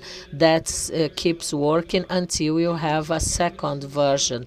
There won't be any disruption if there won't be any communication between the management.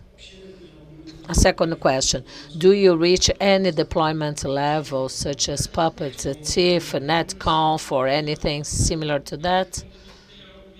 We have API via REST, but the management network does not change all that frequently.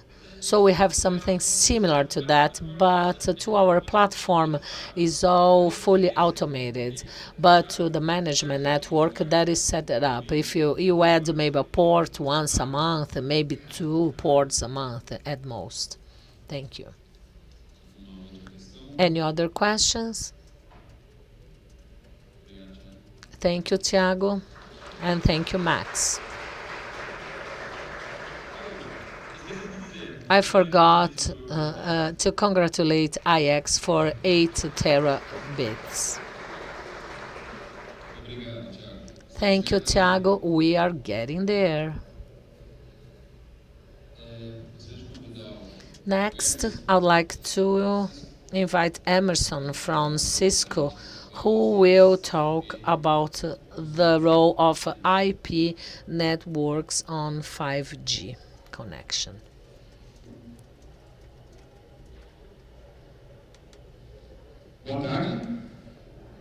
Good afternoon. I am Emerson Moura. I work for Cisco for more than 20 years. And those who were here last year, so some of you probably remember that I was here last year and I talked about segment router and how can that improve IP networks. And this year, I am here to talk about a practical application for routing segments. I also thought that I could talk about what is key in the industry. So, considering these two facts, I decided to address the role of IP networks in the 5G connection. So I'm here to explain what 5G is and what IP networks do, what their role is. And they perform a very important role, as well as you will have in building up 5G networks. First, I will talk about the market, as many people still believe that 5G is so far away, but that's not quite the fact. Afterwards, I'll talk about technologies which will support 5G and some framework changes or architecture changes that may take place to prepare the scene for 5G and how does 5G performance. How about the 5G market? The standardization 5G process is quite advanced. For those of you who do not work at this sector, there is a group called the 3GPP, which is responsible to define network framework. And as we would expect, they are quite active in the 5G architecture. They made available Release 15, a number of technical docs which define network features, what to expect from a network like that. And Release 15 was the first one to address 5G, where you see a number of characteristics that will be used on 5G, what you expect initially for 5G network, for instance. A 5G network should be able to coexist with the 4G, the so-called non-standalone networks, isolated 5G, the standalone, new spectrum ranges, which will be key to deliver new bands, concepts such as network slicing, that's a way to segment the network. New elements in the network such as computer science, the multi-access computing, and several other things which are already available as part of the standards of 5G. There will be a new release, number 16, which will add a number of technical issues, non-licensed technical parameters, which is forgotten by many companies. 5G can be deployed for licensed and non-licensed spectrum, some other advanced services that will be offered, and new service modalities. What will differ 5G network from 4G is the service range offered by that network. And much more will be done in the network to build the services.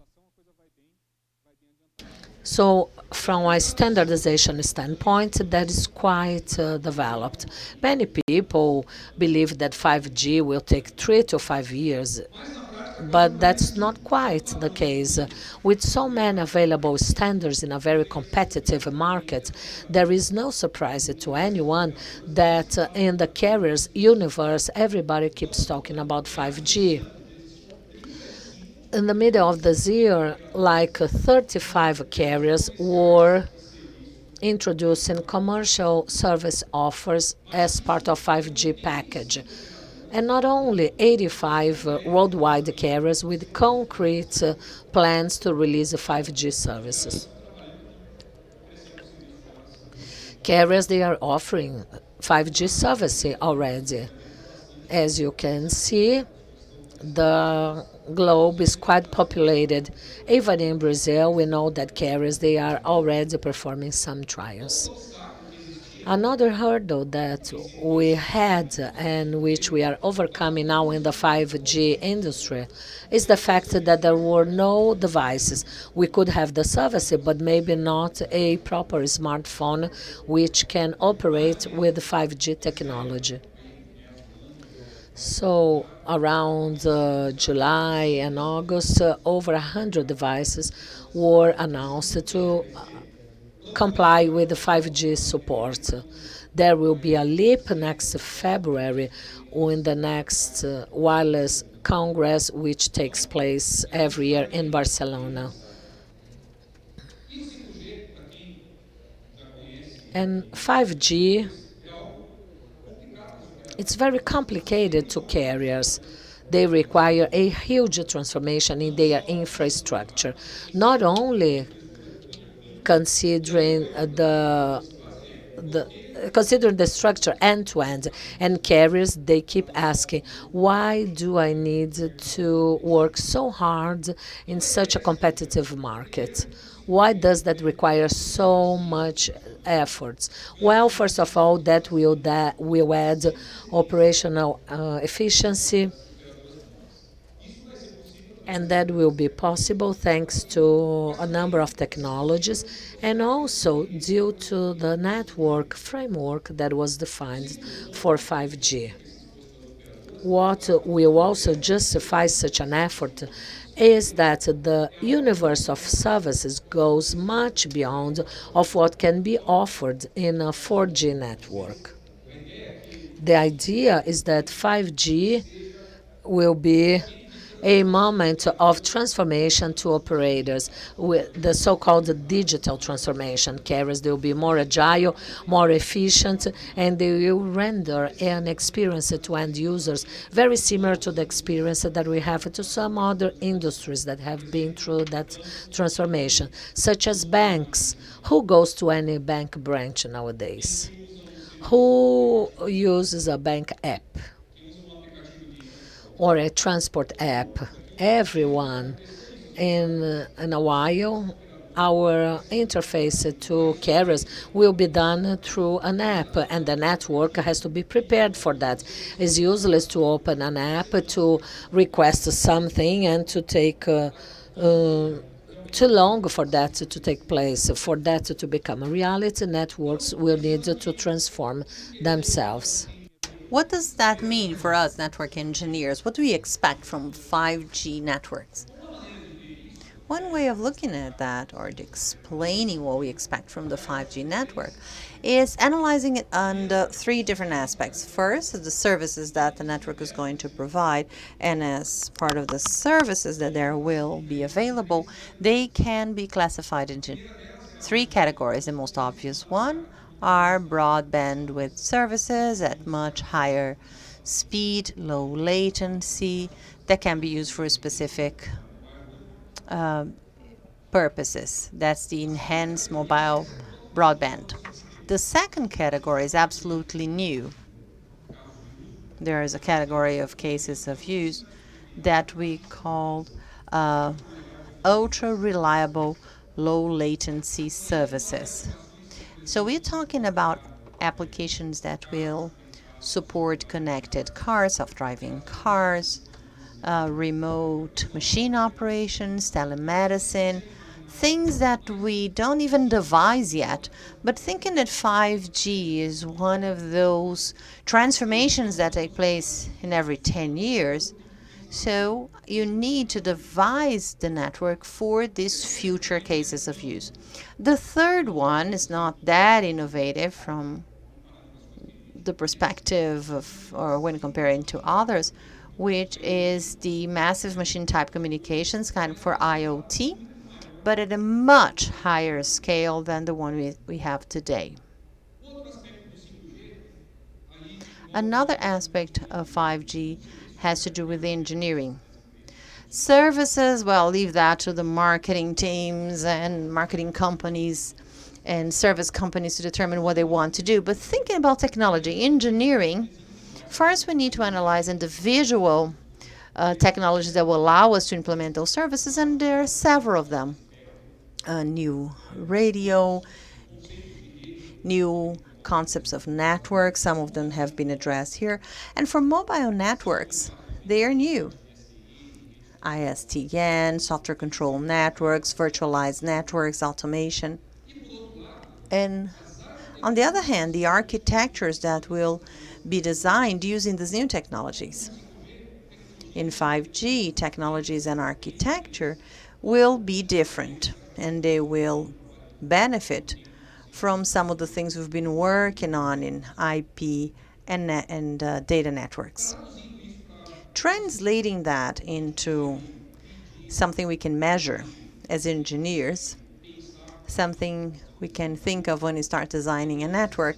So thinking of that, I have listed 5 features that are usually there to describe the features expected from a network that will support 5G. Let me go over each one of these 5 features. First one, low latency. When we talk about low latency, oftentimes people make mistakes. They mix those two sides of the story that are part of the discussions in 5G. First, there is a set of applications that will require very low latency. Remote machine operation, telemedicine, self-driving cars.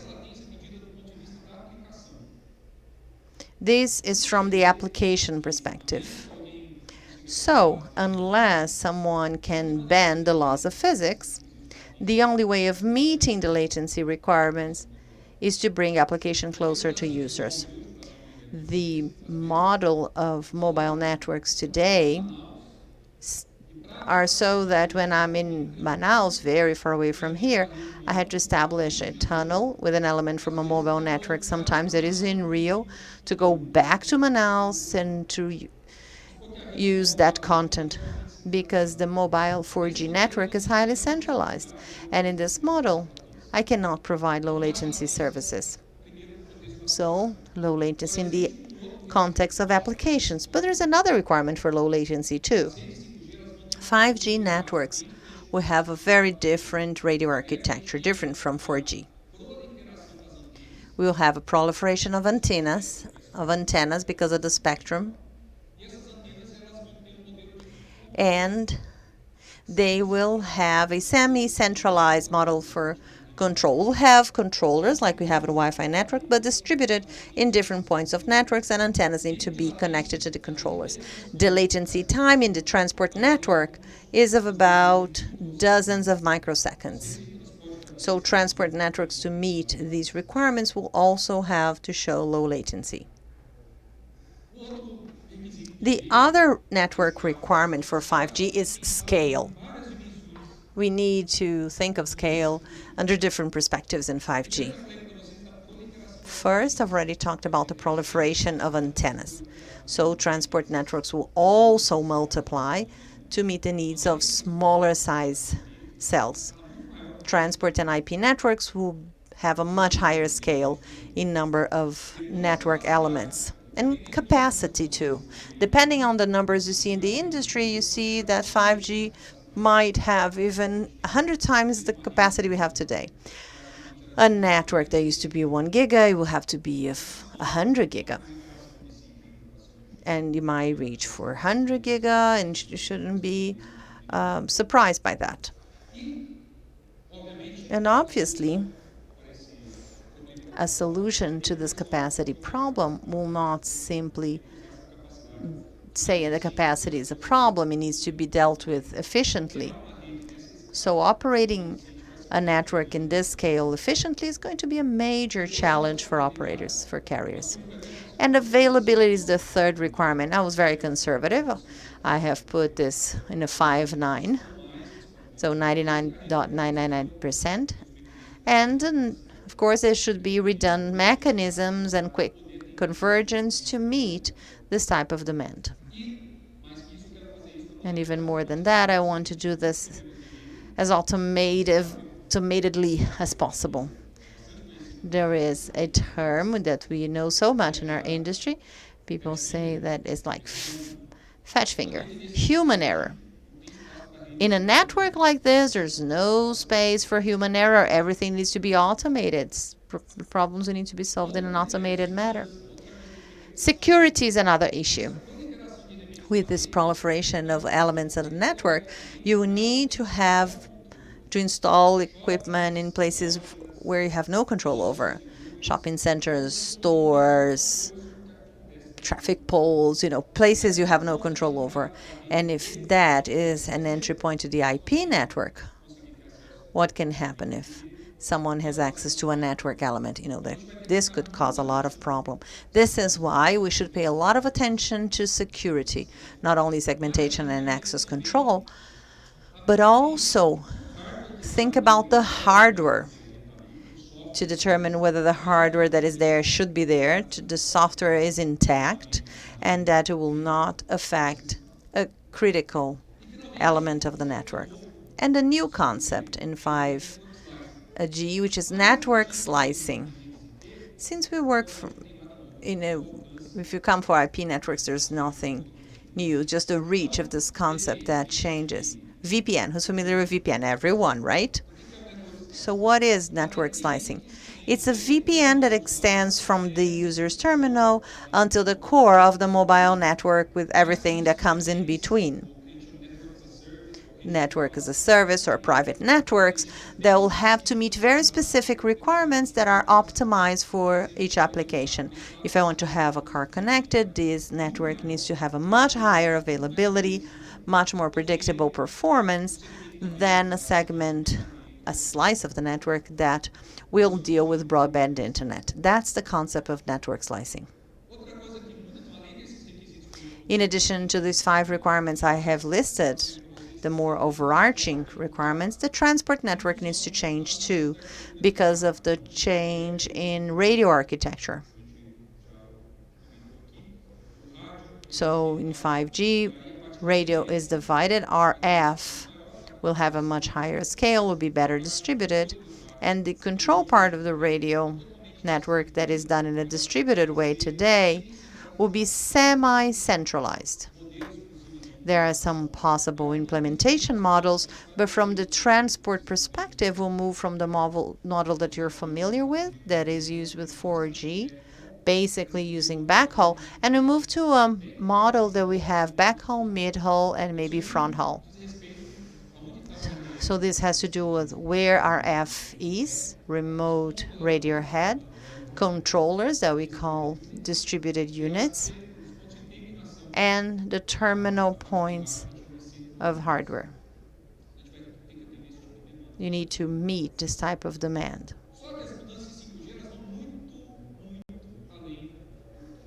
This goes much beyond what I explained to you in terms of requirements. There are significant changes in architecture without which 5G will not be able to deliver everything that is promising today. What are those changes? Again, 5 of them, so that you remember 5. New radio, as I've mentioned before. What I call dismemberment, so the vision of function. So I will kind of slice them in different functional elements, and I'll take the sub-functions, these modules, and put them all spread out in the network. And there are benefits of doing so that we can have a better distributed model when compared to the one we have today. Virtualization, so I'll take this network elements. Now that they're sliced, I can put them in servers, not in appliances, as it is done in 4G. Another point is that I'll need a converging network, because operators will not develop a network just for 5G. They will not have one network for each service. They want to have a network that will have fixed network, 4G, corporate network, 5G, everything. Otherwise, the cost model will never work. And automation. Everything that is being discussed for AutoG is also working with automation and the software systems we've been talking about. Although these ideas are very strong in 5G, nothing prevents you from using in 4G. You see that mobile networks today already use some of these ideas, both to optimize the mobile systems of 4G, but also in preparation for 5G. How is that implemented in a network? This is the 4G model. It's highly centralized. All user sessions end up at the core point, Evolve Package Core. And the first change we have is the virtualization of this element. It becomes a virtual package core. Once this element becomes virtualized, there are a few things we can do. First, we can distribute this element to other parts of the network. It will no longer be a centralized model. In a city like São Paulo, you could have dozens of elements like this, always aiming to deliver low latency SLAs to users. And using the same server and infrastructure, I can implement a new core for the 5G network. And I can also slice the functions, as I mentioned before, which is called control user plane separation. So the control of user sessions should be centralized, but forwarding traffic of users should be distributed. That's a way to reduce the latency of services from the application's perspective. If you have a cache application from a content provider and I can place a traffic computer function right next to this cache, it is much easier than centralizing a point and then going back to this IX. I could have an N-to-1 relationship, several of these data plane elements controlled by one single centralized control element. This will make the network much more efficient, and it will change your lives because it will change the traffic matrix of the internet as we know it today in a more distributed way. So once we have this architecture, next thing we need to do is to have a transport network that will meet these needs. Because if that transport network can only take traffic A to E without deviating to different delivery or traffic exchange point, it's no good. How can you solve that? What technology allows us to do that? So to deviate traffic to points to make the best route to an IP network. And that makes sense because we need IP networks as part of the 5G structure. It should be a convergent network. As we implement this, virtualized elements will become closer to users, and for that we need computing systems that have been designed specifically for this implementation. In 5G, they are called multi-access edge computer. They are just a set of servers that can be placed close to the users, where you run network functions, traffic forwarding of the mobile networks, applications, caching, whatever makes sense.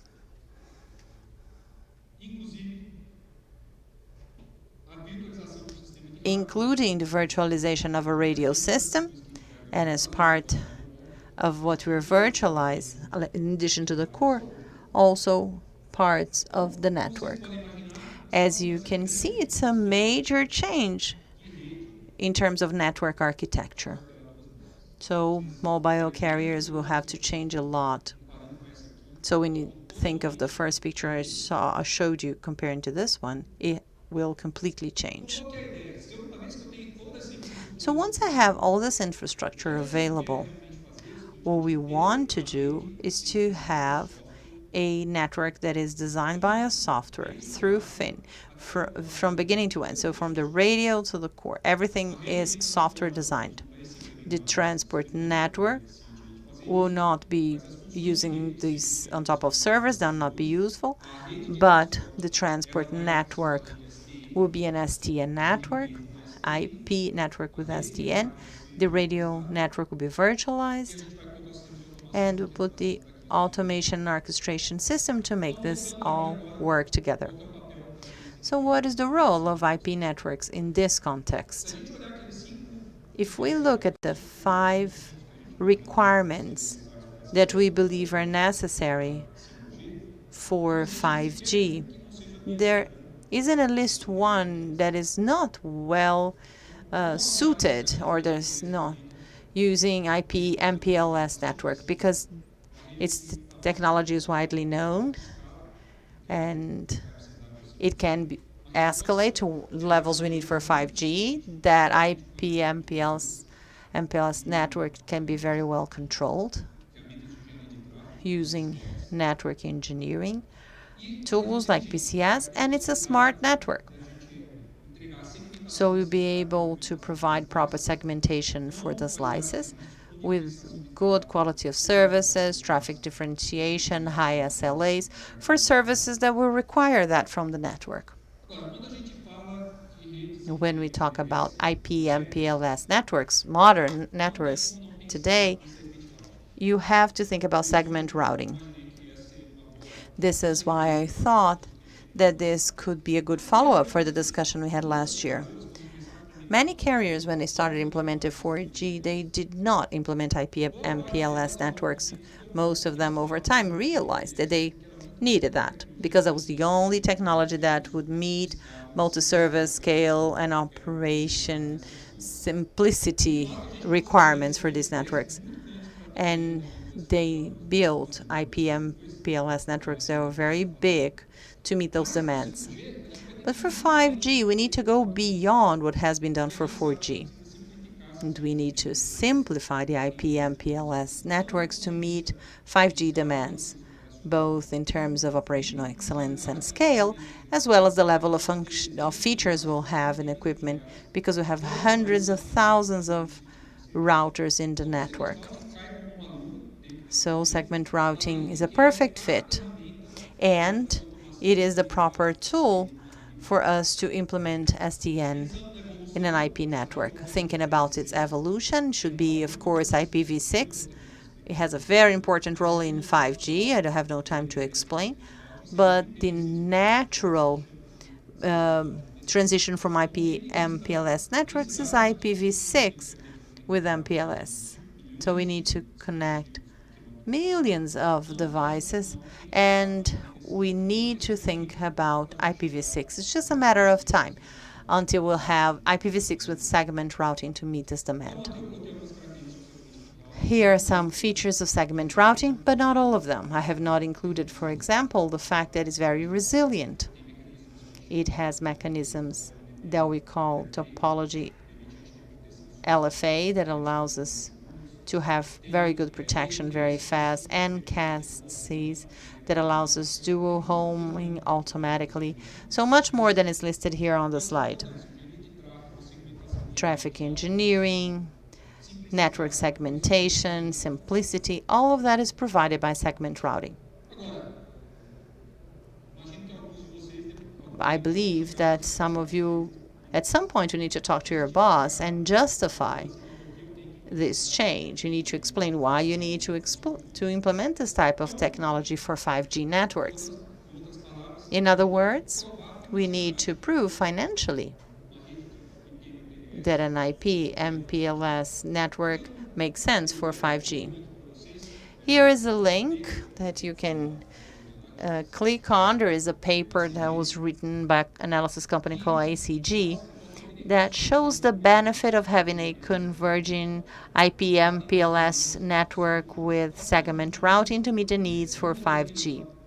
In the models that they assessed, they estimated a 60% CapEx reduction, 66% OpEx reduction, 87% operating time reduction, and 75% in installation cost reduction. But the point is, it is proven that it makes financial sense. It's just not a technology discussion. You will see later on, if you read this paper, you can see more details about the analysis and the criteria they use, network model, and so on. So from the financial perspective as well as user experience perspective, because they also measured service activation time, and they believe that an automated network, an IP network with segment routing, could deliver services with almost 80% faster than what is done today. And they can also make changes to the network faster. Here are two examples just to wrap up. I know I've run out of time, but I'd like to show you two examples to show that that is in practice. This is a Jio carrier in India, one of the most disruptive companies in the industry today.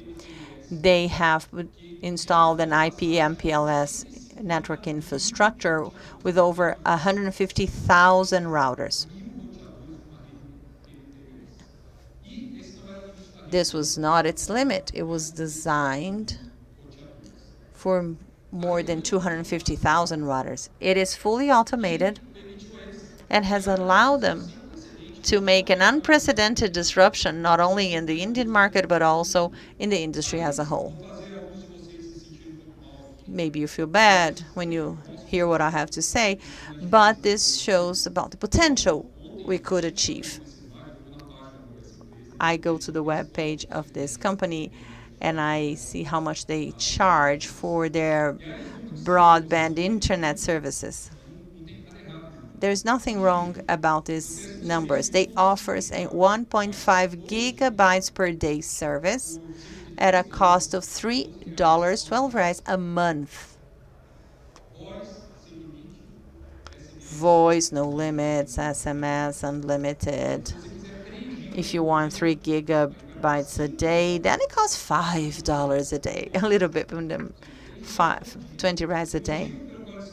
And the reason why they did that is because they do not want the network to be a bottleneck for users to use what they want, which is apps. So in addition to offer these connectivity services, everything you can think about over-the-top services they have. If there is YouTube, they have GeoTube. There is Neobank, they have GeoBank. And there's nothing that they don't offer. They offer under their own services, under their own name, and they want their users to use it. And this is another example of a carrier in Japan. I can give you more details later. They went even beyond what Geo did.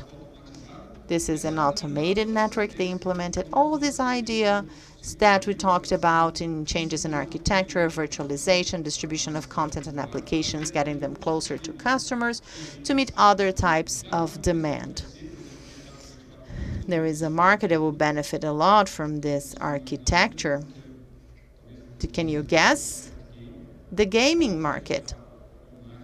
Everyone wants to play online with low latency, and several other applications.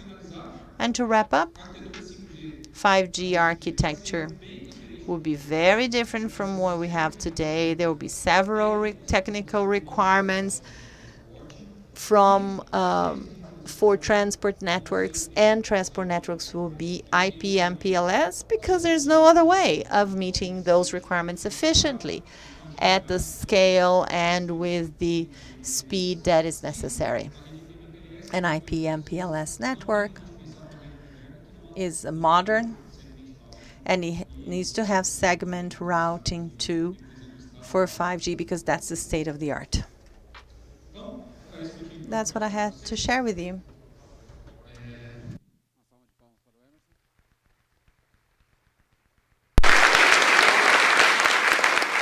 Estamos com o tempo estourado. We are running out of time. We have time for one question only.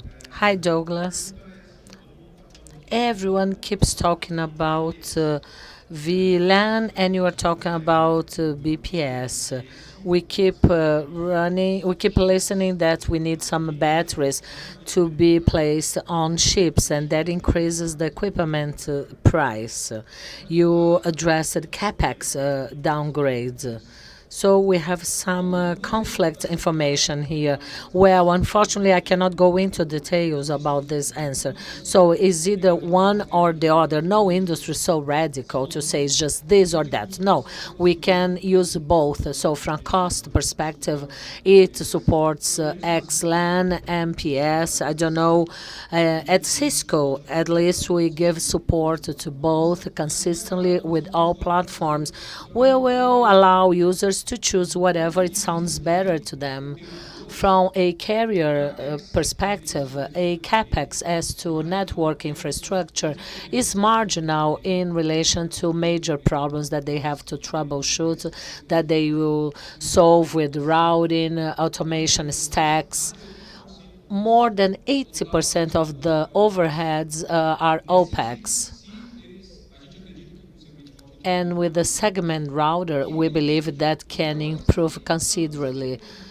And ideally, they won't have so many technologies because what really increases OPEX is a number of technologies. But if they need segment out P6, we can offer that widely.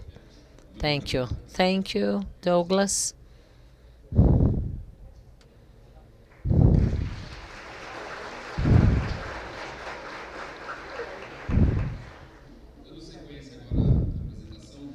Next in our agenda, I would like to invite Extreme Networks, Rajesh, who will talk about VXLAN in a regional service provider environment. Doplay, I do product management for Extreme Networks for service providers and data centers. And I would like to congratulate Nick on passing 8 terabits. That's a pretty major milestone across the world, so I decided to do something or visualize what that 8 terabytes look like. So if you put Brazil on top of Europe, right, it's a pretty big country. 8 terabits that's why you need 8 terabits. It's going to grow more. From a geographical perspective, it goes from London to Moscow, east-west, Stockholm to Athens, north-south. And if you go even further, you might even include Reykjavik in it. So it's a pretty big country. And when we talk about regional service providers are equivalent to some of the state networks, country networks back in Europe. So each of the states almost covers the size of each country back in Europe. So regional providers are pretty significant when it comes to the geographical spread of the network. So if you take a quick look at the submarine cable maps which come in, they pretty much land at certain sites in Brazil, and then the IXPs take that particular connection and give it to the regional service provider. So if you take a quick look at a sample regional service provider, they usually run according to the fiber runs across the country, and they are made of multiple rings. So I decided maybe I should put this context in and give you a couple of choices as network operators. You can have, based on your pricing, you can have G.8032 as one of the choices. You can have MPLS as one of the choices. You can also look at VXLAN as one of the choices. This presentation is primarily to help you guide and not recommend any one of the technologies. So it's up to you how to choose one of these technologies. So take a look at what happens at the internet when it comes into the IXPs. They essentially go out into the fiber runs, and all these fiber runs either go into business VPNs, mobile backhaul. They also go into mobile packet cores for tier 1 mobile packet providers. You have EPC cores, and you also have a bunch of ISPs, but essentially they are distributed across also through residential triple play networks.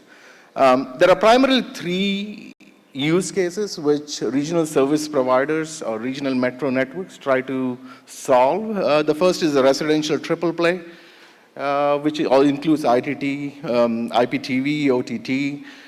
There's also mobile backhaul, which the presenter earlier mentioned. So there is a front haul, there is a backhaul, and in many cases, depending on which part of the globe you talk to, there's also something known as wholesale backhaul. So a wholesale backhauler is somebody who sits between the cell and the data center for a tier 1 provider and subcontracts the data through their network. So there are essentially 2 mobile backhaul services. They do wholesaling for tier 1 providers. There are about 190 plus wholesale backhaul providers who partner with tier 1 providers. And in addition to that, you also have enterprise services such as internet, university, distance learning, etc., which goes towards the enterprise. Now let's take a look at what happens in a specific IPTV network. Usually there are multiple rings, there is a head end. Most of the cost on an IPTV network or triple play network is in the head end. So that head end, people usually tend to share that head end. And if you look at TV services, if you look at standard TV services, about 250 channels, a mix of standard versus high definition, that's about 2.9 gigs on 250 channels. If you take into account a 4K channel, that all depends on how many frames per second you use, whether it's 24 frames per second, whether it's 60 frames per second, or whether it's a 60 frames per second uncompressed. So usually they do compressed. Nobody tries to do uncompressed. But if you take a look, it essentially is in gigabits, either a 6 gigabit, 9, or 14, depending on what that 4K channel looks like. the most preferred method of an IPTV provider, residential triple play provider, is to do an IP overlay. It's a standard simple IP overlay.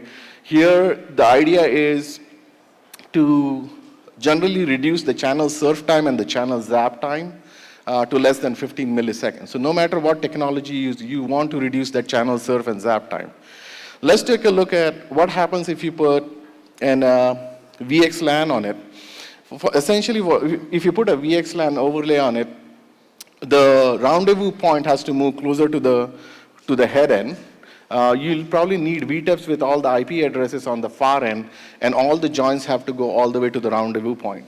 Now, the reason I'm mentioning this is because if you do VXLAN multicast control plane, the idea to reduce channel surf time and channel zap time is to take the data stream, the multicast data stream, all the way to the edge.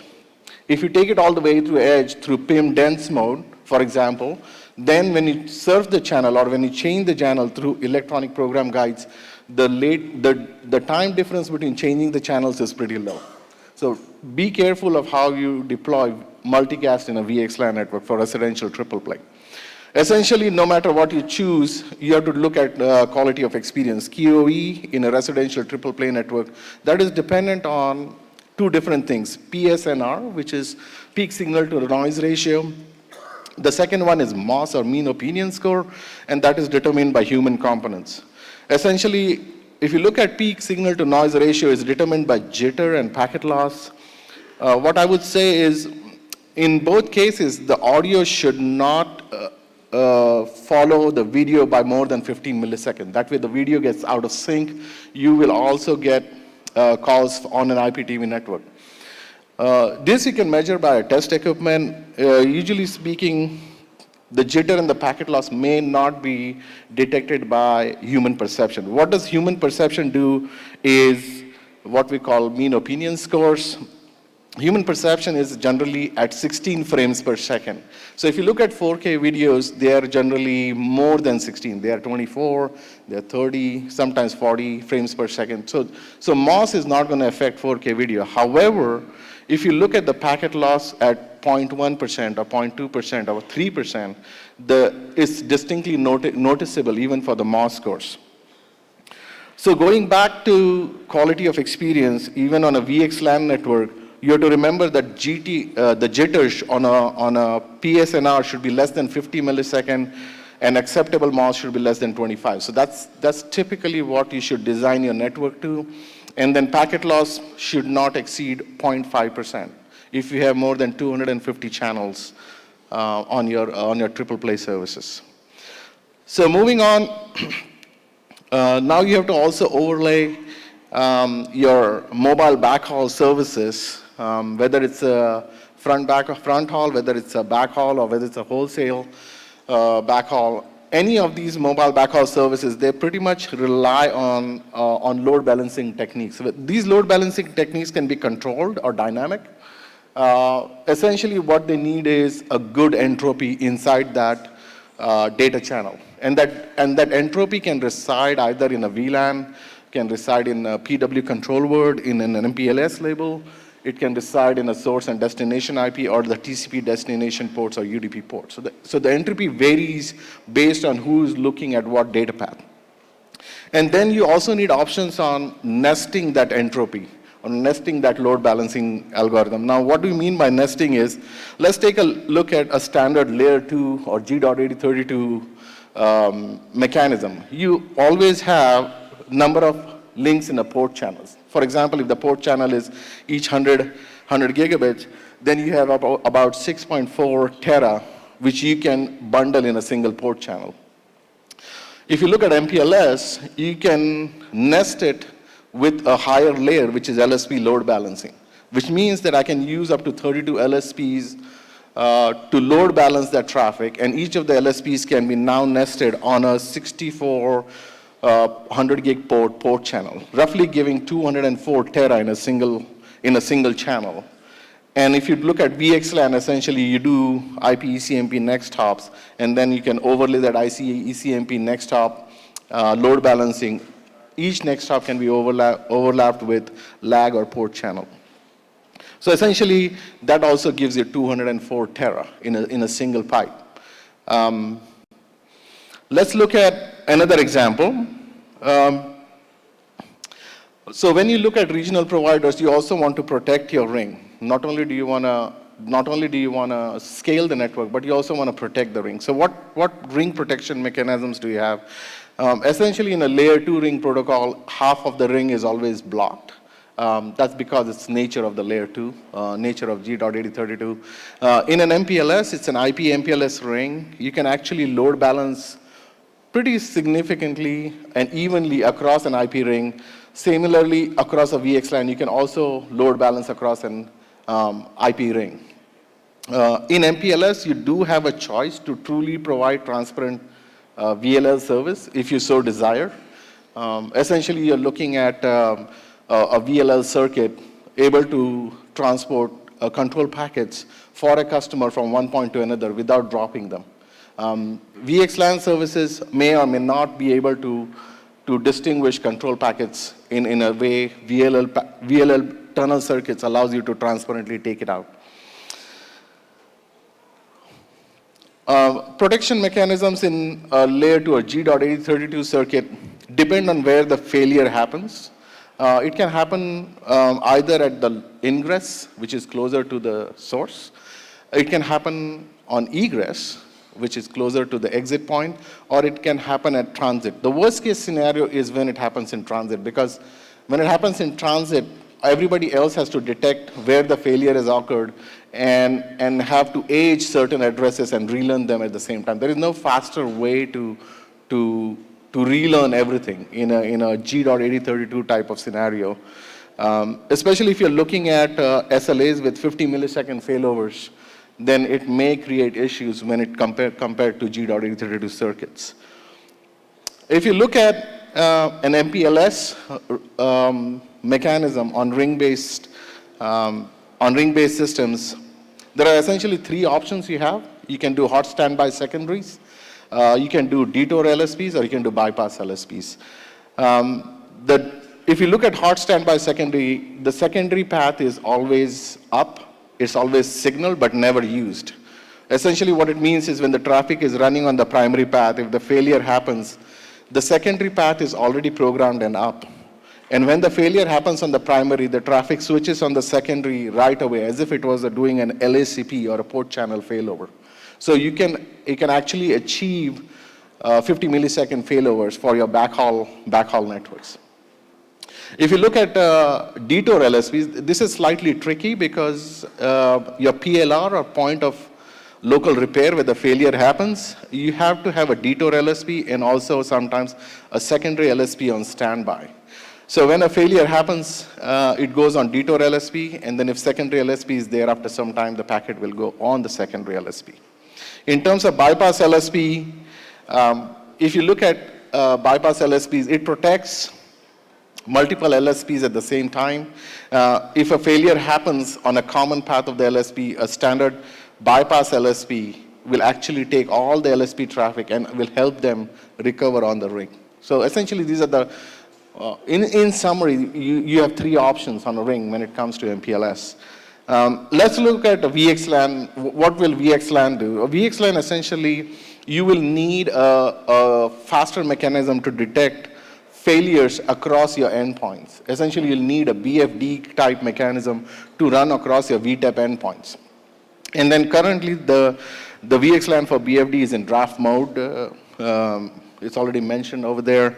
But essentially, the IP tunnel failover is based on how fast you can detect failures in your transport IP.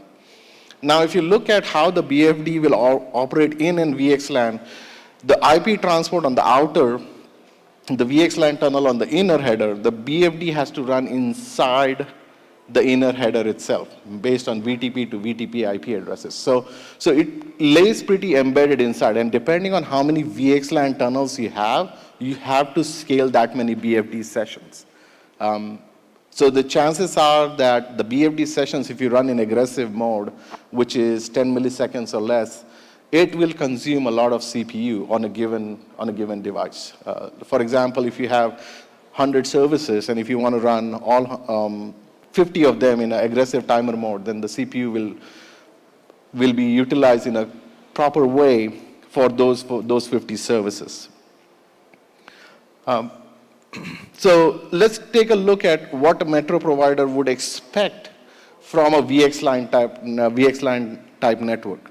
So if you look at a metro provider, they usually mandate MEF 9, MEF 14, MEF 21 certifications, sometimes CE 2.0 certifications. So they essentially what they are is how to signal, protect, and failover in a standard way. So if you were to implement VXLAN on an IP ring, you will also need a mechanism to do transport VLANs, meaning you have a service provider VLAN which will bundle all your inner VLANs from the customer and transport it across. You will also need local VLANs to communicate with each other on a VTEP endpoint.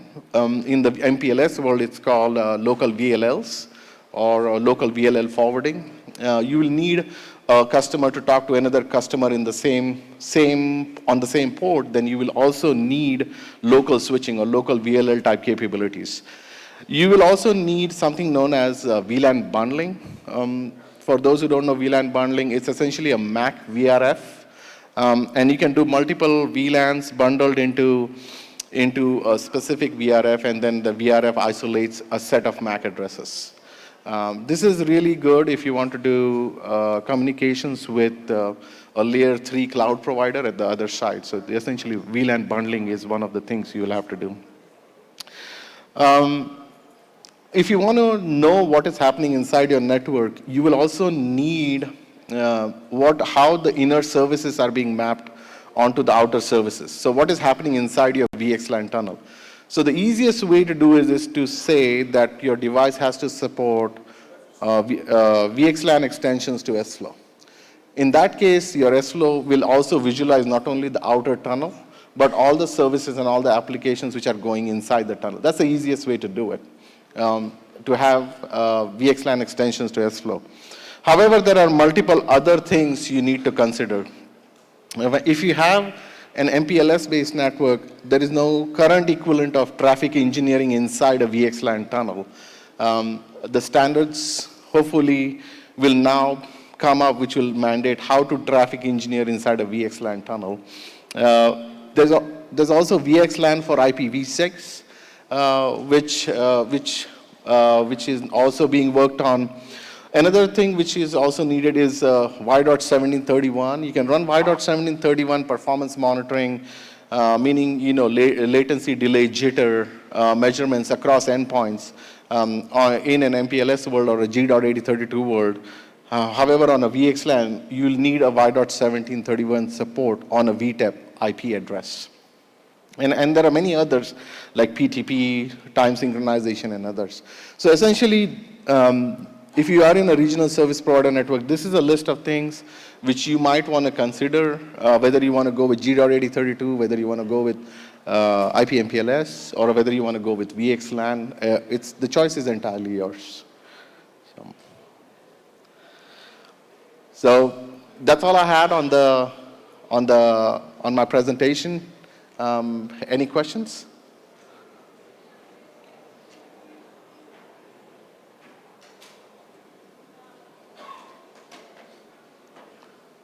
Nope. Thank you very much. Thank you.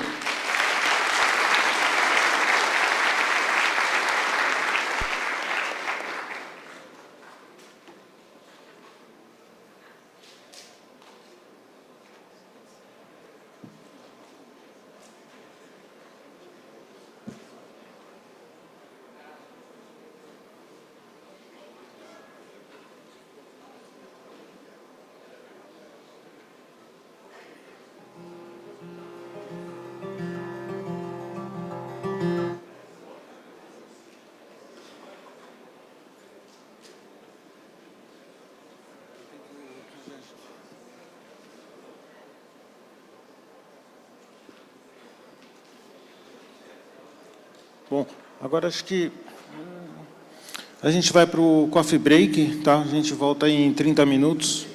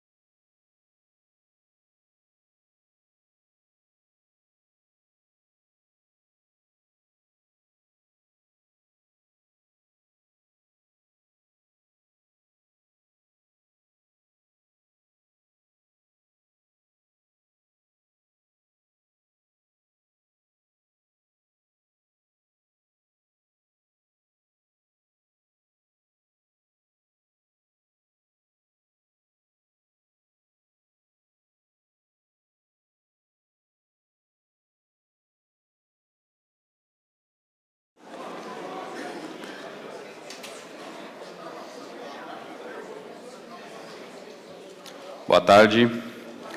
Good afternoon. Let's now resume our activities. We will talk about Safe Internet. That's the name of the initiative. We'll give you an update. And Gilberto Zorello from NIC-BR is going to be the speaker.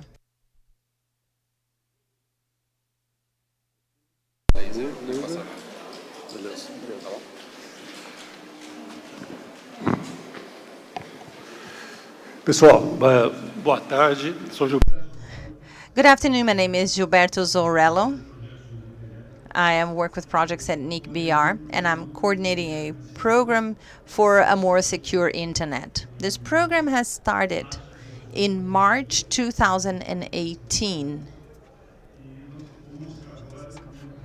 I'll show you an update of this program. I'll give you some updates on its unveilings. First, let me explain to you what this initiative is about, its action plan, how we interact with associations of carriers and providers, the development of program, and a web page of this program. And finally, I'll share with you the next steps. This program was launched in December 2017, supported by Internet Society, Abrain Tabernet, and Sinditele Brazil. The purpose is to reduce attacks to DOS, hijacking, and vulnerabilities in general in the Brazilian network. The main security teams involved in that will be involved and want to encourage a culture of security among providers. The action plan, because those who configure it, set up the networks are the providers. So NIC-BR provides just guidance. There are actions that we have established, coordinated actions that are executed by NIC, and we raise awareness through training sessions, lectures. We prepare good educational materials with good practices, interact with associations of providers. We also implement filters of routes on the IXBR, as has already been explained here, and we establish metrics and follow up the effectiveness of actions. We basically manage this program, and to do so, you need to measure.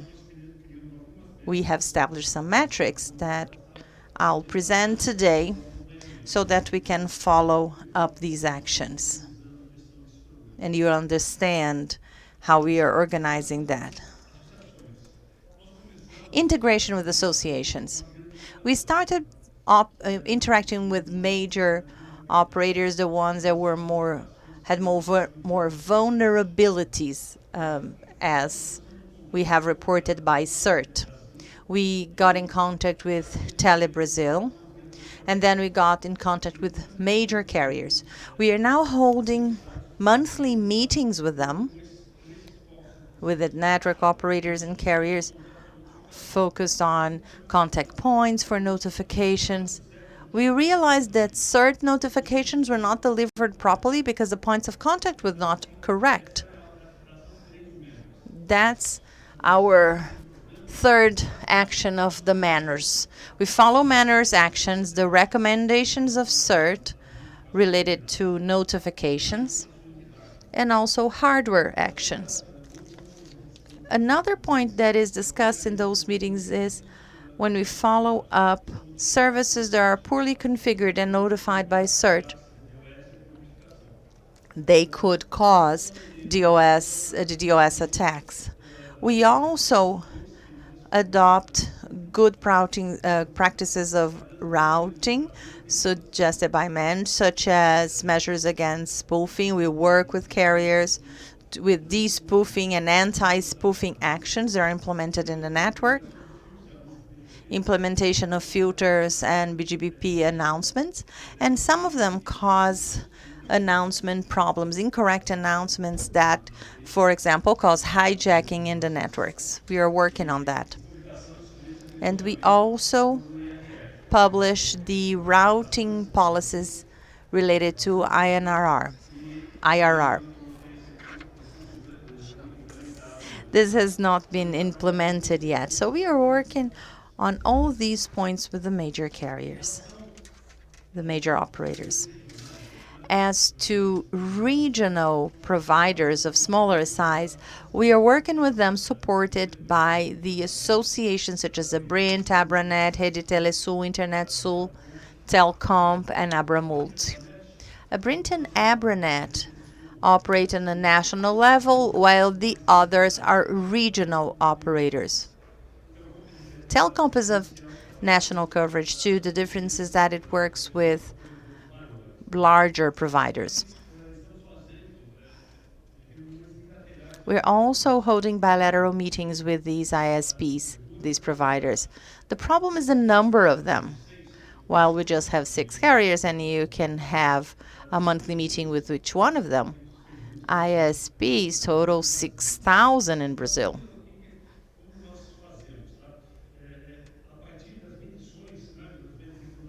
So based on these measurements, we check the ones with more vulnerabilities, and we contact associations that will give us the point of contact of the stakeholder of the ISP, the one who's interested in the ISP business. That's the first point of contact that we have approached.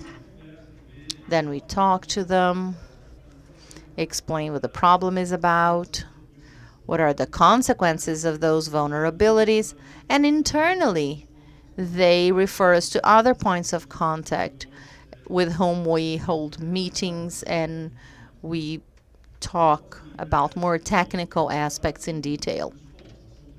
We work with the same points, the action points of manners, action 3 of manners, and it's very common that cert@cert.br is blocked. So they get so many notifications that it moves into the spam list.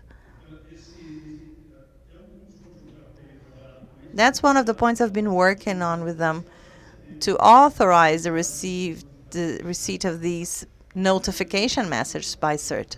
We also follow up the actions and the corrections that are being made to prevent those attacks, these DDoS attacks, and we adopt the good routing practices. I also generate a managerial report that shows the 14 services that CERT tests, the ones that will lead notifications to ASN. So this is an example of a provider that has 3 ASNs, has already purchased another 2 networks. So here we see the number of notified IPs in a month. Just a few here. This is of the current month, November, because this is when I finished this report.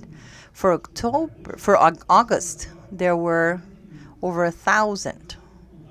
We got in contact with them, then it was reduced to 500, now it's just at 60.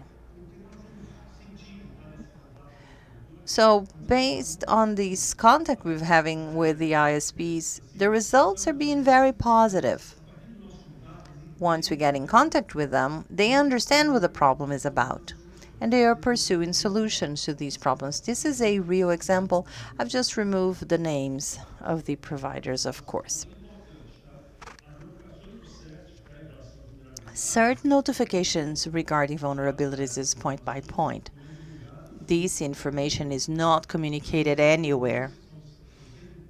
The meetings that I hold with ISPs and carriers are bilateral. Any information that we discuss are discussed in these meetings and exchanged in these meetings.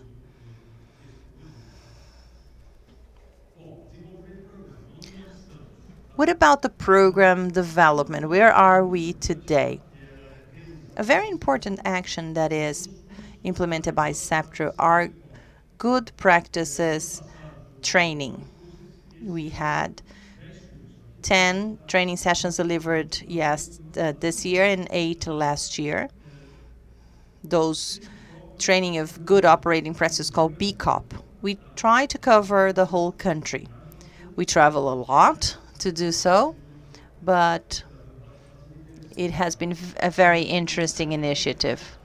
SEPTRO also prepares tutorials on the best practices of routing, and it holds events of associations, because associations usually have regional level or national meetings, and we provide half a day or 1 day long training sessions. At LACNIC, we're also providing tutorials.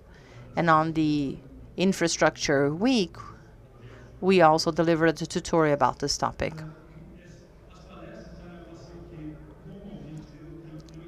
Usually, I'm responsible for lectures.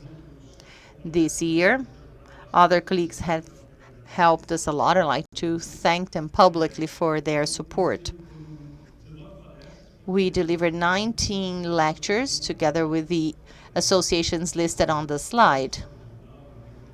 Different meetings of NetCom, ProNet, Abra Multi. In all these meetings, we delivered 19 lectures in total, 1 or 2 a month. And last year, there were 10 lectures. This is cumulative remediation values from CAIDA. If you're familiar with this tool, you've probably seen this before. The remediation curve, the correction of spoofing problems, and this is for the world. You can find that at CAIDA website. I just removed the data for Brazil. This is the data for Brazil in blue. Until the beginning of the program, the problems were solved isolatedly. We would solve one problem here, then another problem in 2 months. But once you started working with the community, you see that things improved significantly. This is a fact. It shows us that the actions that we are implementing are being successful. Does that solve our problems? No, there's a lot yet to be done. There are a lot of networks where spoofing is not implemented yet. Let me share you some numbers. In May 2018, large operators with 575,000 IPs and services that were poorly configured, and ISPs and ASNs total 148,000 in corporate environments in an 80-20 ratio. Today, end of November, we had 107,000 in large carriers and 170,000 for corporate ISPs and ASNs. There was a major network here, an operator here, and we started working with the bigger ones, and now we're working more with the regional ones. Why has this number increased? Because regional operators did not correct many of their problems. And we started notifying other protocols about other protocols too, like UBNT, for example, and WS Discovery. In total, in this 1.5 year period, we were able to achieve a 62% reduction of poorly configured IPs in the network. When we segment the notified IPs, as you'll see in the chart, I always separate large operators from regional ISPs and also corporate ASNs. 60%, well, the ratio is 39-61 today. It used to be 80-20, today 39-61. So there are more notifications for regional providers than for large carriers or operators. So as to the segmentation, 60% are for ISPs and 1% corporate. Most of them are cases that happen in ISPs, 39% in carriers. And this is the segmentation of ASNs in Brazil. Here are some figures for each month. Here are the top 5, the ones that are more vulnerable.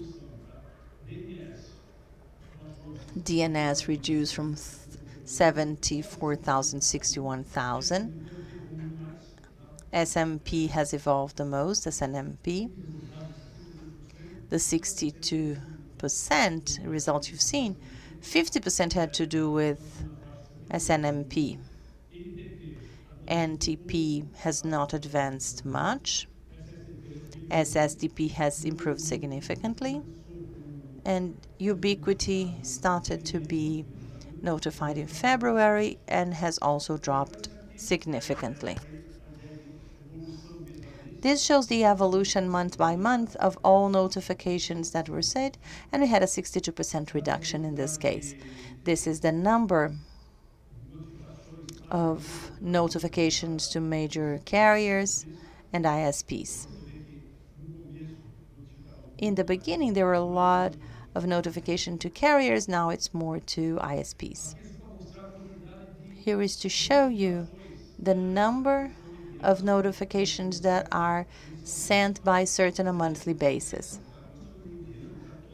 We are sending 14,000 notifications. That is a lot. Most of the notifications are to ISPs.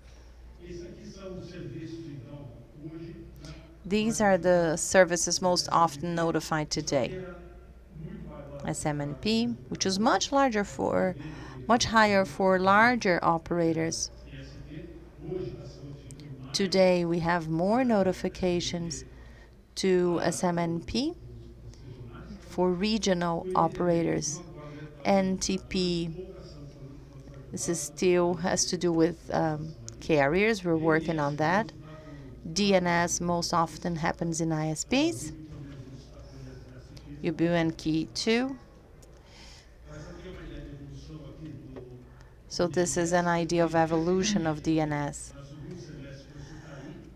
Recently, in the second half of the year, it started to drop. This has to do with the work we've had with the providers in this period, the fact that we have delivered training sessions and lectures. Here you can see that SNMP has more notifications. What is worrisome here is that there is a slight trend of increase here. We are paying attention on that. NTP, large carriers, has dropped a little bit, but not considerably. SSDP has reduced considerably. Port map also with a trend of reduction. UBNT also reduced significantly. I just wanted you to understand that what we do there is to follow up the actions and work on the actions that stem from our measurements. This is the link to our website. This website basically has three areas. One has to do with amplification notifications of vulnerable services provided by CERT, another area related to manners, and another area for hardware. So if you get into these different segments of the website, you will see recommendations of NIC to solve these issues.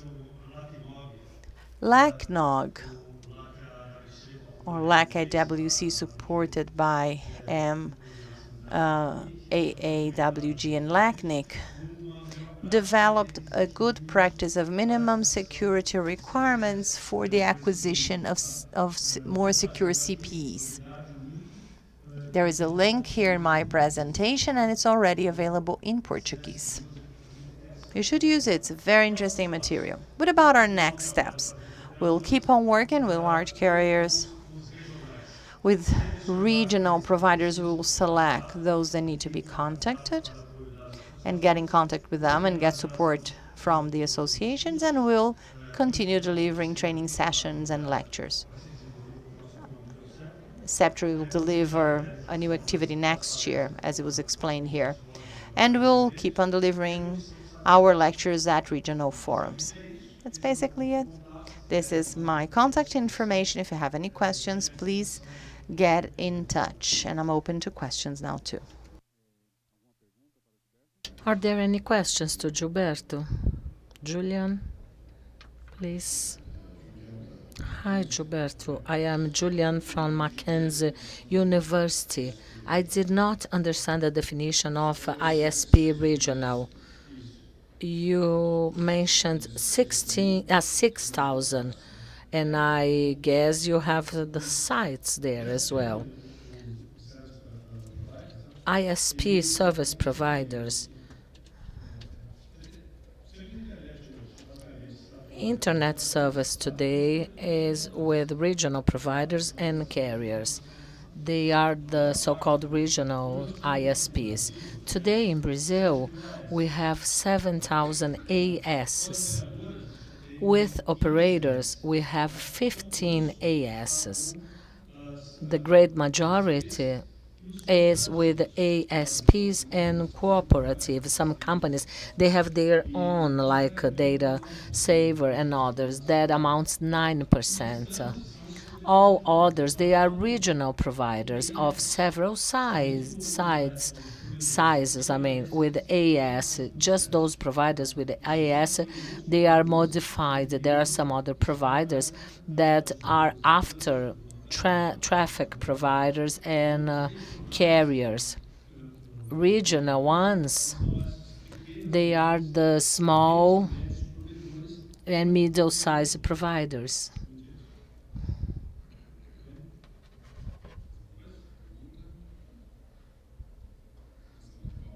Big round of applause to Gilberto.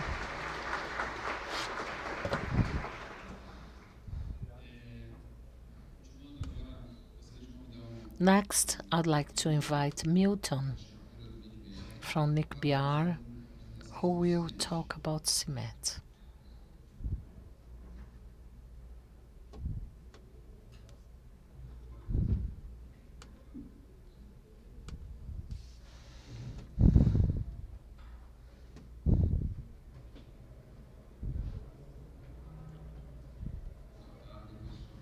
Hello there.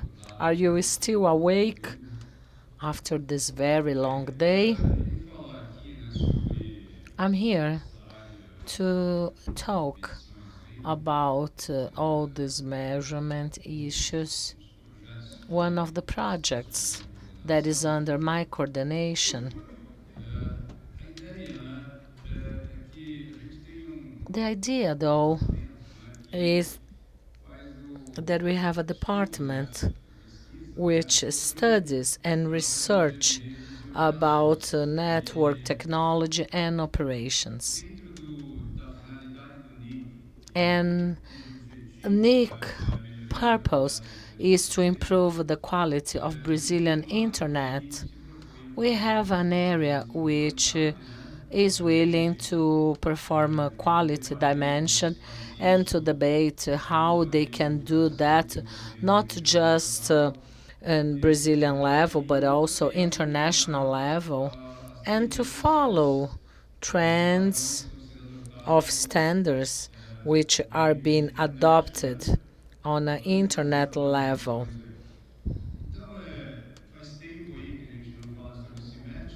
So it's been quite a while that we do not talk about CIMET after all the restructure, and now we'll show you what were the alterations that were conducted. So within this measurement field, the goal is to measure, but you have to follow some principles. We follow international standards, and we were highly, in the ITF standard, LMAP, as well as some other standards which are applied, which are internet standards. They develop softwares, and based on what they sell, they make that available. That generates some results, and they try to understand if there is any correlation to any other internal data. And the idea behind it is to suggest improvements that can lead to a better internet. As part of that sample, we lack of a higher level of measurements. They are conducted in a voluntary manner. They are carried out based on agreements that we establish with some institutions. So depending on the volume of samples, we can perform a study regional. And if we have more samples on a state level, or even on a municipality level. And we also have statistics, which is responsible for all ICTs. And we try to correlate data to our statistics sectors. And with that, we try to find some information which may be correlated there. With those correlations in mind, I suggest some actions of public policies. Just to highlight some of our agreements that we have with the City Hall of São Paulo, where we measure sites. Right in the beginning, the quality was pretty bad. And thanks to this action, we managed that the City Hall would talk to service providers and end up offering a better service. It's useless doing public policy if you do not monitor what you are doing. And what are we measuring ultimately? Basic measures such as velocity, package loss, jitter, latency. These are our main metrics, which are part of the analysis. And some of them are carried out with the T1 technology type. Ceptro.br in numbers. We know that in IX we have around 1,500 autonomous IX traffic. We have at CIMET over 2.5 million IPs, different IPs, performing measurements. We also have servers in different 30 sites. We are missing just one site to conclude IX. This is the only measurement which is totally ours. I mean, there is no other measurement infrastructure which is third party. This is all ours.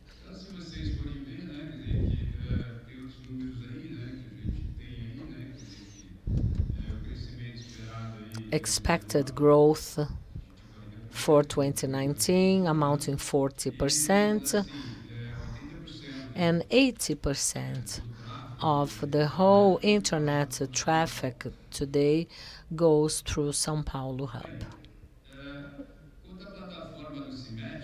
How about the CIMET platform? We have the web indicators, the mobile layer, including Androids and iPhones, as well as softwares to be installed at machines. And we also have hardwares which are domestic sorter that can allow software, CIMET softwares, to be embedded in the software for measurement purpose. If you this under measurement, which addresses package losses, as they use web technology, we all know that this technology works over HTTP platform, which runs on TCP, which is a secure transmission. And how can you measure package transmission over TCP? There is a technology which we can use with our browser and send DP packages, and that is available at our main browsers, but there is a technique to do it. So today we might be the only web measurement tool which is able to measure packages thanks to this technology over WebRTC. Mobile, we have different ways to measure it, and we can also differentiate 3G from 4G network once we collect different indicators during measurement. Information can be processed, and then we can understand if that comes from a 3G or 4G network. We have got a partnership with the Fiesp, and the purpose of this partnership is to give a more intuitive approach to our users. There is a different way to visualize that software. It's users-friendly. There is a doll which will get mad when the internet is weak and a happy face when the internet is strong enough.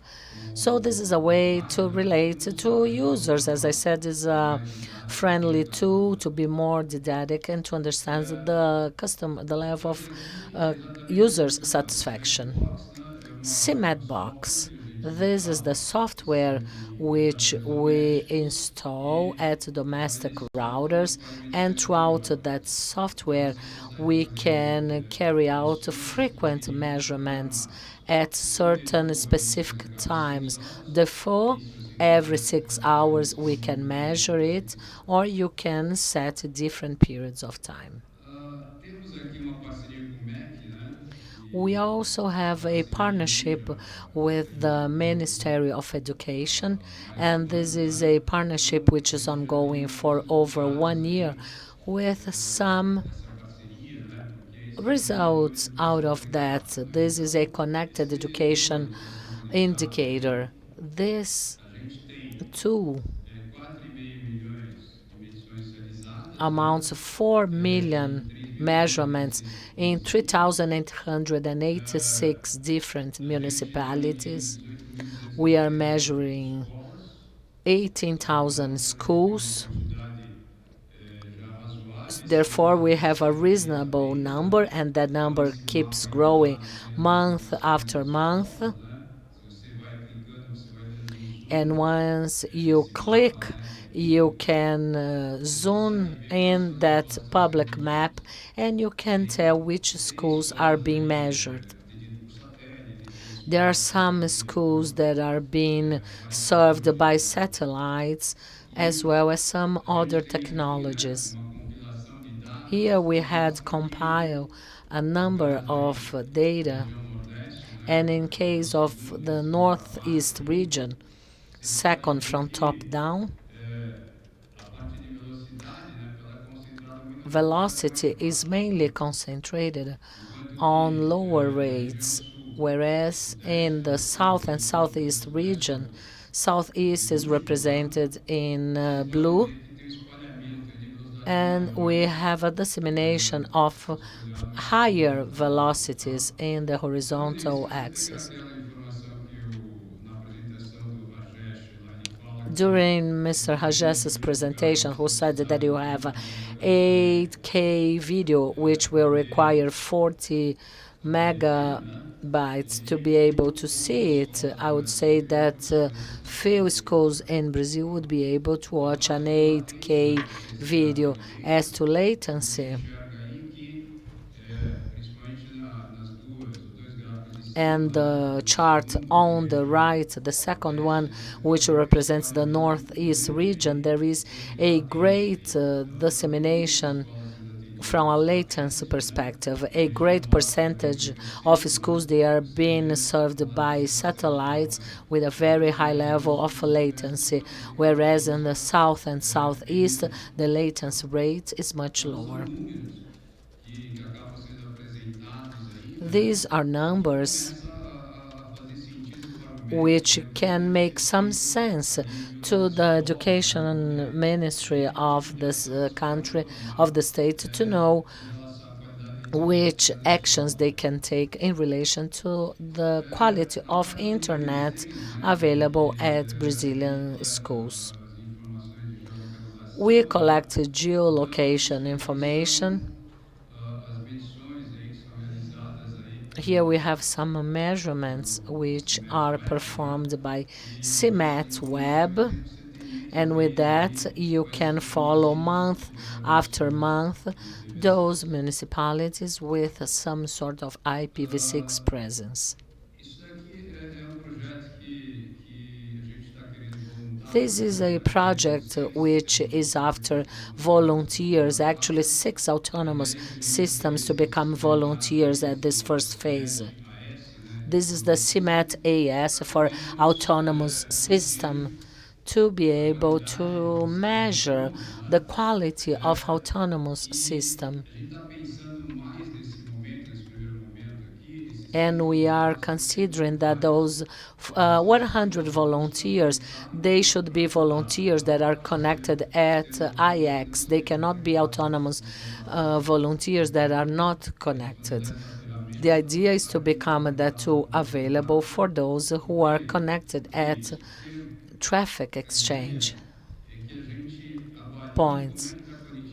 We have to understand the level of connectivity of this participant in terms of internet exchange point. So the measurement servers will be available at the IXs to assess the quality of autonomous systems as to exchange, traffic exchange point.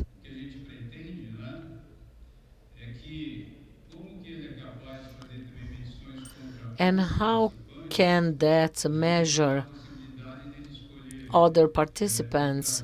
We will allow the possibility to choose another 9 participants to perform other sort of measurements according to the desired frequency. This is an ongoing project. We are after volunteers. Those of you who would like, to become a volunteer, please offer yourself and we'll get in touch with you so we can offer that software to you. This is a software that you install at your own machines. We will not offer any machine, but rather the software for you to install at your machine, and then you'll be able to make any measurement that we have in our traffic exchange points. And we foresee that in addition to possible measurements with T1, we have the 3C round and anti-spoofing filtering. We want to know how that is going, as long as you also want to know. From architecture standpoint, we'll have servers in our installation. Processes, they will be all centralized at our data center, and we hope with that to visualize your quality in terms of traffic exchange point. And then you'll be able to measure not only yours, but some other participants that you desire. So you can be beta testers. And then there is a novelty. This is São Paulo EX. We have probes now at all peaks, measuring between peaks to know what is the latency between peaks. And once we diagnose or detect any latency time, the team can interfere faster. The idea is to follow the IX quality so the operational team can act closer to the infrastructure. We are using state-of-art technology, Ubernet, Kafka, Cassandra. That is a orchestrated infrastructure where the system itself recovers by itself and it's quite friendly to operate. It's fully automated, all procedures.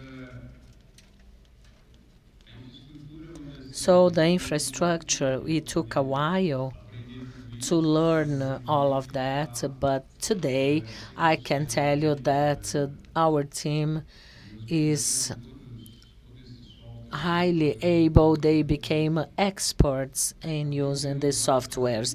We have a number of partnerships, especially internally with CETIC.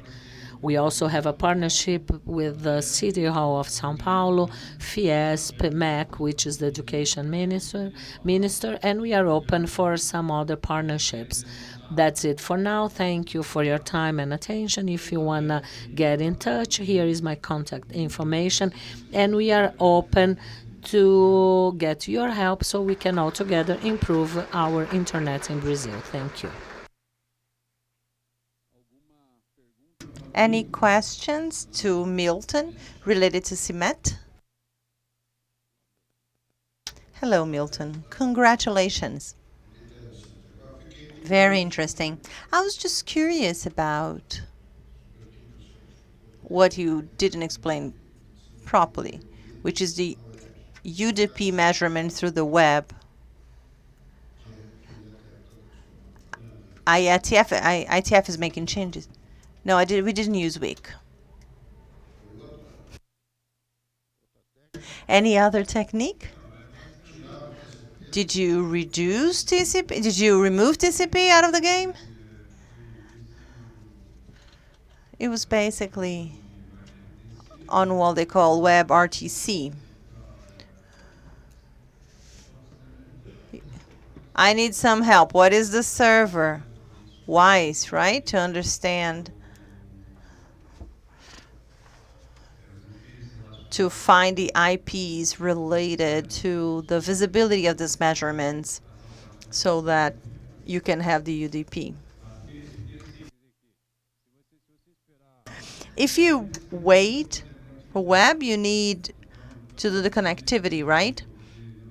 So the way of not doing this connectivity is you have to inform the IP. It is imported, then you can have the UDP measurement.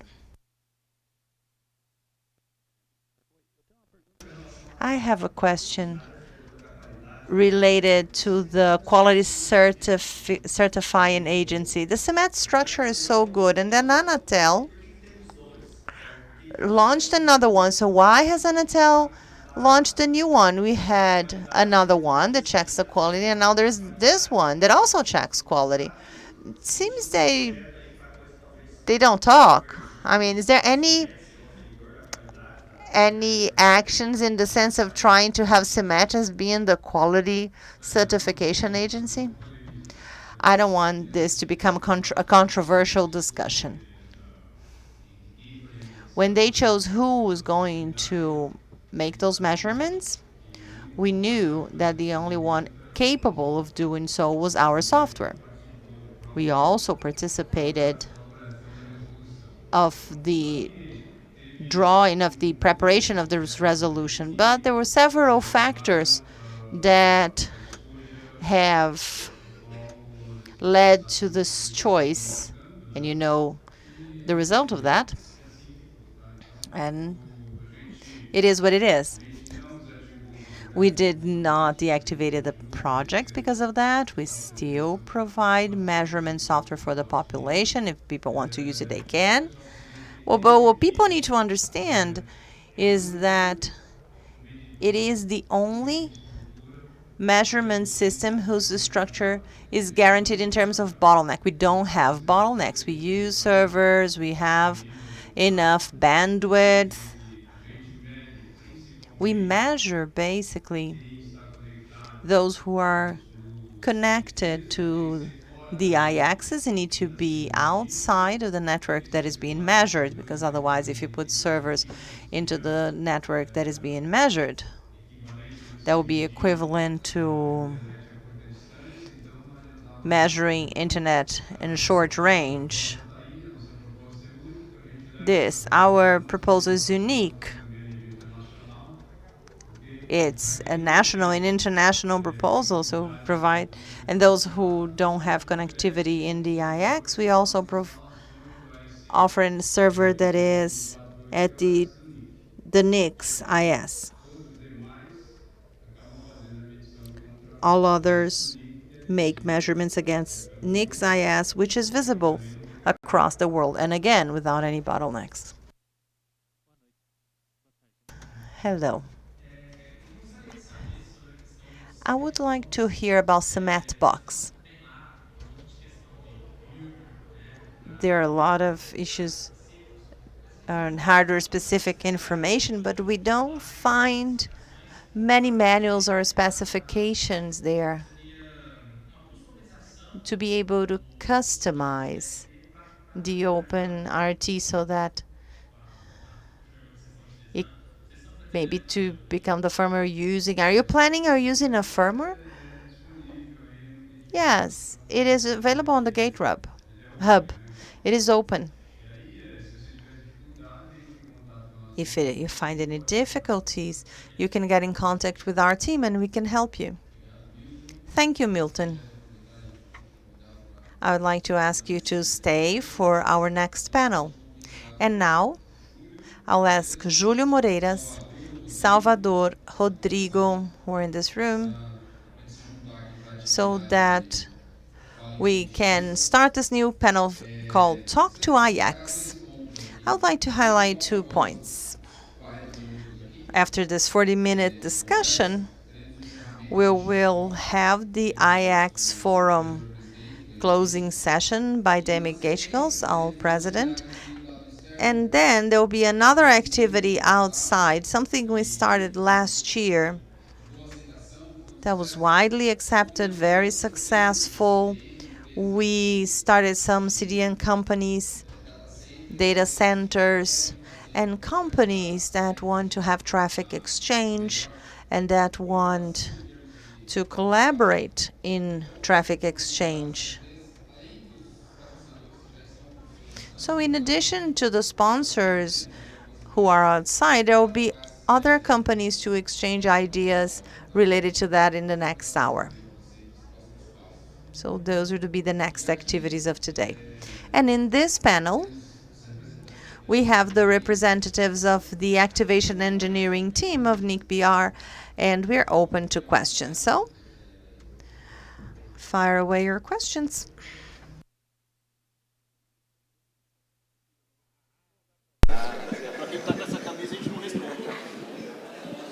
Por que está todo mundo rindo? Eles vieram uniformizados, hein? You see, they came with uniforms. They came on uniform, yeah. We would like to start by thanking you and congratulating you for your 15th anniversary. We'd like to thank you and to give you a gift, a small token of our appreciation. Just brought, for some of you, we have brought you a t-shirt, a jersey. And at the same time, we'd like to make you a request. Moreira's lost a lot of weight, and this one might look big on him. And at the same time, we're making a request.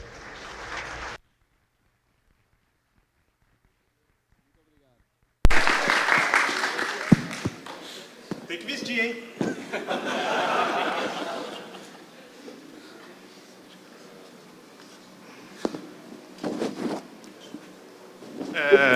Bom, o pedido está feito aí, mais colegas vão falar.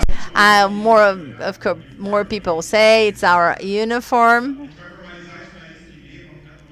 And we don't want to spend a lot of time, so we will make a very detailed suggestion by email to you, but it's to help everyone. I would like to make a request related to making the API available for participants and the locations of iAccess. We have your colleague that used to be of IXBR who is now in Amsterdam. Also, there's a protocol standardized for that. I would like to know if you have any plans on when this become in force. Those who were wearing the jersey of our group, please stand.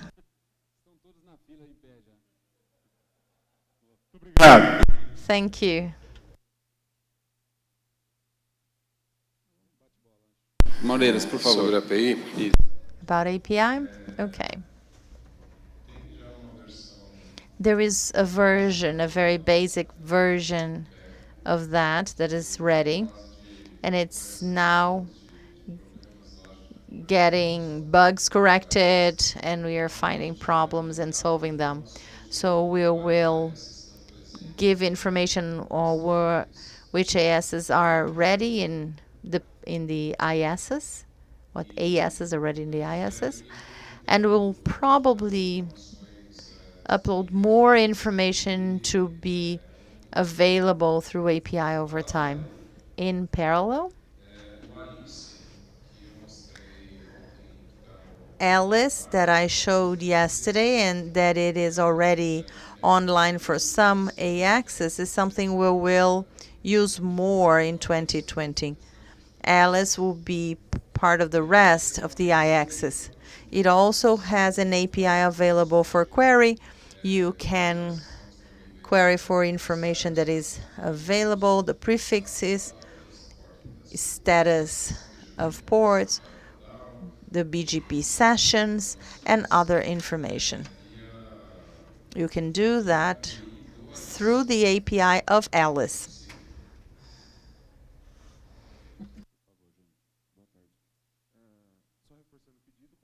Isso a gente gostaria muito de ter Jumbo Frame.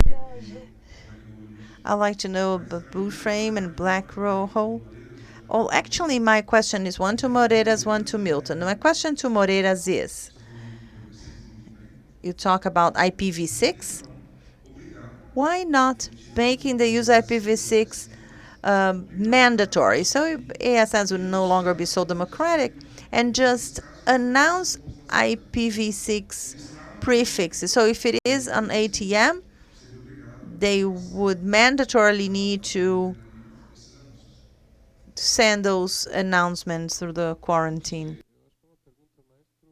I think that's a question to Milton. It's a more conceptual question related to IX. As our policy in this past 15 years of BR, we don't want our participants to be obliged to do anything. They don't have to do anything. They can use the platform the way is more convenient to them. So I think that if you make it mandatory, then they will no longer have this freedom. But it's something we could discuss. As I mentioned before when I told about the history of NICBR, of IPBR, when we run the first node on FAPESP and we made everyone to communicate through there, some people did not want to exchange traffic with everyone. So they decided to negotiate with other companies, and other traffic exchange points were created because it was mandatory. So we learned our lesson back then. We don't have to force people or to force companies to do what they don't want to do. We try to convince them. I think that's the best thing we can do. Try to say, well, this is good. This is not just an investment that you're making now. Actually, this means savings for the future. If they see it like this, it's like an equipment that you might install today and then remove tomorrow. So it's a silly investment, right? If you can move your traffic to IPv6, that's the best thing you could do. So there are several arguments we can use, arguments that have shown to be stronger than we can use. Carriers want to move to IPv6 because they have their eyes on the market in the future, IoT, 5G. They see that. They're not doing that because IPv6 is nice. They believe it is necessary. They'll have cost reduction. They'll have the market of the future. It's a matter of vision. It's something that you should understand too. It's as simple as that. People, those who do not have, an open mind, there's nothing you can do about it. And the number of people who ask not to close a session with IPv6 is very small. Even when they don't ask, we allocate the IP, they just configure that and upload and no problem. The second question is not a question, is a request.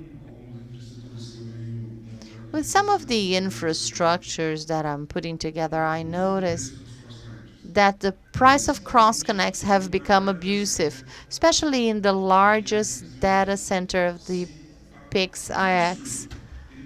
First, they ask, what is the speed of the port you're going to enable on the PIX? Data centers don't need to know that. They just need to give you the connection point and you can connect 1 gig or 100 gig. If you ask for a cross to PIX, it costs 3,000 reais. And if you ask to any other hack in the same data center, is 1,000 reais. I'm not saying that IX should put a price to the products of data centers, but in my perspective, IX should talk to them. Because SerPix brings a lot of volume to data center.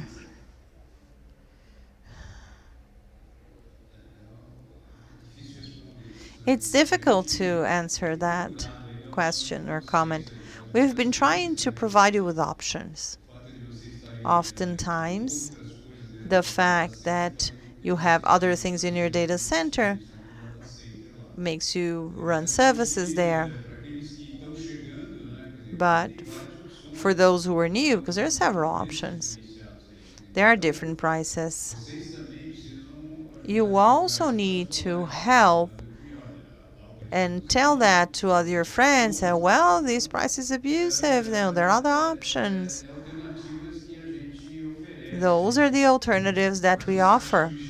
But don't you think that IX can do nothing about that? Well, we can try, but we cannot enforce it. We can try it. We have received this complaint before. We have discussed about it, but you know very well that these are the things that people say that this is a determination from the headquarters. Those are things that we'll need to talk more over time. One of the initiatives that we take every time we establish a new site, we make a major effort to find a presence point that is neutral, at least at first. If it is the only one, that is non-profit, maybe a university or a research center. So we make this effort to do exactly what you're saying, trying to favor the growth of that site and try to benefit those who are trying to connect. We have initiatives like this. Now, for an already existing location, we try to create diversity. Thank you and congratulations on the 15 years. And congratulations on your project. The work you do is enviable. I am Iobi. About what it says in our jersey. Black hole and jumbo frame are present in IP traffic, a much more complex and diverse environment than IX. So in this microcosmos of I think it's technologically possible to have jumbo frame without any side effect, or I am to use consensus, and the same is true for black hole. But our old request that remains among participants is to have, for those who were in the data center remotely, still in 2019, it will be important to standardize the options with vendors of bidirectional models so that through a pair of fibers, you could have 2 ports of 2 gigas or other sizes. I think it was discussed once, but I'd like to say that we still need it. So please, have that in mind when you discuss with vendors. Thank you.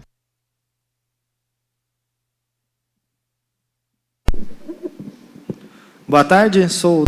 Hi there, I am Daniel from CGI Networks. First of all, let me congratulate you all for your 15 years, and once again, let me confirm the jumbo frame black hole. And secondly, I would like to thank you all. As in the past event, we asked you for a status page, and you did that. This is under production and is so useful. If we have any problem with iAccess, we know that there is a drop with the Telegram. Everybody keeps, talking one to another. Has that dropped? Now, if someone asks, we just submit the status link.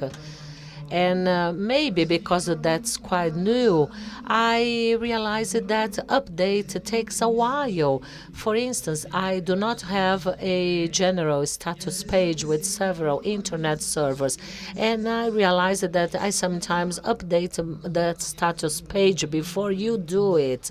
So in the past failure, it took around half an hour. It may sound as not much time, but people, they get annoyed and they are not quite sure what dropped. So this is just a feedback. If possible, before analyzing the problem, maybe you could double check if you have stability or not before you start with troubleshoot. And if possible, update your status page even before you start your troubleshooting. And that's it. But thanks so much. Congrats for the 8 terabytes. And that's it. Thank you. Well, time update. I agree, we have to be a bit faster, but sometimes we are so worried to understand what's going on, to share with all of you what the problem is. And sometimes it takes a while internally to confirm what the problem is. But I understand that in some cases we can maybe, submit a faster message before we know exactly what's going on. Something general, like we have instability here or there, just to decrease that level of anxiety that is raised whenever we have a drop. Actually, the official launching was yesterday. We were first just implementing that tool internally. But thank you so much for your feedback. We will do our best to improve and to speed up that warning. In fact, that was very, very useful. And thanks again. Just a comment. I think Thiago Bonfim from Bahia, he asked us to work on updates. Sites updates, that is done manually, and sometimes you may see last update a month ago, probably because there was no event or any sort of incident happened in the meantime. With the RNP sites, we have to improve the process, I understand. Today that is done throughout NOC. We have to advise them that there is a problem, and later on we will see if it's possible that people from their site, they can do themselves the register, if they can register the problem. I am from Acton Networks. My name is André Diaz. I don't want to sound very redundant, but anyhow, I will ask. And congratulations to all of you for the 8 Tera and for the 15 years. Frame request and support to Black Hole in the IX.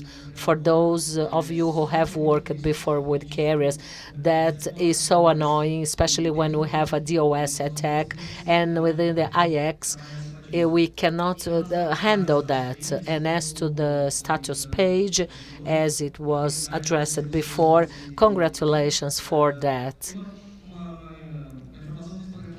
And maybe a suggestion in case if you have any failure or anything like that, maybe you could set investigation status. We were informed that there is a problem, but we are not quite sure, regardless if that is IXBR problem or anything external. Hi, I am Fernando Frediani. As to MTU request, I agree about that need. I don't know if you had discussed that internally before or not.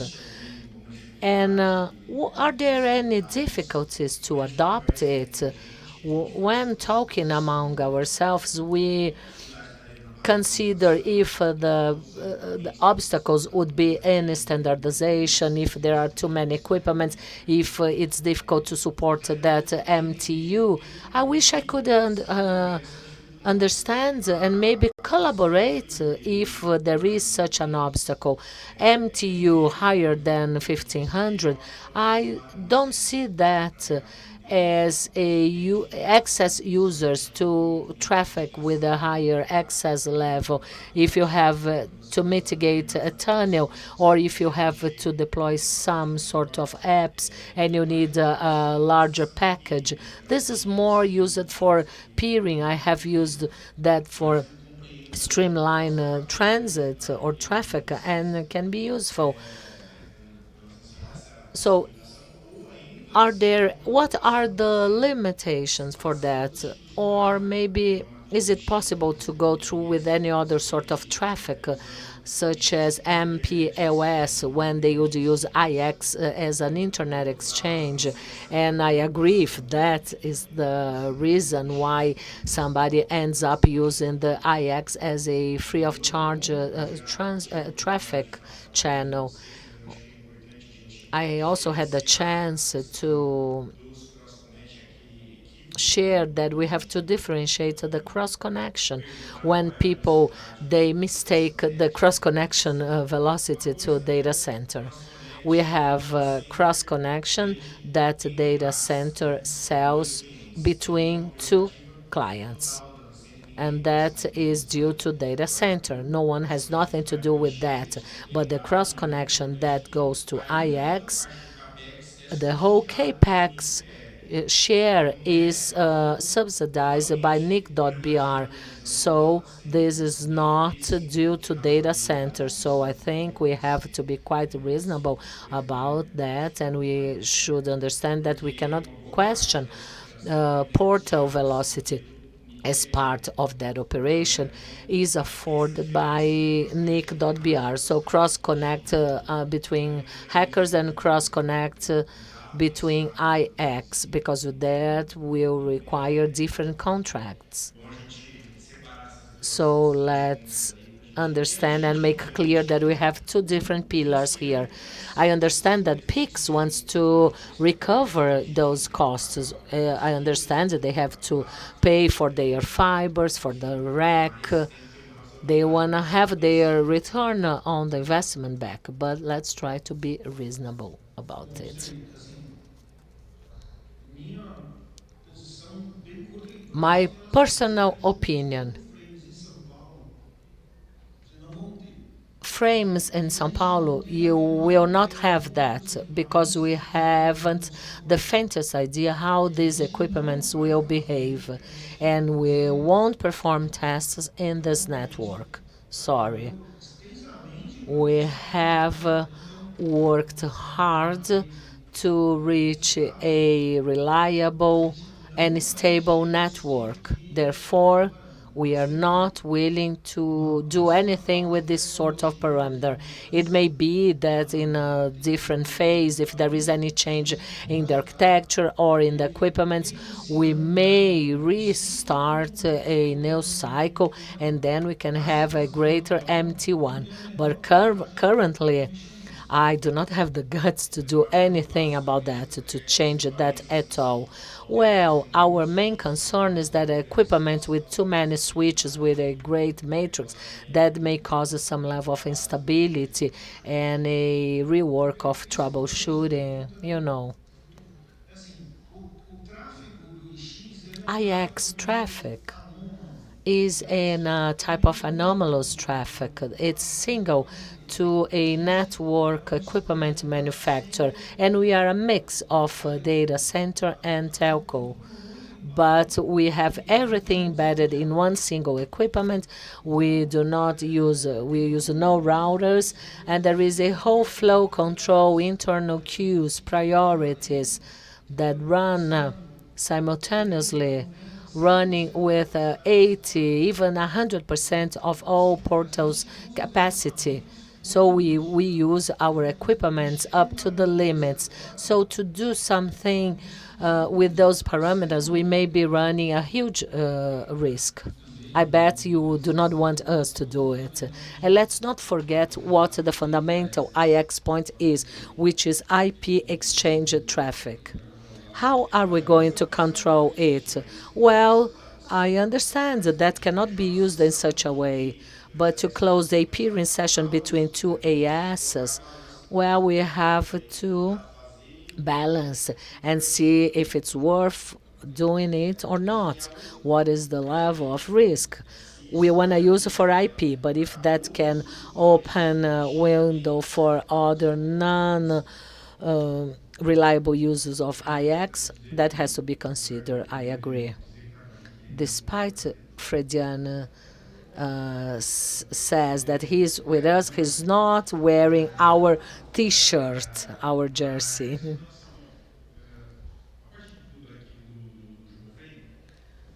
Jumbo frame. We shouldn't do anything in São Paulo. Indeed, we do not want to have any messy environment again. And for sure, we should not start in the VLAN of ATM4, even if that is in São Paulo. Let's suppose that has worked somewhere else, and then you want to start in São Paulo. Let's start with the lateral VLANs, 9,000 plus. Then you can decrease the impact. You can hold that for 2 months, fine. Then let's go to another step, MT6. Not just yourselves. Do you think if you have a higher MTU, you will be the only ones with problem? Of course not. All those companies that work with traffic and transit, they will have trouble as well. And the market as a whole will see some obstacles ahead. You said that equipment is working up to its high capacity as it processes several packages. If we increase MTU, we will decrease the packages amount as we will decrease our overhead. We should consider that, maybe. Yes, but let's not start in São Paulo. Start somewhere else. You start in a small city. Make that work right, and then if it works, then you can move it to a larger city, and you keep going like that. And to black hole, RW validation will give me the level of security that I need to disclose prefixes, and my suggestion is a suggestion of a black hole and fabric filtering, and black hole redistributing black hole announcements, because we have that there are those with no technical competence to set up a black hole in their routers.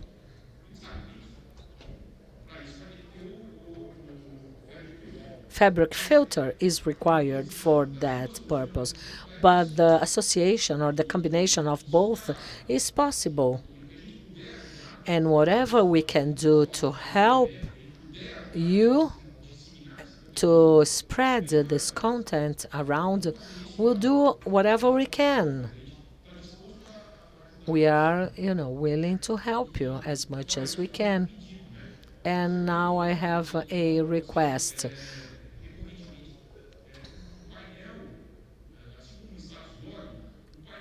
Similarly to a status blog, we could have a switch for actions compliance. This action that will take place in January or February. So make a public panel with a list of all participants. In green, fine, yellow hasn't changed, the red, something wrong happened. This is not a problem.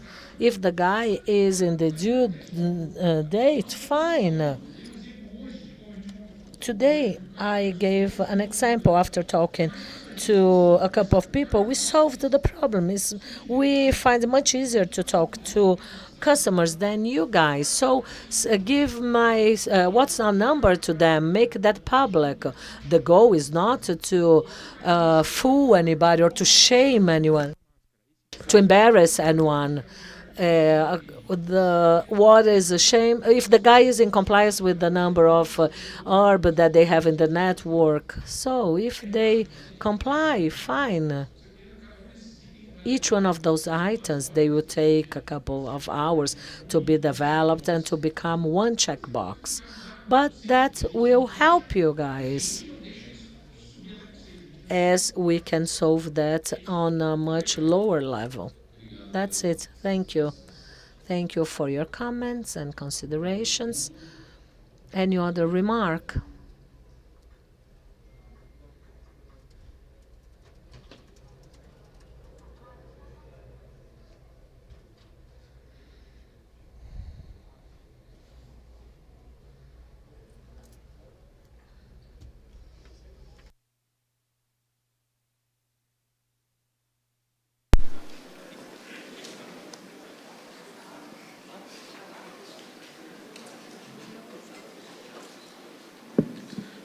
Eu acho que eu tenho I have something else to say here. My name is Daniel, and there are several peaks which can be connected automatically and become a 6 and then connect other people to peaks.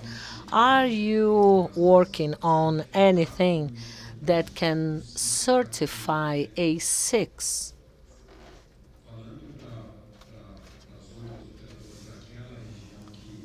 Addressing two carriers from other regions where that participant can take that with redundancy and be able to render that with a Pixis quality. Are you considering that at all? Would you like to answer, Moreiras? We wish we could conclude the implementation and to have the whole 6 list, those which operate at each one of the IXs, Internet Exchange points. We would need to change a little bit our structure to add additional information and to list what the 6 are. Maybe we could also communicate the type of 6, 1, 2, or 3, and they would fit according to the way as they connect to the peaks and how they use the traffic. But not only that, the region where that 6 is, I believe that there are too many people taking fibers to data centers, and sometimes they are not aware that there is someone close to them reaching that 6. With that, we could maybe, downgrade this volume of fibers that we see around, even in this neighborhood where we are. They have a project to have underground, but not yet. We have run an experience at the Regional IX Forum in Rio of calling PIX and 6 to communicate, and we repeated that in Fortaleza and other forums for PIX. Calling PIX is to come and introduce themselves, talk about data center, put a slide there, location, what are the services they render, what are the benefits they can bring for the users of that specific data center or operator. And in the last regional IX forum, I asked the PICs to fill in a form saying what was the region they operated, other services they provided, their capacity level. So we asked for several categories of information and contact information to share that with the participants of that region. This initiative had limited success. There were many more PICs in the region than those who fill out the document and whose information were communicated and shared in Rio. So I'd like to leave you with an invitation. As Eduardo mentioned yesterday during his presentation, there are 5 regional IX forums that are already scheduled for 2020, 1 per region. Of course, each region has several IXs and a wide variety of 6 serving each one of those IXs, but we can study maybe better format, but these events could be good both for PICs and SICs. So this is our invitation. Pay attention to that. And when you have new communication, we'll see how we'll do that. But you should also answer with the information required for us to communicate that, share this information. Maybe then we'll be able to bring something to the pages, maybe in a more perennial way. And I mean, for those SICs that wish to do so, because some SICs do not operate commercially, they're just an agreement. Maybe they don't want to show as a more generic connection option. But for those who have commercial operations and they can carry whoever they want to IX, they can provide information about the area of operation and other information they want to share. The 2 last questions, please, because we'll run out of time. Ubik again. We heard about Jobo frame, and also I'd like to hear your concerns about black hole. How can we help us? Black holing is already part of our roadmap ever since we launched the specifications on communities. We are just combining that to the validation of the origins of the announcement. So how can we do that? Using the database of the registry and other tools that will be available. Internally, we need to discuss what is the model that we'll use. That's something we still need to decide. Maybe there are some issues related to that. Maybe there will be a route service specific to treat those communities, to deal with those communities because of the size of the prefix that is going to be announced. So these are points to be discussed. And if we have questions, we can reach the community to decide that. But that's already part of our plan, at least for the past 1.5 years. We'll be in the thank you phase in the next regional IX forum? Probably yes.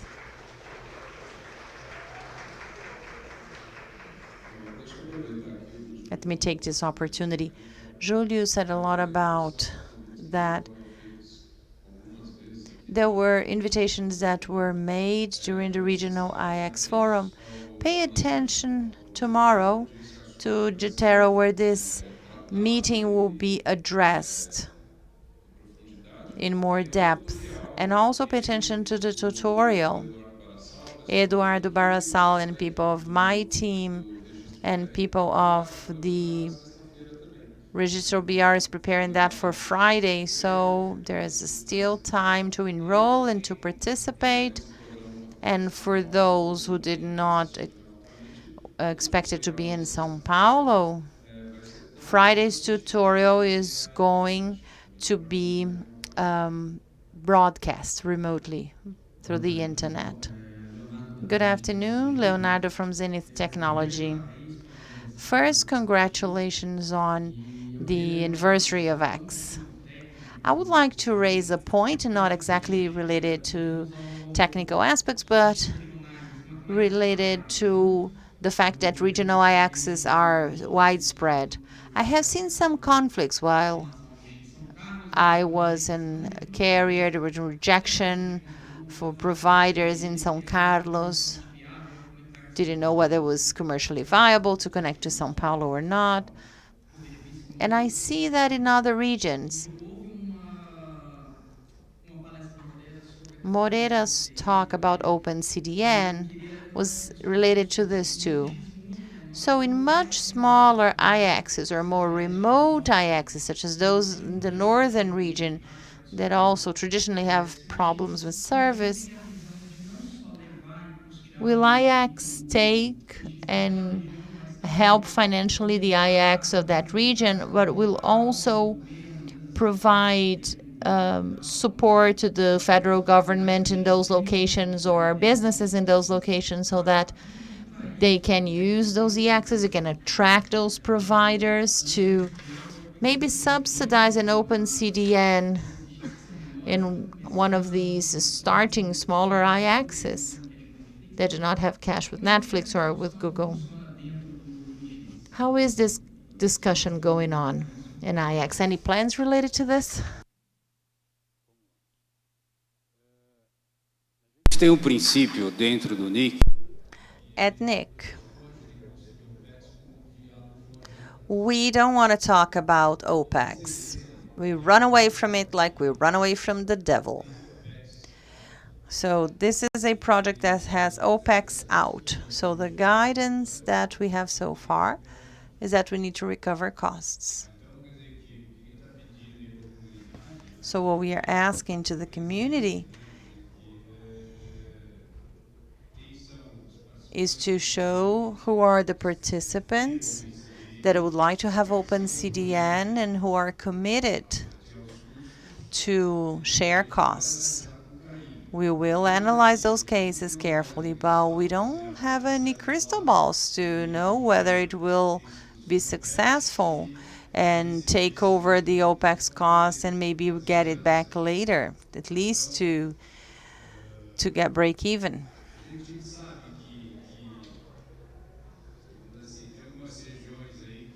We know that some regions need projects like that.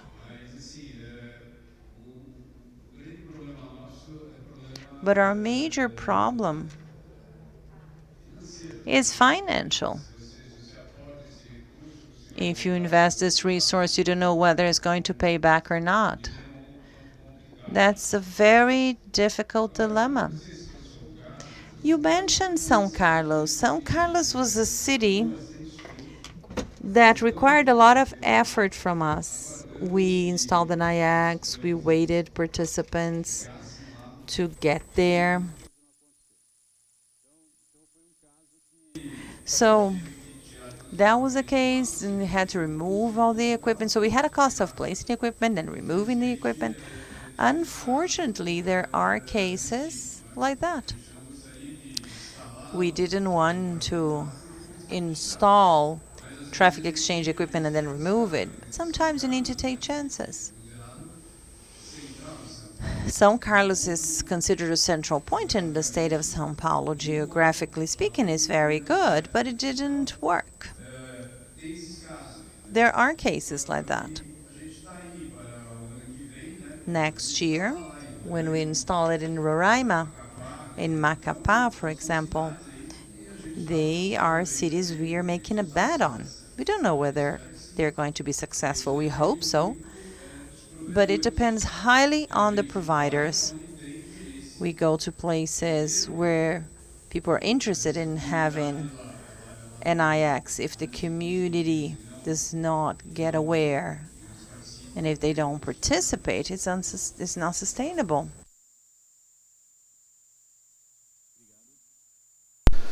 Obrigado a todos. Thank you. That was the last activity of the day. I would like to thank Demi to wrap up our IX Forum meeting. Just like to make a final comment. Today, we are activating Facebook in Fortaleza, so there's more traffic there to release to you. Let's hope you'll be successful, though it's really breaking news. Oh, we also have an external activities with CDNs and also being coordinated. I find it very important, this final comment about the last question. There are strange things about IX. Some move quickly, some drag along. It depends on the participation of the community. I do not follow that up closely, but in the city of Lajeado, the traffic levels have increased a lot, but in São Carlos, that it took so long to launch, we need to do things right. Well, we start something, but if it doesn't work out, we need to dismantle, pack, and go. Otherwise, we get into an spiraling down. It's very good to celebrate these 15 years of IX. I'm here just making believe that I was here throughout all these days. That's not true. Just was here for parts of these days. But it's very good to see people very active in doing that. This will only work out if we have this drive bottom up. We really need a community to stick together and to bind around actions for the internet. So thank you very much for those who attended, and I hope there are beers outside. Tomorrow there's a GTR meeting. I hope to see you there. Thank you.